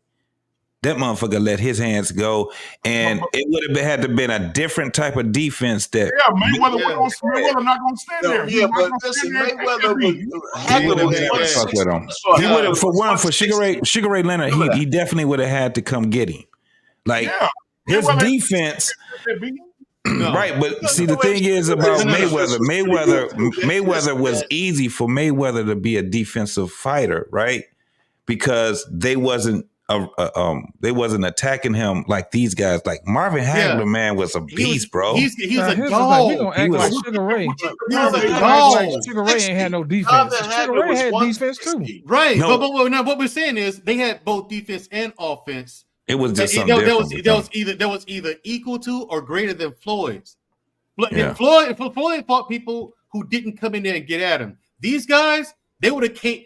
That's what JT means by Floyd would have had to come after these guys, because these guys are going to score so many points. If they didn't knock him out, Floyd would have had no choice but to engage them. He was going to have to go on offense. You can't sit back on defense with these fellas because they're going to knock you the fuck They're gonna out. Swing. They're going to swing. Yeah, they were so busy, man, in that ring. Yeah, they're going to knock you out. Sugar Ray would go 50. Most of Floyd did not fight Marvin Hagler. Well, Marvin Hagler was 160. A constant 160. Yeah. Floyd was a constant 147. Yeah. He was not gonna beat Marvin. Did you see Marvin Hagler against John the Beast Mugabe? Right. Man, no. We felt bad for John, man. We was like, what the fuck, man? But his thing. Now, his thing also, Floyd was the golden boy of boxing for a long time. Floyd had help. There's some fights Floyd actually lost, but they gave it to him. Mm-hmm. Floyd lost some of them fights now, but they gave it to him. For one, my boy Emmanuel Augustus. Floyd lost that fight. Floyd actually lost it, and also against my actual homeboy Zab Judah. Actually know him. Floyd, he beat Zab. Wait, he beat the fuck out of Zab. No, you gotta remember, that was a knockdown. Mandrell. That was a knockdown. Yeah, and Zab got up and pointed at the referee. But they didn't count it. No. What I'm saying, that wasn't that same fight. That wasn't the same fight. I know the fight you're talking about. You talking about the first fight? Yeah, when Floyd Glove hit the canvas clearly, and they didn't count the knockdown. That was the first fight. They took it from him. You know what I'm saying? Okay, now Zab, I say Zab beat him that first. That second one, Floyd. Yeah. Okay, man. Floyd. Explain this You to know me. what I'm saying? How did that little fat, stubby, chubby Mexican beat Anthony Joshua? Oh, because Joshua underestimated him, and Joshua was in there fucking around, and he didn't know that Ruiz can actually fight. That's right. Ruiz is no punk. I lost money on that fight. Because his thing, that one fight at that time, Ruiz only hold on at that time. I lost money on that shit. I was like, his thing. fuck. Now, JT, his is at that time, Ruiz only lost one fight, but when you go back and watch that fight, they took that fight from Ruiz. Ruiz actually the one that he lost? Yeah. Ruiz actually won that fight. Now, here's the thing, black man. Joshua got hit right here behind the eye, behind the ear. And once you hit, once your bell get rung like that, your equilibrium it don't survive. It's like, boo, that shit going on. Yeah, you can't. Your legs won't do. Your body will not do what you tell it to. Like you're absolutely. You be up there. You be standing up twerking. Right, you're awake. JT, tell him you're awake. You know what's going on. You know what you want your body to do, but it just won't do what you tell it. It is the weirdest thing. Right. You are 100% correct. Mike Tyson and Sylvester Stallone were sitting beside each other at the fight after it was over. Mike Tyson said, once you get hit behind the ear like that, Mike Tyson said, you can sit in the corner. You can say, I'm going to throw a right punch, a left punch, a combo. Your body's not going to fucking respond. It doesn't. Like, wow. It doesn't. It's the weirdest feeling, though. It is the Let me weirdest tell you, bro. feeling. It won't work. Had a fight. I'm telling you, I had a fight and I won the fight, but I was embarrassed like a motherfucker. I'm out here bullshitting with this dude. Didn't understand. This was probably the first dude that was taller than me. This motherfucker, I swung. I didn't see where he went because my glove was over me. He was up under me. He came up and he did an uppercut. He messed around, man. I had my my head gear on, right? He hit me once in the chin, right? I look back and I seen the other glove coming, and the damn glove, this how fucked up it was. It turned my motherfucking headpiece like this. I couldn't see shit. I said, what the fuck? That motherfucker punched me in the gut. I went down. I said, I'm not dealing with this shit no more. I won with a decision, but that motherfucker, I actually felt like he won, man, because he did that combination on me so goddamn hard, bro. I was like, oh, shit. Congratulations. And I'm glad my kids not here because they laugh so fucking hard. They don't have no empathy for their daddy. Well, when I was young, I'm probably 22, 23, I was going to the boxing gym with my brother, and there was a white boy in the ring just slapping people around. My brother said, you gonna get in there with me? I said, I'll beat the shit out that white boy. Shit. I said, I'll kill myself white boy with my hand. So here he go. He said, well, get your bitch ass in the ring then. I said, what the gloves at? JT, I get in that motherfucking ring, boy. He said, ding, ding. And I come out that motherfucker angry, boy. I hit that nigga, pop, pop, pop. I think I'm finna tear his ass up. JT, that motherfucker hit me with a body shot, nigga. I thought I saw Jesus baptizing his own mama. That nigga hit me with a body shot, nigga. That shit hurt, don't it? When he hit me, the inside of my head said, tell him to ring the bell, tell him to ring the bell. That motherfucker hit me, boy. I tried to move my whole side was gone. You would rather have a headshot. Oh. You would rather have a headshot than to have a body shot. I swear to God, dog. I'm looking him in the face. I'm looking him in the face, and I see him do this. I said, so back there, after he went right on that motherfucker. He said, "Bop." Yeah, man. My brother died. I said, "Where the fuck about you?" I'm done. It'll make you poot on yourself, man. No doubt about it. Yeah, I'll say this because I said this before on my channel. I said, look, in a sanctioned fight, I've never had my bell rung, never been knocked out. Never had a boxing injury in a sanctioned fight. But in training, JT, yes, I've had every fucking one of them. Yeah, I've had every single one. Yeah, I've been like knocked out like sleep. JT, you be snoring. That's the fucking part.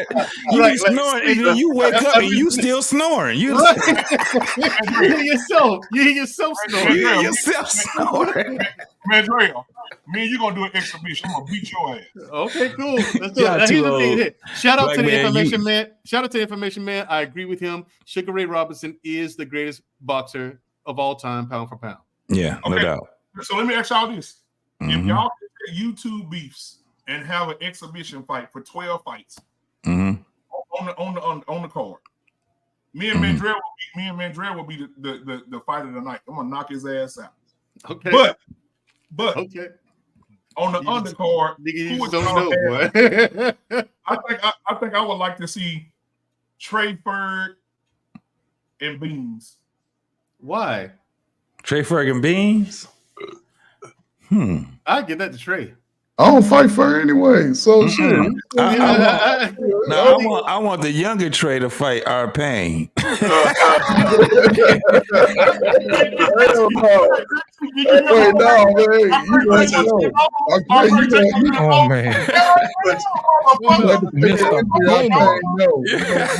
I might on your ass. My thing is, wait a minute, goddammit. I might get that fight to Trey Ferg though. I might, yeah. Hey, Trey Ferg and Beans. Yeah. I see Don't Trey hit Ferg me, winning. man. Don't hit me, man. I'm suing. What you talking about? Don't hit me, goddammit. Shit. Hey. 15 years ago, before my glasses, Trey Ferg, Fatty and Jay Prince. I'm suing your ass. Hit me if you want to. Fatty and Jay Prince. Oh my God. No, I get it, Fatty. I take we on lock. Why? That ain't worth your time. Oh yeah, that ain't gonna work. You can't win nothing with that, bro. That's like you fight one of them. Hey, brawls. you know what's a good one? I got a good one for you. No bragging points on that shit. You just slap the shit. Don't even give him no gloves. I got a good one for you. Give him a weapon. You gotta give him a weapon like a rake or something. Anton Daniels and Lapeef. Oh, Wow. I give it to Latifi. Him and JR? Yeah, Yeah. JR win. JR win. Yeah. I think that's what my money would be. And that might be the headline. I think JR would I top think out. Mandrell and DJ Hamp. Oh, please. Yeah. They are, because y'all do be talking all that shit to each other. Look, man, please. That'll be a good fight, though. Please. That should be that'll be a violent ass fight. No, it won't. No, it won't. JT, understand? Remember, JT, I have a ring IQ. He does not. Fuck the ring. We talking about at a bar. Y'all. Okay. If we're talking about a bar fight, that's a different story. We gonna put y'all in a bar. Okay, now that would be a violent ass fight. Me and DJ Hamp, that would be a violent fight. That would. This is a bar fight. Yeah, that's a violent ass fight. That's true. Now, Mandrell, I will tell you this, Mandrell. You need to call and talk to your nephew, man. Why? You already we know who I'm talking about. What'd he do, JJ? Who I'm talking about? JJ. What'd he do? He like his daddy, bro. And I don't know. Oh, that's a guy talking to you. God is trying to tell you something. Man, bro. We went to school. My wife called me. She said, "You got it." She said, "Listen, I'm not taking the call today." She said, "You take it." I said, "Okay, tell them to call me." So they called me. They say, "Hey, we just want to let you call you about JJ." I said, "What happened? What's wrong?" She said, "Well, he was in my son Kobe got into a fight. You know, it take a lot to push Kobe. Yeah. So Kobe got into a fight, but I didn't know what happened. Right? They didn't call him. I bet Kobe whooped that kid's ass. It was a little white boy. The little white boy called him a nigga. Yeah, that's over. God damn. So when he called him a nigga, Kobe said, "Nah, we ain't friends like that." You know, Kobe 13. He said, "We ain't friends like that." He said, "What, why, nigga?" And so Kobe hit him in the mouth. Well, the boy got a brother. He got twin brothers in the 8th grade, right? Remember, JJ's in the 6th grade. Kobe's in the 7th. So think about this. JJ finds out, comes out the class after Kobe hit, because they all in the same school. After Kobe hits the white boy, JJ come out and hit the white boy again after they broke it up. Don't fuck with my brother, right? I love it. JJ, then they say they see JJ on the security camera go upstairs to the 8th grade hall. Now keep in mind, JJ is in the 6th grade. He goes upstairs to the 8th grade hall where the brothers in class together and walk in the classroom and say, "Y'all finna jump my brother, we finna fight right now." And start fighting the boys in the 8th grade classroom. God damn. He was like, let's get to it. They told him, they said, "Come get him." They told me, I said, "Well, I'm at work." I said, "Baby, can you go pick him up?" She said, "Oh my God." But they told him pick him up. JJ tore the classroom up, boy. And but JJ don't take no shit off nobody, bro. That's Mandrell. Shit, Mandrell met him. He don't. That kid. He loves hard, but he protects strong, bro. My 11-year-old son, he's a dog. And I put him in, and here go Mandrell, I put him in jiu-jitsu. So then I put him in jiu-jitsu. He done went up there beating up the kids in jiu-jitsu. So I said, listen. Because one of the little boy picked him up and slammed him on his fucking head. And my son, he slammed him on his head after he told him to break. So I told Mandrell, I said, "Mandrell, we here right now." The dude said break, and the dude still thumped my son on his head. Man, JJ got up and 2-pieced him. The man like, said, fuck this damn discipline shit. Bro, the man said, "We can't keep him here." I said, "They done kicked him out of jiu-jitsu, bro." He said, yeah, you need to pray for JJ tonight. Look, man. That's funny. That is. That's wild, man. Well, anyway, gentlemen, I got to go. Oh, man, got to All right, man. Go change your diaper. Jesus Christ, man. Go change your diaper. I'm going to think of something that's going to really upset you on Monday, man. The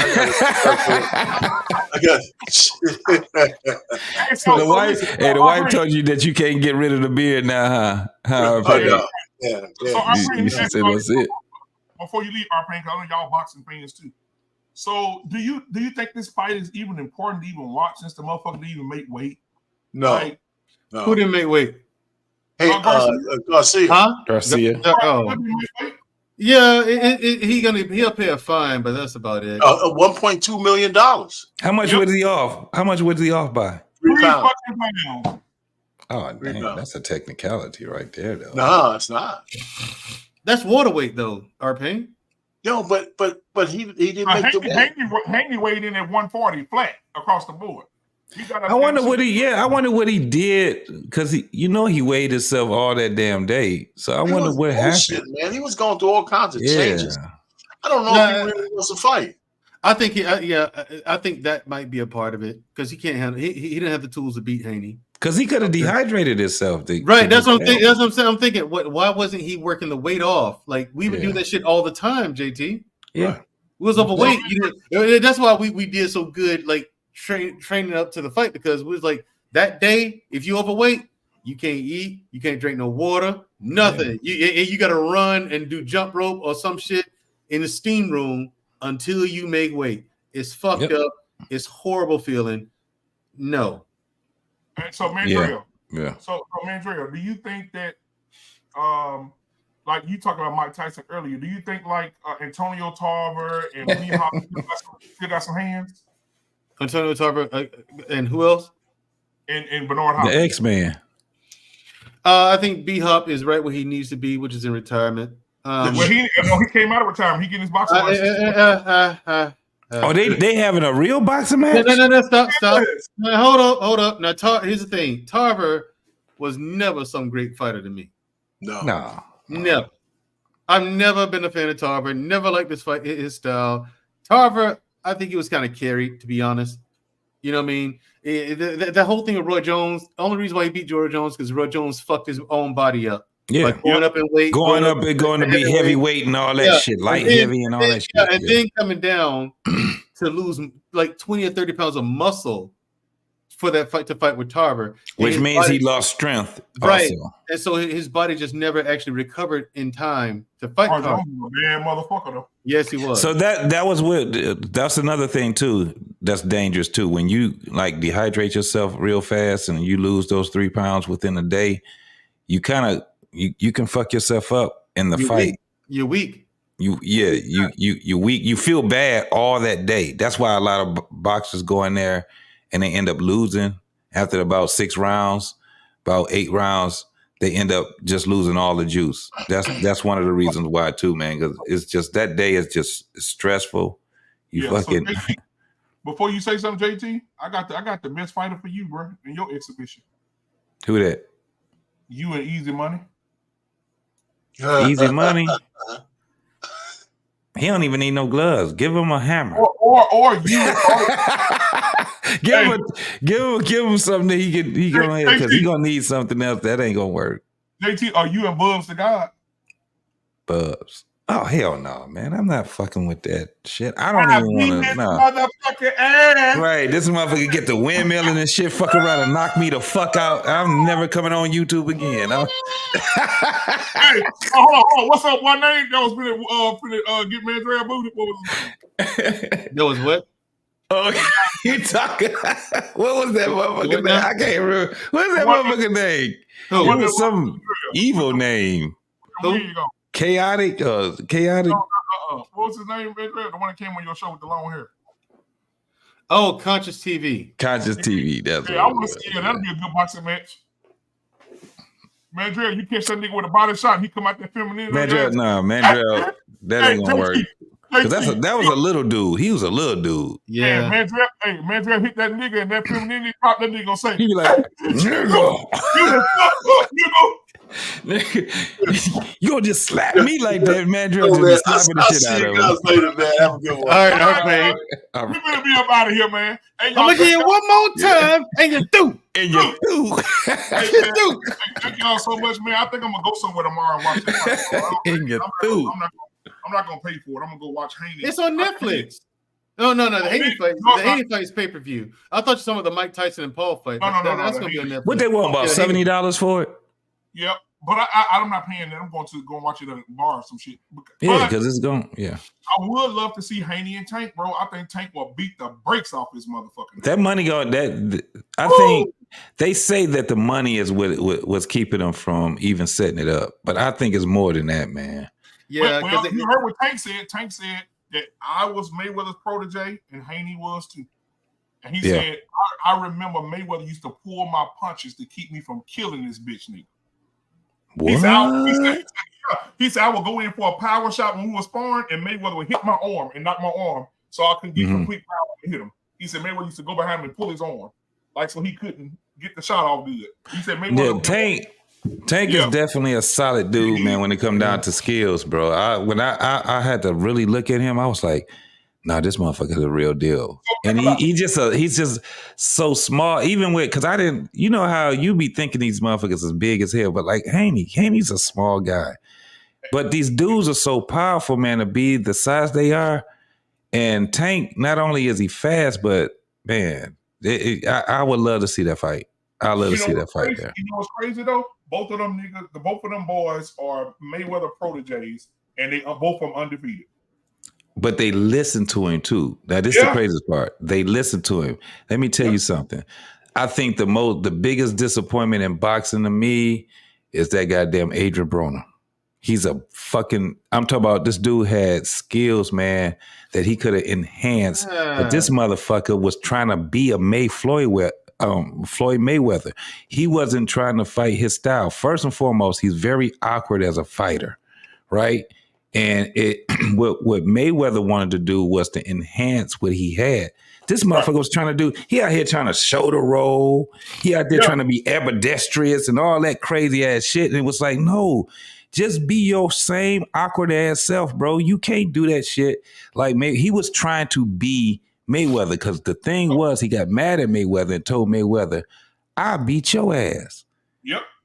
I beat your ass, nigga. And that's when Mayweather was like, man, let me stop talking to this dude. Because Mayweather was like, that shit, what I was doing, it made me millions of dollars. When I was going out there wearing all the goddamn Gucci and shit, I was doing it because I was trying to help boxing. I'm not about to sit back and I done had you in my camp. I done had you, me and you done sparred. We done did all this shit. And then you gonna sit back and talk that shit? No, this ain't gonna make us no money, nigga. Nope. And he started lifting weights, free weights. And I was like, that's it for him.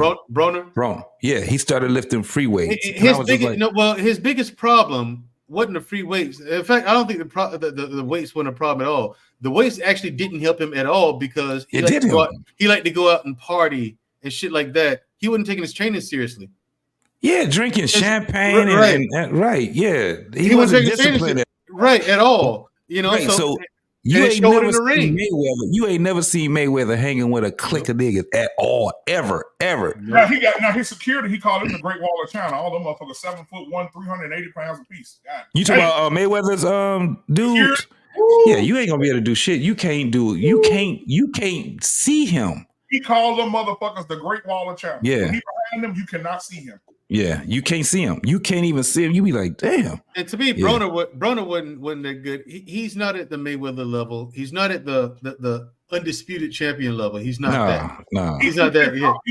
But I think he actually could have, bro. I really think that he could have. So? I don't think so.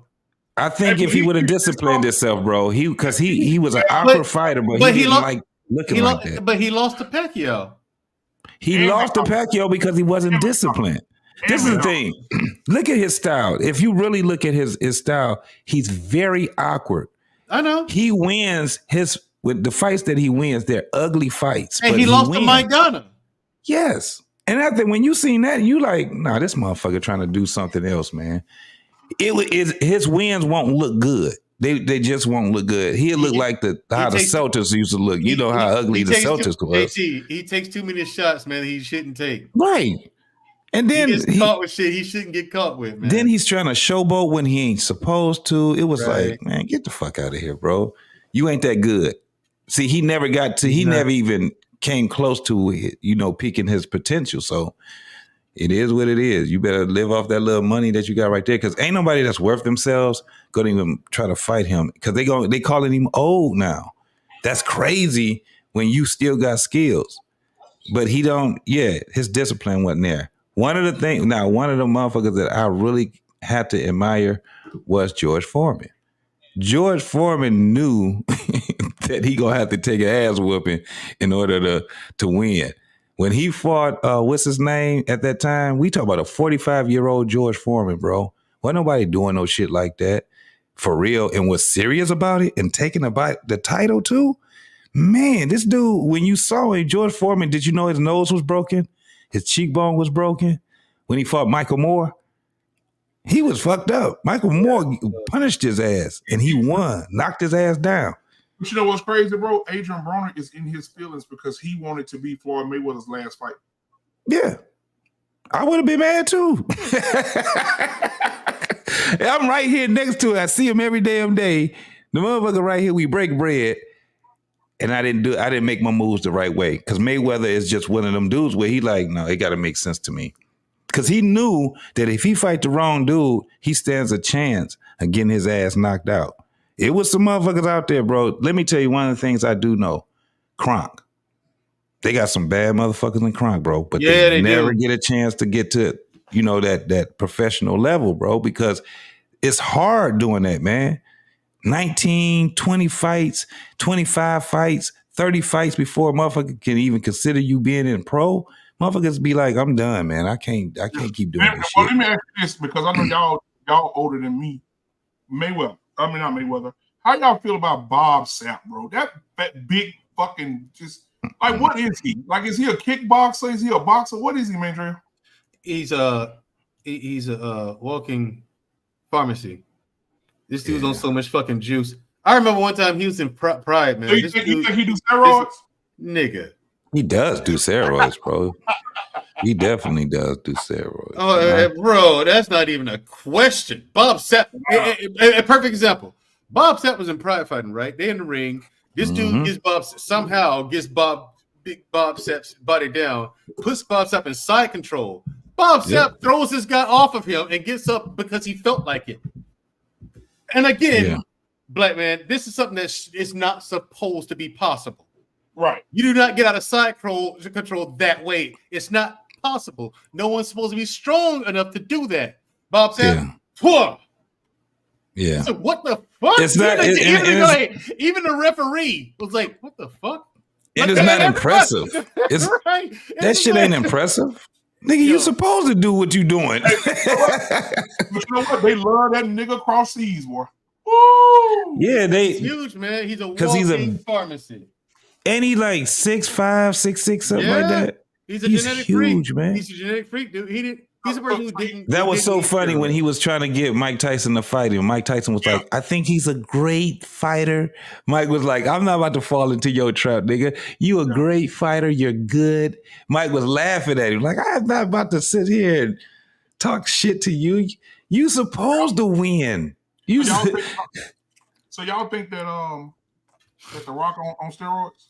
Absolutely. Yeah, I think all of those dudes, man, when you see dudes that really work out, I done seen guys, man, that's very, very strong. Yeah. The definition that it takes to have the definition that these dudes be having, there's no fucking way that you can't do that without juice. You got to have some juice or something like that. Well, the thing is, it's like, what gives it away? Because you can't be real chiseled at their age if you're eating the right way. You know what I'm saying, JT? And you do have the right training. You are training the right way. The problem is that these guys actually, like The Rock, will put on new muscle. And that's what I'm saying. I'm 50 like, years, it's like at 50 years old, Rock. 50. Right. And then you look, so remember the bodybuilders, right? Bodybuilders start looking the way that they look and they have the total definition. It's hours before they go and do what they do. Why? They dehydrate themselves. Yep. They work out. And then when you see them in 2 days later, they just, they big and stuff like that. Like, especially with women. But they ain't chiseled like that. Yeah. They not chiseled like that or nothing. It's a matter of hours for them to look like that. Have y'all seen him and Jennifer Lopez work out together? Boy, Man, Jennifer Lopez, they just showed a new picture of Jennifer Lopez. I was like, who the fuck is that? Man. That motherfucker is, I was like, she, man. Got them yams. She always had them yams. Yeah, but she, man, because Jennifer Lopez is what, 53? Yep. 54, something like that. Something like that. Yeah. Work out together, bro. That workout is so goddamn, it's like they was in the fucking Navy SEALs, bro. Yeah. I was like, fuck. Hell no. Yeah. That takes that's some effort right there, bro. But Ben Affleck, he was pandering. He was simping and pandering. He went back to her after she done been flued out around the country. Might as well. It's like that damn song with You can't say that, then you won't get. Look, she 50. It's done. He 50 something. You know, it's a done deal. What we trying to do now? We done had our fun. Might as well get married now. Shit, fuck it. Mandrea used to be in love with this chick, so I want to play it for Mandrea real quick. Who? You gonna play it? Who is that? Who's that? Oh, Demetria Obalor. Yeah. Demetria Obalor. I remember when you put that picture up. Mandrea was like, She's an attractive woman, man. Yeah. Yeah. She bad. Yeah, J-Lo, I gotta give it to her. She did it. Look at this. With the white bikini on. Oh yeah, that one with the yellow hookup on. Look at them legs. Yeah, that's effort right there, that's bro. the stripper J-Lo. That's the J-Lo that they had when she was making that That's little. going to the gym J-Lo right there, bro. That's that Nigga, 450 squats right there, 450 pounds. Did y'all see that action movie she just did on fucking was it Hulu or Netflix? Yeah, I When liked she it. walked in the room and she tried to have sex with old boy, she was in there with her panties and her bra. Yeah. She put that ass up on the bed and told him to come get that motherfucker. They gave it bad reviews. A lot of people gave that. I don't know what happened, but they gave it bad reviews. It wasn't a bad movie, but it got some bad reviews.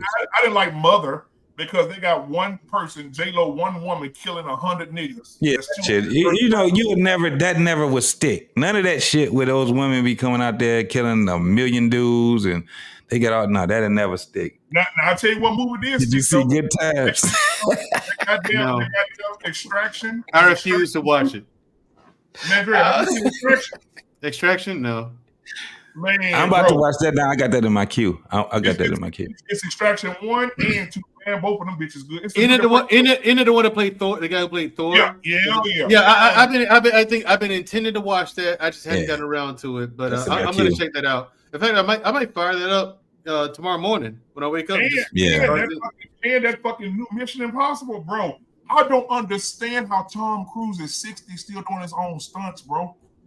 Hey man, that shit jumping out that when he did that shit with the motorcycle, and that was some real shit he did. They showed when he did that shit. You remember when the plane took off, he was holding on to the side of that shit? Yeah.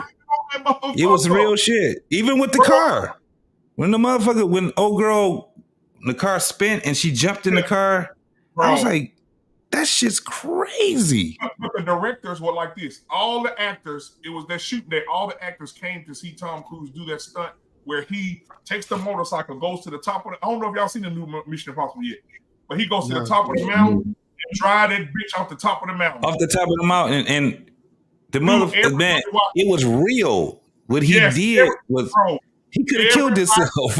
Everybody watching it, bro. And the director was like this. And they said, and action. And Tom hit that bitch. Just went up the top of that bitch. Did you hear what he said in the interview? He said this could have been it right here. He said this could have been it. Oh my God. He said this could have been it. Oh my God. But he practiced so much. He said he practiced so much where he had the confidence. I said, but damn, man, just one little slip. They put down and seen that parachute come out. They say, thank you, Jesus. So question. Based off of this, and us as black men, sometimes our lack of bravery shows. Our fear mechanism kicks in a lot. So, based off this movie, and you were Mission Impossible 27, 37. And they were giving you $25 million. Would you be the guy that's brave enough to ride that motorcycle off that cliff? No. Now let me tell you this. I would go through the training. I would go through the training and see how good I am in the training. If I fucked up about 35 times, I'm not about to do that shit for real. And you know what, Trey? You fucked the money up because Tom Cruise getting $40 million a movie. Oh, well, see, there you go then. For $40 million, I'm jumping off that goddamn mountain. Not me. 20 and 30. Listen, I live my life based I'm off of parachute ready. probabilities. I'm parachute ready. He had Hey, a hold on. 30. Listen, Hold on, he had JT. a Time out. 35% JT. chance of Time out. dying. Time out. I'm Time out. straight. Hold up. Hold up, JT. Time out now. Hold up. Time out now. You say you was airborne? Yeah, but I had a damn. Wait I a minute, hooked up. JT. Wait a minute. He got a I had a parachute. reserve. Shit. But what I'm saying, he has a reserve too. They giving them military grade equipment to do these stunts. Watch that. Look at that stunt again. Look at all the way. Look at all the ones that he did. He's 60, nigga. He's 60 years old. I was 20. I was 20. I was 20. What? 22. Would you have did it at 22? Probably Would you have did that at 22? So. Yeah, see, at 50, we ain't doing that shit. Fuck that shit. Because my dumb ass repelled out of a fucking plane. So yeah, I did some stupid ass shit. I was rope, no rope. I jumped out, did dead man jumps and all that shit. Yeah, nah, I'm not doing that. Not at them 50 or 60. Oh, no, you ain't doing that shit at 45. Bro, you can't get me to jump off the goddamn porch. I'm taking all the steps. I'm not about to hurt myself with nobody. Fuck that. I got a question for you, Mandrell. What's up? I had no fucking clue that Keanu Reeves in real life is a professional marksman. Yeah. He does technical that training. motherfucker can shoot a black eye pea off the top of your forehead. Yeah, he does technical training all the time. Yeah. Really? I know that. All the time. Like, he know how to man. That motherfucker's so cold. Yeah, that is lit. I gotta say this. That is some real. That's some bragging rights right there, bro. Man. I didn't shot a lot of different weapons, and I'm telling you right now, I was proficient in the M2, the M16, handguns. It is what it is with handguns, depending on what the fucking handgun. Like I got a Springsfield. I'm very good with that motherfucker. It's an ordnance weapon. But Glock, I can't hit shit with a fucking Glock. That shit is crazy. I got my SIG. I'm really good with SIGs. Yeah, same here. In fact, I can't do shit with a Glock. SIG is my brand of choice. Yeah. For me, SIG is my favorite brand. I do. I swear by SIG, live and die by that brand. Yeah. I love a SIG. Yeah. But rifles, I'm really good. I'm very comfortable with rifles. And I'm a left-handed shooter. So especially like an M16, left-handed shooters always had to have them brass deflectors. I usually just let the shit burn my fucking face. Fuck it. You left-handed too? Yeah. You know what? Okay. Absolutely. I feel Look, after getting off the range, I have all them little circles on my face. I look like hair. Yep. I'll just let the goddamn shit burn my fucking face. Burning like a motherfucker. It'd be, man, for real. But I wanted to get the real shots off. So that brass deflector was bullshit. I'm gonna go to the range tomorrow, man. Huh? I said I'm gonna go to the range tomorrow. Yeah. I was thinking about doing some shit. But the like thing that. is, here's the thing where I tell people, like, and I listen to people talk crazy shit. And like, they ask me about, well, I got this M4 and blah, blah, blah. I'm like, okay, anybody can shoot a carbine. Yeah. That's easy, The thing that's unforgiving is a handgun. That's what you need to be putting around a range on. Yeah. I mean, those things are very unforgiving. So, I mean, I think that what JT's talking about here, well, jog my memory about this is when JT's talking about how he shoots with a Glock. He can't hit shit with it. It's probably the way it fits in your hand. It is. Yeah, because there's some guns like Ruger. The target can be 10 feet in front of me, JT. Mm-hmm. I've gone to the range, target's 10 feet in front of me. I didn't even hit the paper. Yeah. I put it there. I put it down, picked up my SIG, center man. I'm shooting, I'm putting rounds through the same hole with my SIG. Pick up the Ruger. I've squeezed those 6 rounds. One of them hit the paper. I was like, the fuck is going on here? Andrea, I had that problem with the Ruger too. I had the Ruger 380. I bought that from my wife. And then I got one too at the same time. Then I got the 9, then the 38. And I got so many goddamn guns. But that Ruger, you absolutely correct. You stand and shoot that motherfucker, and you be like, The Ruger, the handle was too small for my hands. When I tried to handle the Ruger, it was too small for my hands. You got big hands, Trey? Yeah, I can palm a basketball with both hands, but I couldn't. It was too small. I got big hands too. Don't feel bad. Look. Yeah, you got them goddamn gorillas over. You can't shoot no. Yeah, you get a 380. You know. Yeah. I'm saying, yeah, a 380. Yeah, looking like King Kong trying to shoot it. Remember we used to stay up on the toes and cock our guns online and shit when we were on the toes? Yeah. Y'all was tripping. Well, y'all was wild. Y'all was wild. Y'all was doing too much. Hey man, we used to do them live shows and be up. So nigga, you ain't saying shit. Right. Show me something. Oh, nigga, you ain't saying shit. Man, girl said, hold on just a fucking minute. Yeah. But man, hey, I gotta get up early in the morning, bro. My son got 7 on 7 all day. I gotta coach 7 on 17 tomorrow. So I gotta deal with these kids that's gonna be crying to they're hungry in the morning because their mama ain't fed them. So I gotta right. I'm probably gonna stop by and get them something. I ain't gonna give them no donuts. I'll probably give them some breakfast tacos or some shit. Yeah, you know that's your legacy, right? The kids. Somebody's always gonna be talking about your ass, boy. They always gonna be saying something about you, boy. Yeah. Hey man, y'all did it. That was a dope ass show that y'all did, man. That was a dope ass show. What show? The flipping tables. Last night, man. Last night. Oh, okay. You was on, when you on there, Mandrell? I came later. Mandrell, you was on there for an 8-hour damn show, bro. That was an 8-hour show. So you could have came late, went to sleep, woke back up, and did it. Yeah, I did. I did come. Man, Mandrell will tell you when I first started, bro. Shit, JT came in too, nigga. We used to do 8, 9, 10 hours on that. Hell yeah. Absolutely. I don't know what happened over the last year, nigga. Got that practice in. No more.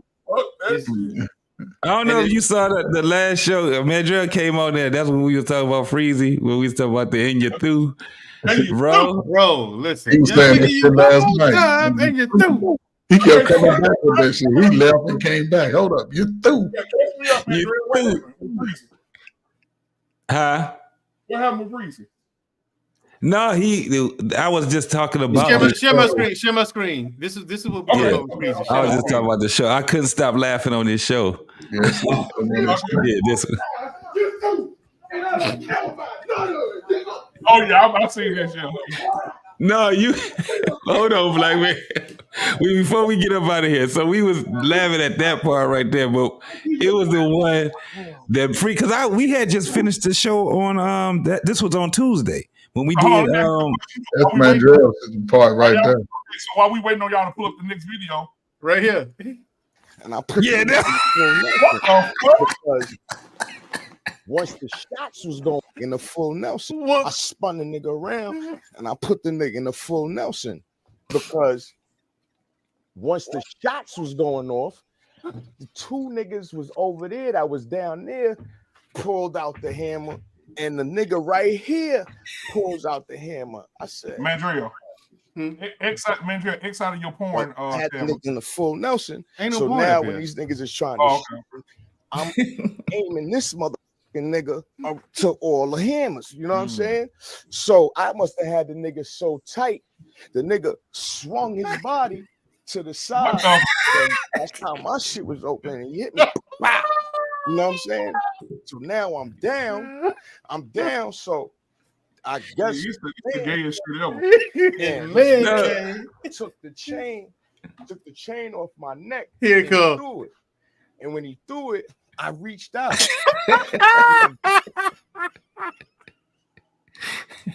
Grabbed the chain. Nigga, I almost picked this fucking water out, bro. And when he and his man took the chain off my neck and threw it. And when he threw it, I reached out. Hold on. So, but the thing was that because he got the original. We on Freezy show. Oh shit! And I'm getting ready because we ended the show, dog. I was supposed to took my ass to bed because we ended your show. We ended the flipping table show early enough. Well, I'm like, all right, I can go to bed. But I flip over on Freezy shit. Hold on, let me pull this one up, Madrill. I flip on Freezy shit. Real quick, JT, here one more time. Nigga so tight, the nigga swung his body to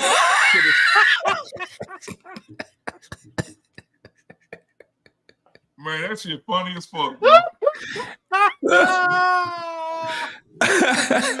nigga swung his body and he put his legs straight up like this. That's what this was the shit was when old boy, because Freezy was just going through shit, right? Right. That was the funny, but this was where the funny shit came at. Let me show him where the funny shit was, because that was the second one. We couldn't stop laughing, but this was the shit. That nigga in the full Nelson. So now when these niggas is trying to the first full Nelson, once it stopped, I spun the nigga around and I put the nigga in the full Nelson. Nigga crossed his feet over, black man. Look. Nigga crossed his feet. Anyway, he said he put the nigga in the full Nelson. I'm fucking stupid. Who does the full Nelson anymore, black man? And look, the story, now that story, man, the motherfucker did get shot. He did. He was, what's his name? Freaky Z or something like that? Yeah, he's from Dipset.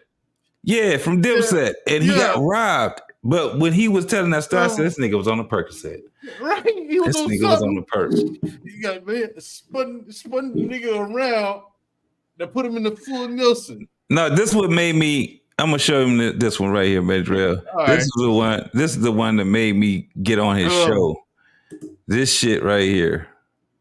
Let me make sure that the motherfucker was. Here you go. This is the one right here, Madrill. Yeah. Listen to this shit, black man, please. This is brilliant. This shit was crazy. This shit was goated. Do you have the one with what's that? Sukiyana, and she's saying like, "Hey." Hold on. But you all know who that was. We ain't signing shit, aka Hot Sauce, aka he have all kind of shit now. Donald Trump, he just be everybody. Putin or some shit he be having. Freaky, type in Sukiyana's interview. Hold on, I got one more. Hold on. I got a couple more. Hold on, watch this shit. This book came about because my dad. We don't need to see that. Hey, you want one? No. Oh, you don't do perks? Man, look. No, I don't perk. He said, "You want a perk? You want one?" He said, "No, I don't do perks. I don't do perks." Watch this. No. But perk my motherfucking bag in there. I put tell them pop a perk right quick. Okay. I'm itching right now. Are you gonna make it? Or are you gonna be okay for it? Sure, man. Come on, ain't no addict. He just said he said he need a perk. And he you up there about to cry, boy. You got this one maybe I was laughing trying to get on this show. Right here, Hot Sauce. Listen to this shit right here. Watch this. It's gonna be real, folks. First of all, me being friends with Remo, I would assume you were what's the opposite of homosexual? Heterosexual. I would assume his ass is a homosexual. And he different. So if he was not a homosexual, you gotta say heterosexual. A heterosexual. So if he was a heterosexuals, bro, I'm gonna assume that you ahead of the sexuals and bro ahead of the sexuals too. I'm already ahead of the sexuals. So I'm assuming everybody who hangs with me is ahead of the sexuals, bro. If you're not ahead of these sexuals, then because if you my friend, bro, bro. Listen, they corrected him and he got worse. JT. Yeah. He got word that nigga said. He said a homosexual. Yeah. The nigga said I'm ahead of the sexuals. You gotta say heterosexual. Ahead of the sexuals. And Man, we was sitting there. They just let him go. I was about to say, JT, I would have found it. I was like, listen, if you having trouble finding it, I got it pulled up too. Yeah, I would have found that, JT. Good God, that word is whooping his ass. It was, man. That nigga said the hetero. He's like, I'm ahead of the sexuals. Ahead of the sexuals. Y'all take your ass to the bed, man. Y'all use your ass to sleep. Y'all tripping, man. This is when I jumped up on the panel when he did do this one. This is the last one. But I had the nigga in the full Nelson. So now when these niggas is trying to shoot me, I'm aiming this motherfucking nigga to all the hammers. You know what I'm saying? So I must have had the nigga so tight, the nigga swung his body to the side. And that's how my shit was open. And he hit me. Boom, bow. You know what I'm saying? So now I'm down. So I guess his man came and his man took the chain off my neck and threw it. And when he threw it, I reached out and I grabbed the chain. I spun the nigga around and I put the nigga in the full Nelson because dog, I'm gonna tell you something, man. It ain't nobody like black people, man. I'm telling you, dog. No cap, dog. We the greatest, man. We the greatest at telling stories. We the greatest at Oh my god. All right, man. Well, I gotta go, man. I gotta get up in the morning, get these kids fed, bro. And Hey, tell JJ I'm gonna come down there. Yes, sir. And I'm gonna put his ass in the full Nelson. Okay, black man. Hey, I had to talk to him. I had to talk to him last week because we playing 7-on-7. Ain't no tackle in 7-on-7. Just a push. You do a push off. And the boy JJ caught an interception, ran it halfway back. The boy pushed JJ. JJ looked at the boy real good. On the next play, the boy caught the ball. JJ picked him around his waist and just. God damn. So yeah, he got a temper problem. Look, I'm gonna put this. I'm gonna put him in the nigga in the full Nelson, right? And I'm gonna hold the nigga so tight. He gonna swing his body this way. Swing his body this way. All right. And then I'm gonna rip them fucking dreads, weak ass dreads out his head and throw him. And when I throw him, I'm gonna reach out. Yeah, I'm stupid, man. Wait, why you turn his head this way, JT? Right. Hey, Lady D, thank you for that. What's up, Lady D? JT, that was so funny, man. Oh, look, my God. Hey, look, I actually called Freezy the next day and apologized for missing that show. I said, Freezy, of all the shows I watch of yours that I missed, how in the world did I miss that one? I don't know, man. And you threw. We was talking about when it happened, it was at a Guthers, and Freezy's telling me, look, I actually been to that Guthers. I said, you been to that one? He said, yeah. I know exactly what that is, too. I said, shout out to Florida. Shout out to Florida. And you threw. You threw. You got one more time. And you threw. You got one more time, and you threw. I gave you too many chances, baby. Yeah. Have you seen the song someone made of it? Yes, I got the song. Right. You know what? The man, man. That song actually, but Trey Bird, that song actually slaps low key. It's dope. No, Black Man used to play it. Oh, okay. Yeah. Which one? And you threw the one where the dude was in it. He was gonna beat the dude up. It was washing his hands. He was like, I gave you too many chances, baby. You got one more time. And you threw.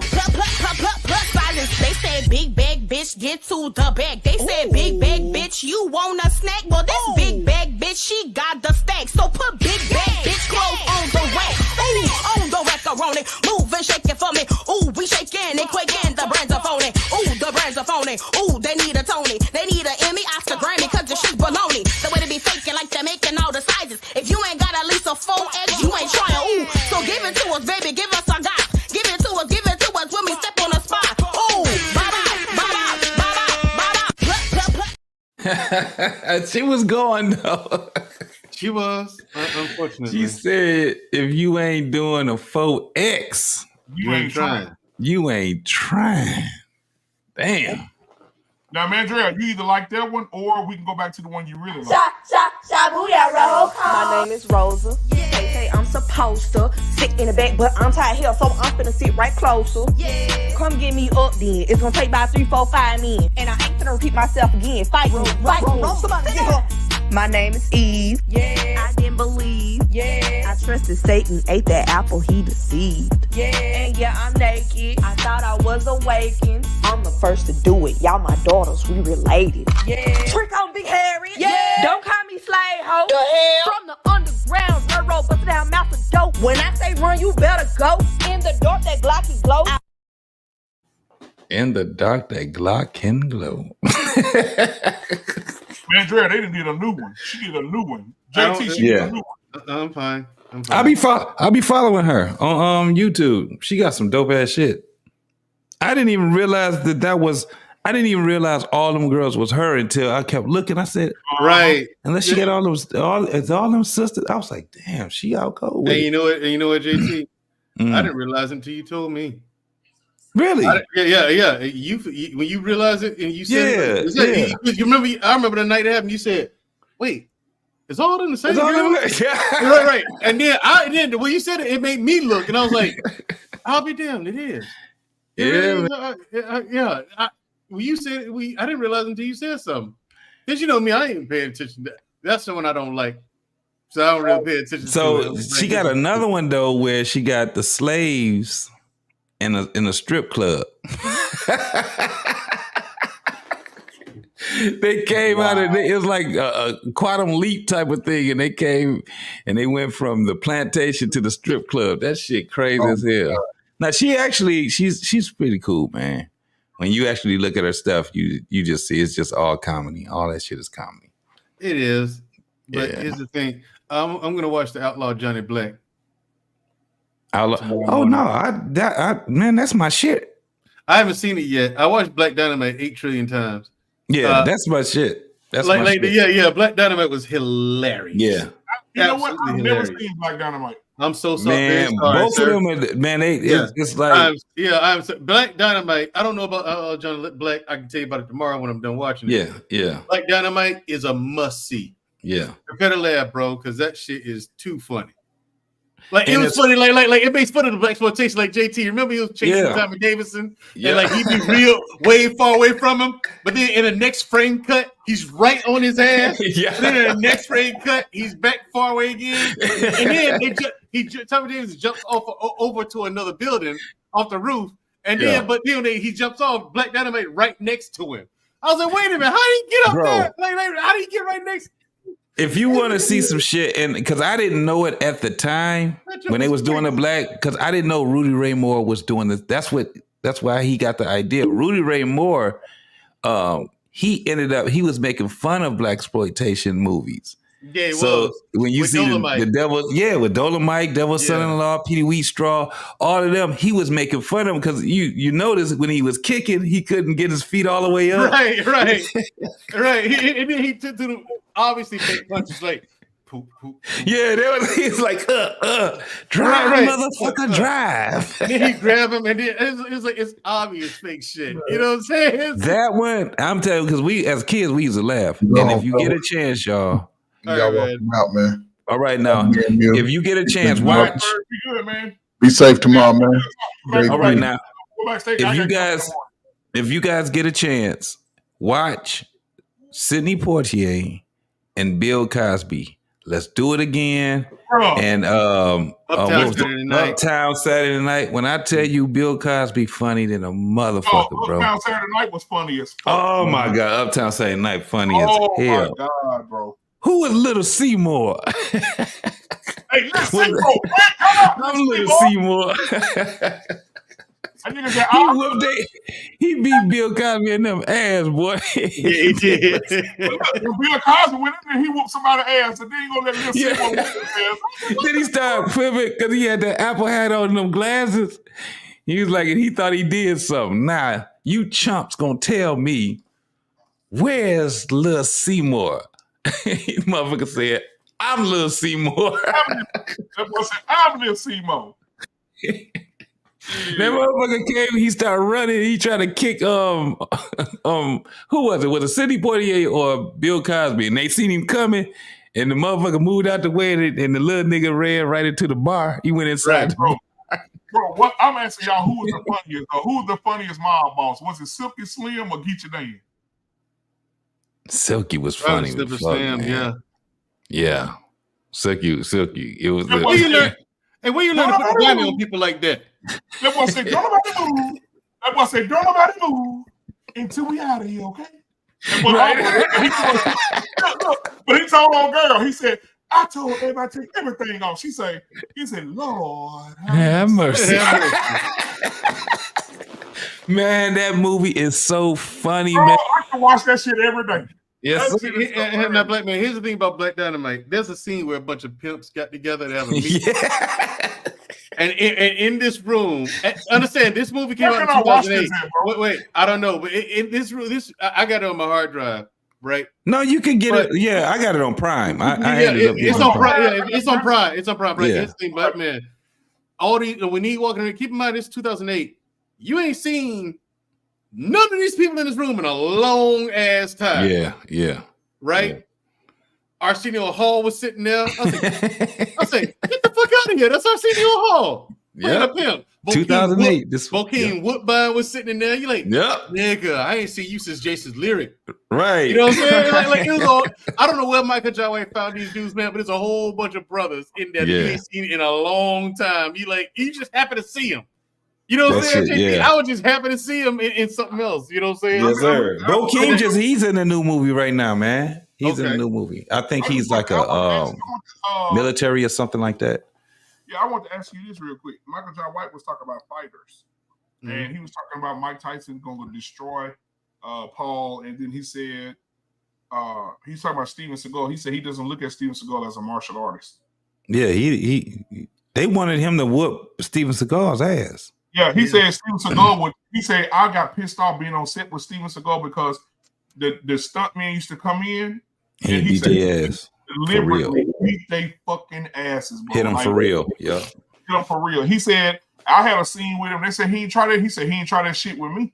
And the cameraman was like, everybody just was looking to see if he was gonna get down with him. Yeah. Right. The other black dude, Isaiah Washington, mm-hmm. he was like the emissary in between the two. Yeah. Because he had pissed Michael Jai White off with the stuff he was pulling with the stuntman. Mm-hmm. And Michael Jai White was there's like, is he gonna beat him up is he gonna hit him for real? Is he gonna beat up Steven? Everyone knew Michael Jai White was gonna whoop Steven's ass. Whoop his ass. Yeah. They knew he could whoop Steven's ass, and it just everybody's kind of trying to brace for it. The director set it up for that shit. Right. And the director rewrote some shit just to set it up for them to fight, like just so Michael Jai White can get tee off on him. But man, like that's the crazy part. But this is my crazy. This is the thing though for me though. I think that Michael Jai White was in his prime too. But man, Michael Jai White can really fight, bro. That's a real. He the real deal. You ain't fucking around with that dude, man. Yeah. He the real deal. Yeah. He ain't. I didn't know his wife was a fighter either. Yeah, I didn't know that. Oh, she is. She trains. Yeah. Him, Jean-Claude Van Damme. He the real deal. Yeah, he the real deal. Chuck Norris. Chuck Norris. Yep. Michael Jai White said he walked into a place one time. He said they were shooting a movie. Jean-Claude Van Damme was shooting a movie in the same city. He was shooting his movie. It was two different movies. And so he walked into the studio just to speak to Jean-Claude. And he said Jean-Claude was in there doing ballerina with the ballerina dances. Mm-hmm. Work on very flexible. Mm-hmm. I was like, wow. Yeah. When you seen that, I remember he had a movie out, and then I don't know if you guys ever remember Jim Cotter. There was a motherfucking movie that came out around about the same time his first or second movie that came out. And it was called Jim Cotter. It was the same type of martial arts and stuff like that. That's when motherfuckers seen Van Damme was the real shit. They was like, nah. Jet Li. Jet Li was on an interview. He's a Wushu champion. Yeah. He's an actual Wushu champion. He kicked the dude 5 times, and it only looked like he kicked him twice. He didn't kick him.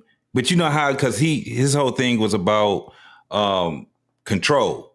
Mm-hmm. So he kicked so close to his face where they had to play it in slow motion to see that he kicked him 5 times instead of like 2. It was like, God damn, that's crazy. How old is Jet Li? Jet Li is almost 70. Yeah, about 70 now. He might be 70 now. Bullshit. No, he was old. When he first started making movies, he was old then, dude. If you look at the old karate movies, he's in them. Yeah, them old Kung Fu theater movies. He was born in 1963. That make him, he's 60. Is he 60? All the 60, 61, depending on what his birthday is. You think he still got some skills though? Yeah. No, he still do shit. He's still doing shit. If you see him, he just don't look his age, man. He still look like the same motherfucker. He shaved all his hair off and he looked like a little old. Because he's gray.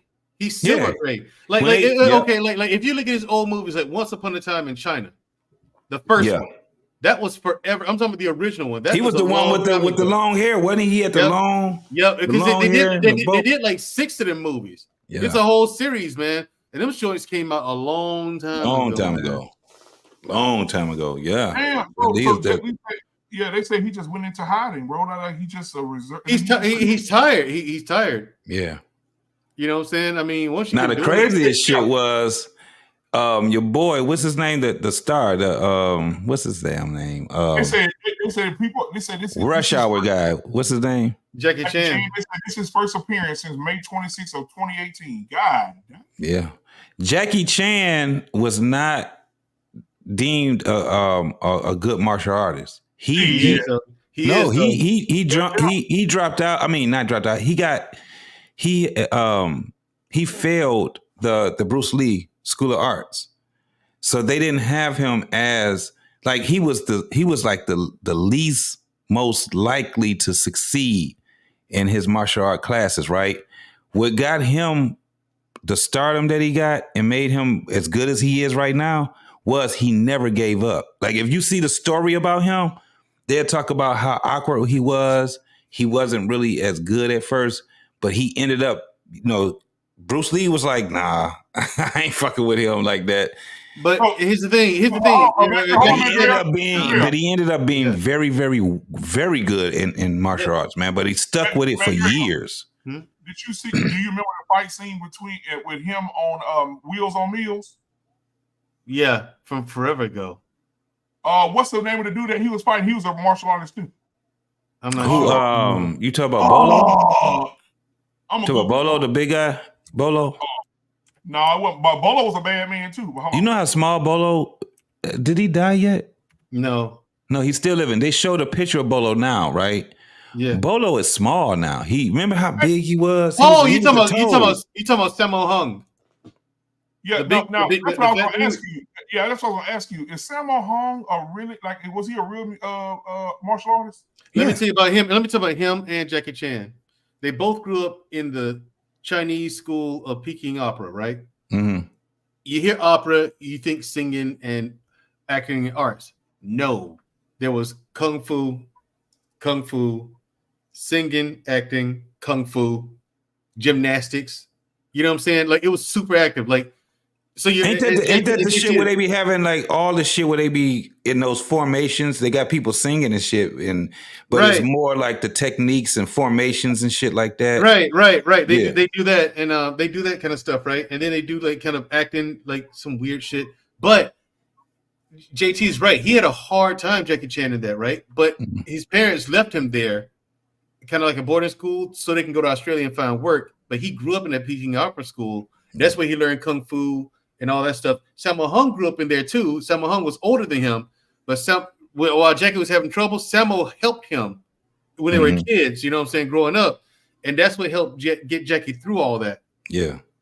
It was, man, his story is something, man. That's one of the ones where it's like you don't give up type of shit. Yeah, JT's right. Jackie was having real trouble, you know what I'm saying, coming up in that. And then like Bruce Lee, JC's right about that too. Bruce Lee, we're gonna fight Jackie. Because as bad as Bruce Lee was, understand Jackie got Bruce by like 40 pounds. Yeah. So man, who was Benny Euclides? They said he was a bad motherfucking man, boy. They said he trained under Bruce Lee for years. If you watch, I know who that is. If you actually watch the Dragon, the movie about Bruce Lee, I think that's on Netflix. They talk about that guy. What's the movie that Bruce Lee did where he fought everybody? Was it Enter the Dragon when he went on each level and fought everybody? No, that's Game of Death. Game of Death. Game of Death, yeah. Hey, if you watch the original Game of Death, they didn't have that part in where he went to each level fighting different martial artists.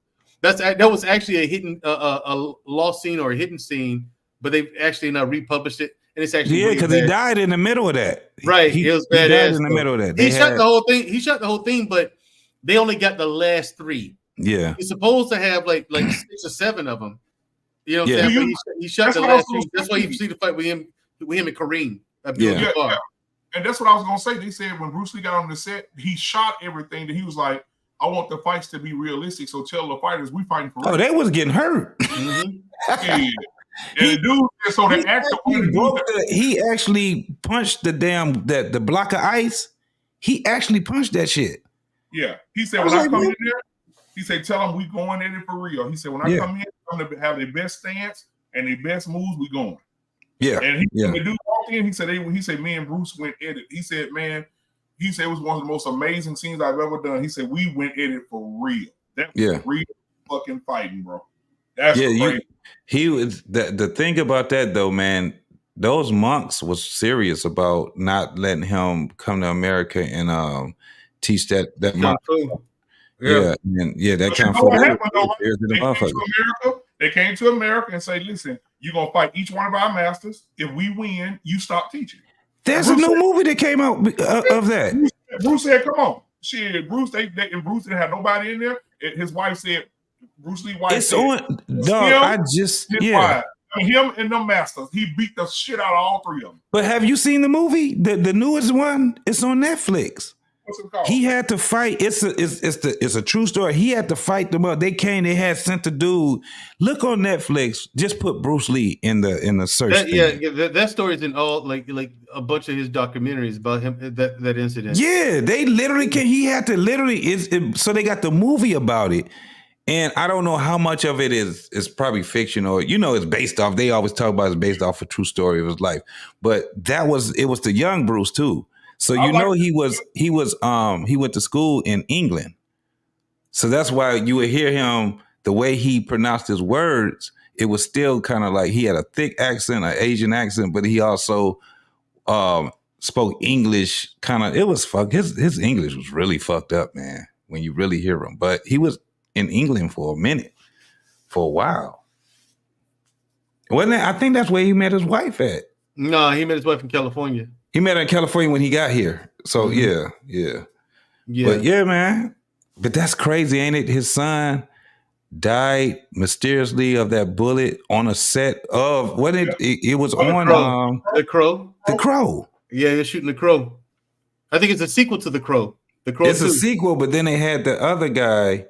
Did he die? No. He shot The Crow 1. That was a success. So of course they're going. Oh yeah, they did the other one. Yeah. So part 2. That's when he because if you're on a set, you don't have real guns. They have prop guns. So how did a fake bullet? How did a real bullet get into like a what prop just happened gun? with that shit with old boy? They gave a girl they gave her 15 years for. She was one of the girls that loaded the gun. She was the one that actually loaded that gun with the Alec Baldwin movie. Yeah, man. He just got indicted on them fucking. Yeah, he did. I don't think they're gonna find him guilty though. Yeah, because they gave old girl. I think they gave her 15 years. She was found guilty. You don't know who this is? Yeah, Ernie Hudson. It's Ernie Hudson. Yeah, Ernie. Look at that nigga's physique. I know. Yeah. He's like 71 years old too. That nigga's 78. Yeah, man. That's crazy. That's what happened when you take care of yourself, man. Yeah. Because I remember Ernie Hudson getting real out of shape and fat, man. For a long time, it was like that. But he's finally got dialed in the diet and started exercising more. Now he's 78 years old. Man. Yep. Yeah, he played the warden on Oz too. They made a lot of money on that shit. Yeah. All right, man. I'm finna go to bed, man. Man, Dre, yes, sir. Huh? Sleep, nigga. So y'all move back to Alabama? No. Or y'all just gonna go back and forward? No. Nah, they did. So when you moving? I've been up there for like months, dude. You know what I'm saying? I just came back to Alabama to get the rest of my shit. All this secret ass bullshit you going. What she? Why he looking at you like that, man? I don't know. What all this nigga got to do is pick up the phone and call me. Like literally, JT. He just pick up the phone and call me. You a motherfucking lie. I'm just saying, what you doing? You know that little feminine ass shit. I ain't doing nothing. Hold on. Then 3 months later, hey, black man, I got married. I said, you bitch nigga. But you ain't tell me 3 months ago. Fuck We just want, no, here's what the big rush was about. Like, okay, she's active duty Air Force, right? Nothing you can do about that. Right. However, they were talking about deploying her, right? It's just where I was talking about. We already decided to get married. We were making plans for the wedding. We're getting addresses and stuff like that. We're making phone calls. Oh, like, nigga, y'all had a wedding? No, we didn't have a wedding. We were making plans for that, is what I'm saying. So, and it's in the very beginning stages of the plan, right? So they're talking about get deploying her. She's like, listen, if I get deployed, you have no say on anything. I want you to have. I said, what about your parents? No, I want you to have this final say so on my affairs. Mm-hmm. I said, okay, cool. She said, only way we can do that is we get married. I said, fuck it, let's do it. Yeah. So we went downtown and did it, eloped, because we can have a wedding later, you know what I'm saying? And so it's like, okay, it comes down to that, when we start planning for it again, that's when y'all can hear me calling y'all up, hey, share address. For sure. You know what I'm saying? So people can make it, they can make it, they can't, it's fair enough. I was about to be mad at the motherfucker if you said that yeah, no, I ain't gonna do that without inviting you, man. Okay, that's fine. Thank you. I appreciate it. Come in and shoot you get married right after that. I'm getting a sister. Yeah. Mandrell already went on record said he'll kill a motherfucker over his sister. So I seen a video of Shushu the other day, boy. Shushu, she's just so fucking pretty, bro. But anyway, I miss my sis, man. I miss Shushu. She out there living her best life though. Shoot. Pretty. I don't know what man happened to Mandrell with that mother. She's I mean, listen, nigga. Look, I'm gonna ignore all this hating ass energy you got in your spirit right now. Okay, I'm gonna ignore all that. You know what I'm saying? Get your paper instead of complaining and being broke, nigga. Get your paper up. Hey, I'm the one sent on that trip to Europe, nigga. That's how it should. Hey, look, that's how a motherfucker podcast supposed to be right there. That's how it go. Right. All right, man. Hey, Mandrell, what you got going on tomorrow? What day you leaving and go back? Next week. my wife kicking and screaming too. Is she? Every day. When are you coming back? I already told you. She do the girl thing. You know what I'm saying? Mm-hmm. She knows. I miss you. I know. You don't tell her you miss her back. I miss you back. Mandrell skeeting the club up, boy. I am. I ain't gonna even lie. Like, we gonna get us a little Mandrell around here. Pray and pray. Baby, come out the pussy like this. like this. I'm in this. He go swing his legs. Yeah, he go swing his legs over, and then he go reach out. He reach out. All right, man. I love y'all, man. Y'all be good. I love you back, all right, man. Take it easy tonight, man. We will see y'all on tomorrow. Peace. Most definitely. Right. Peace out.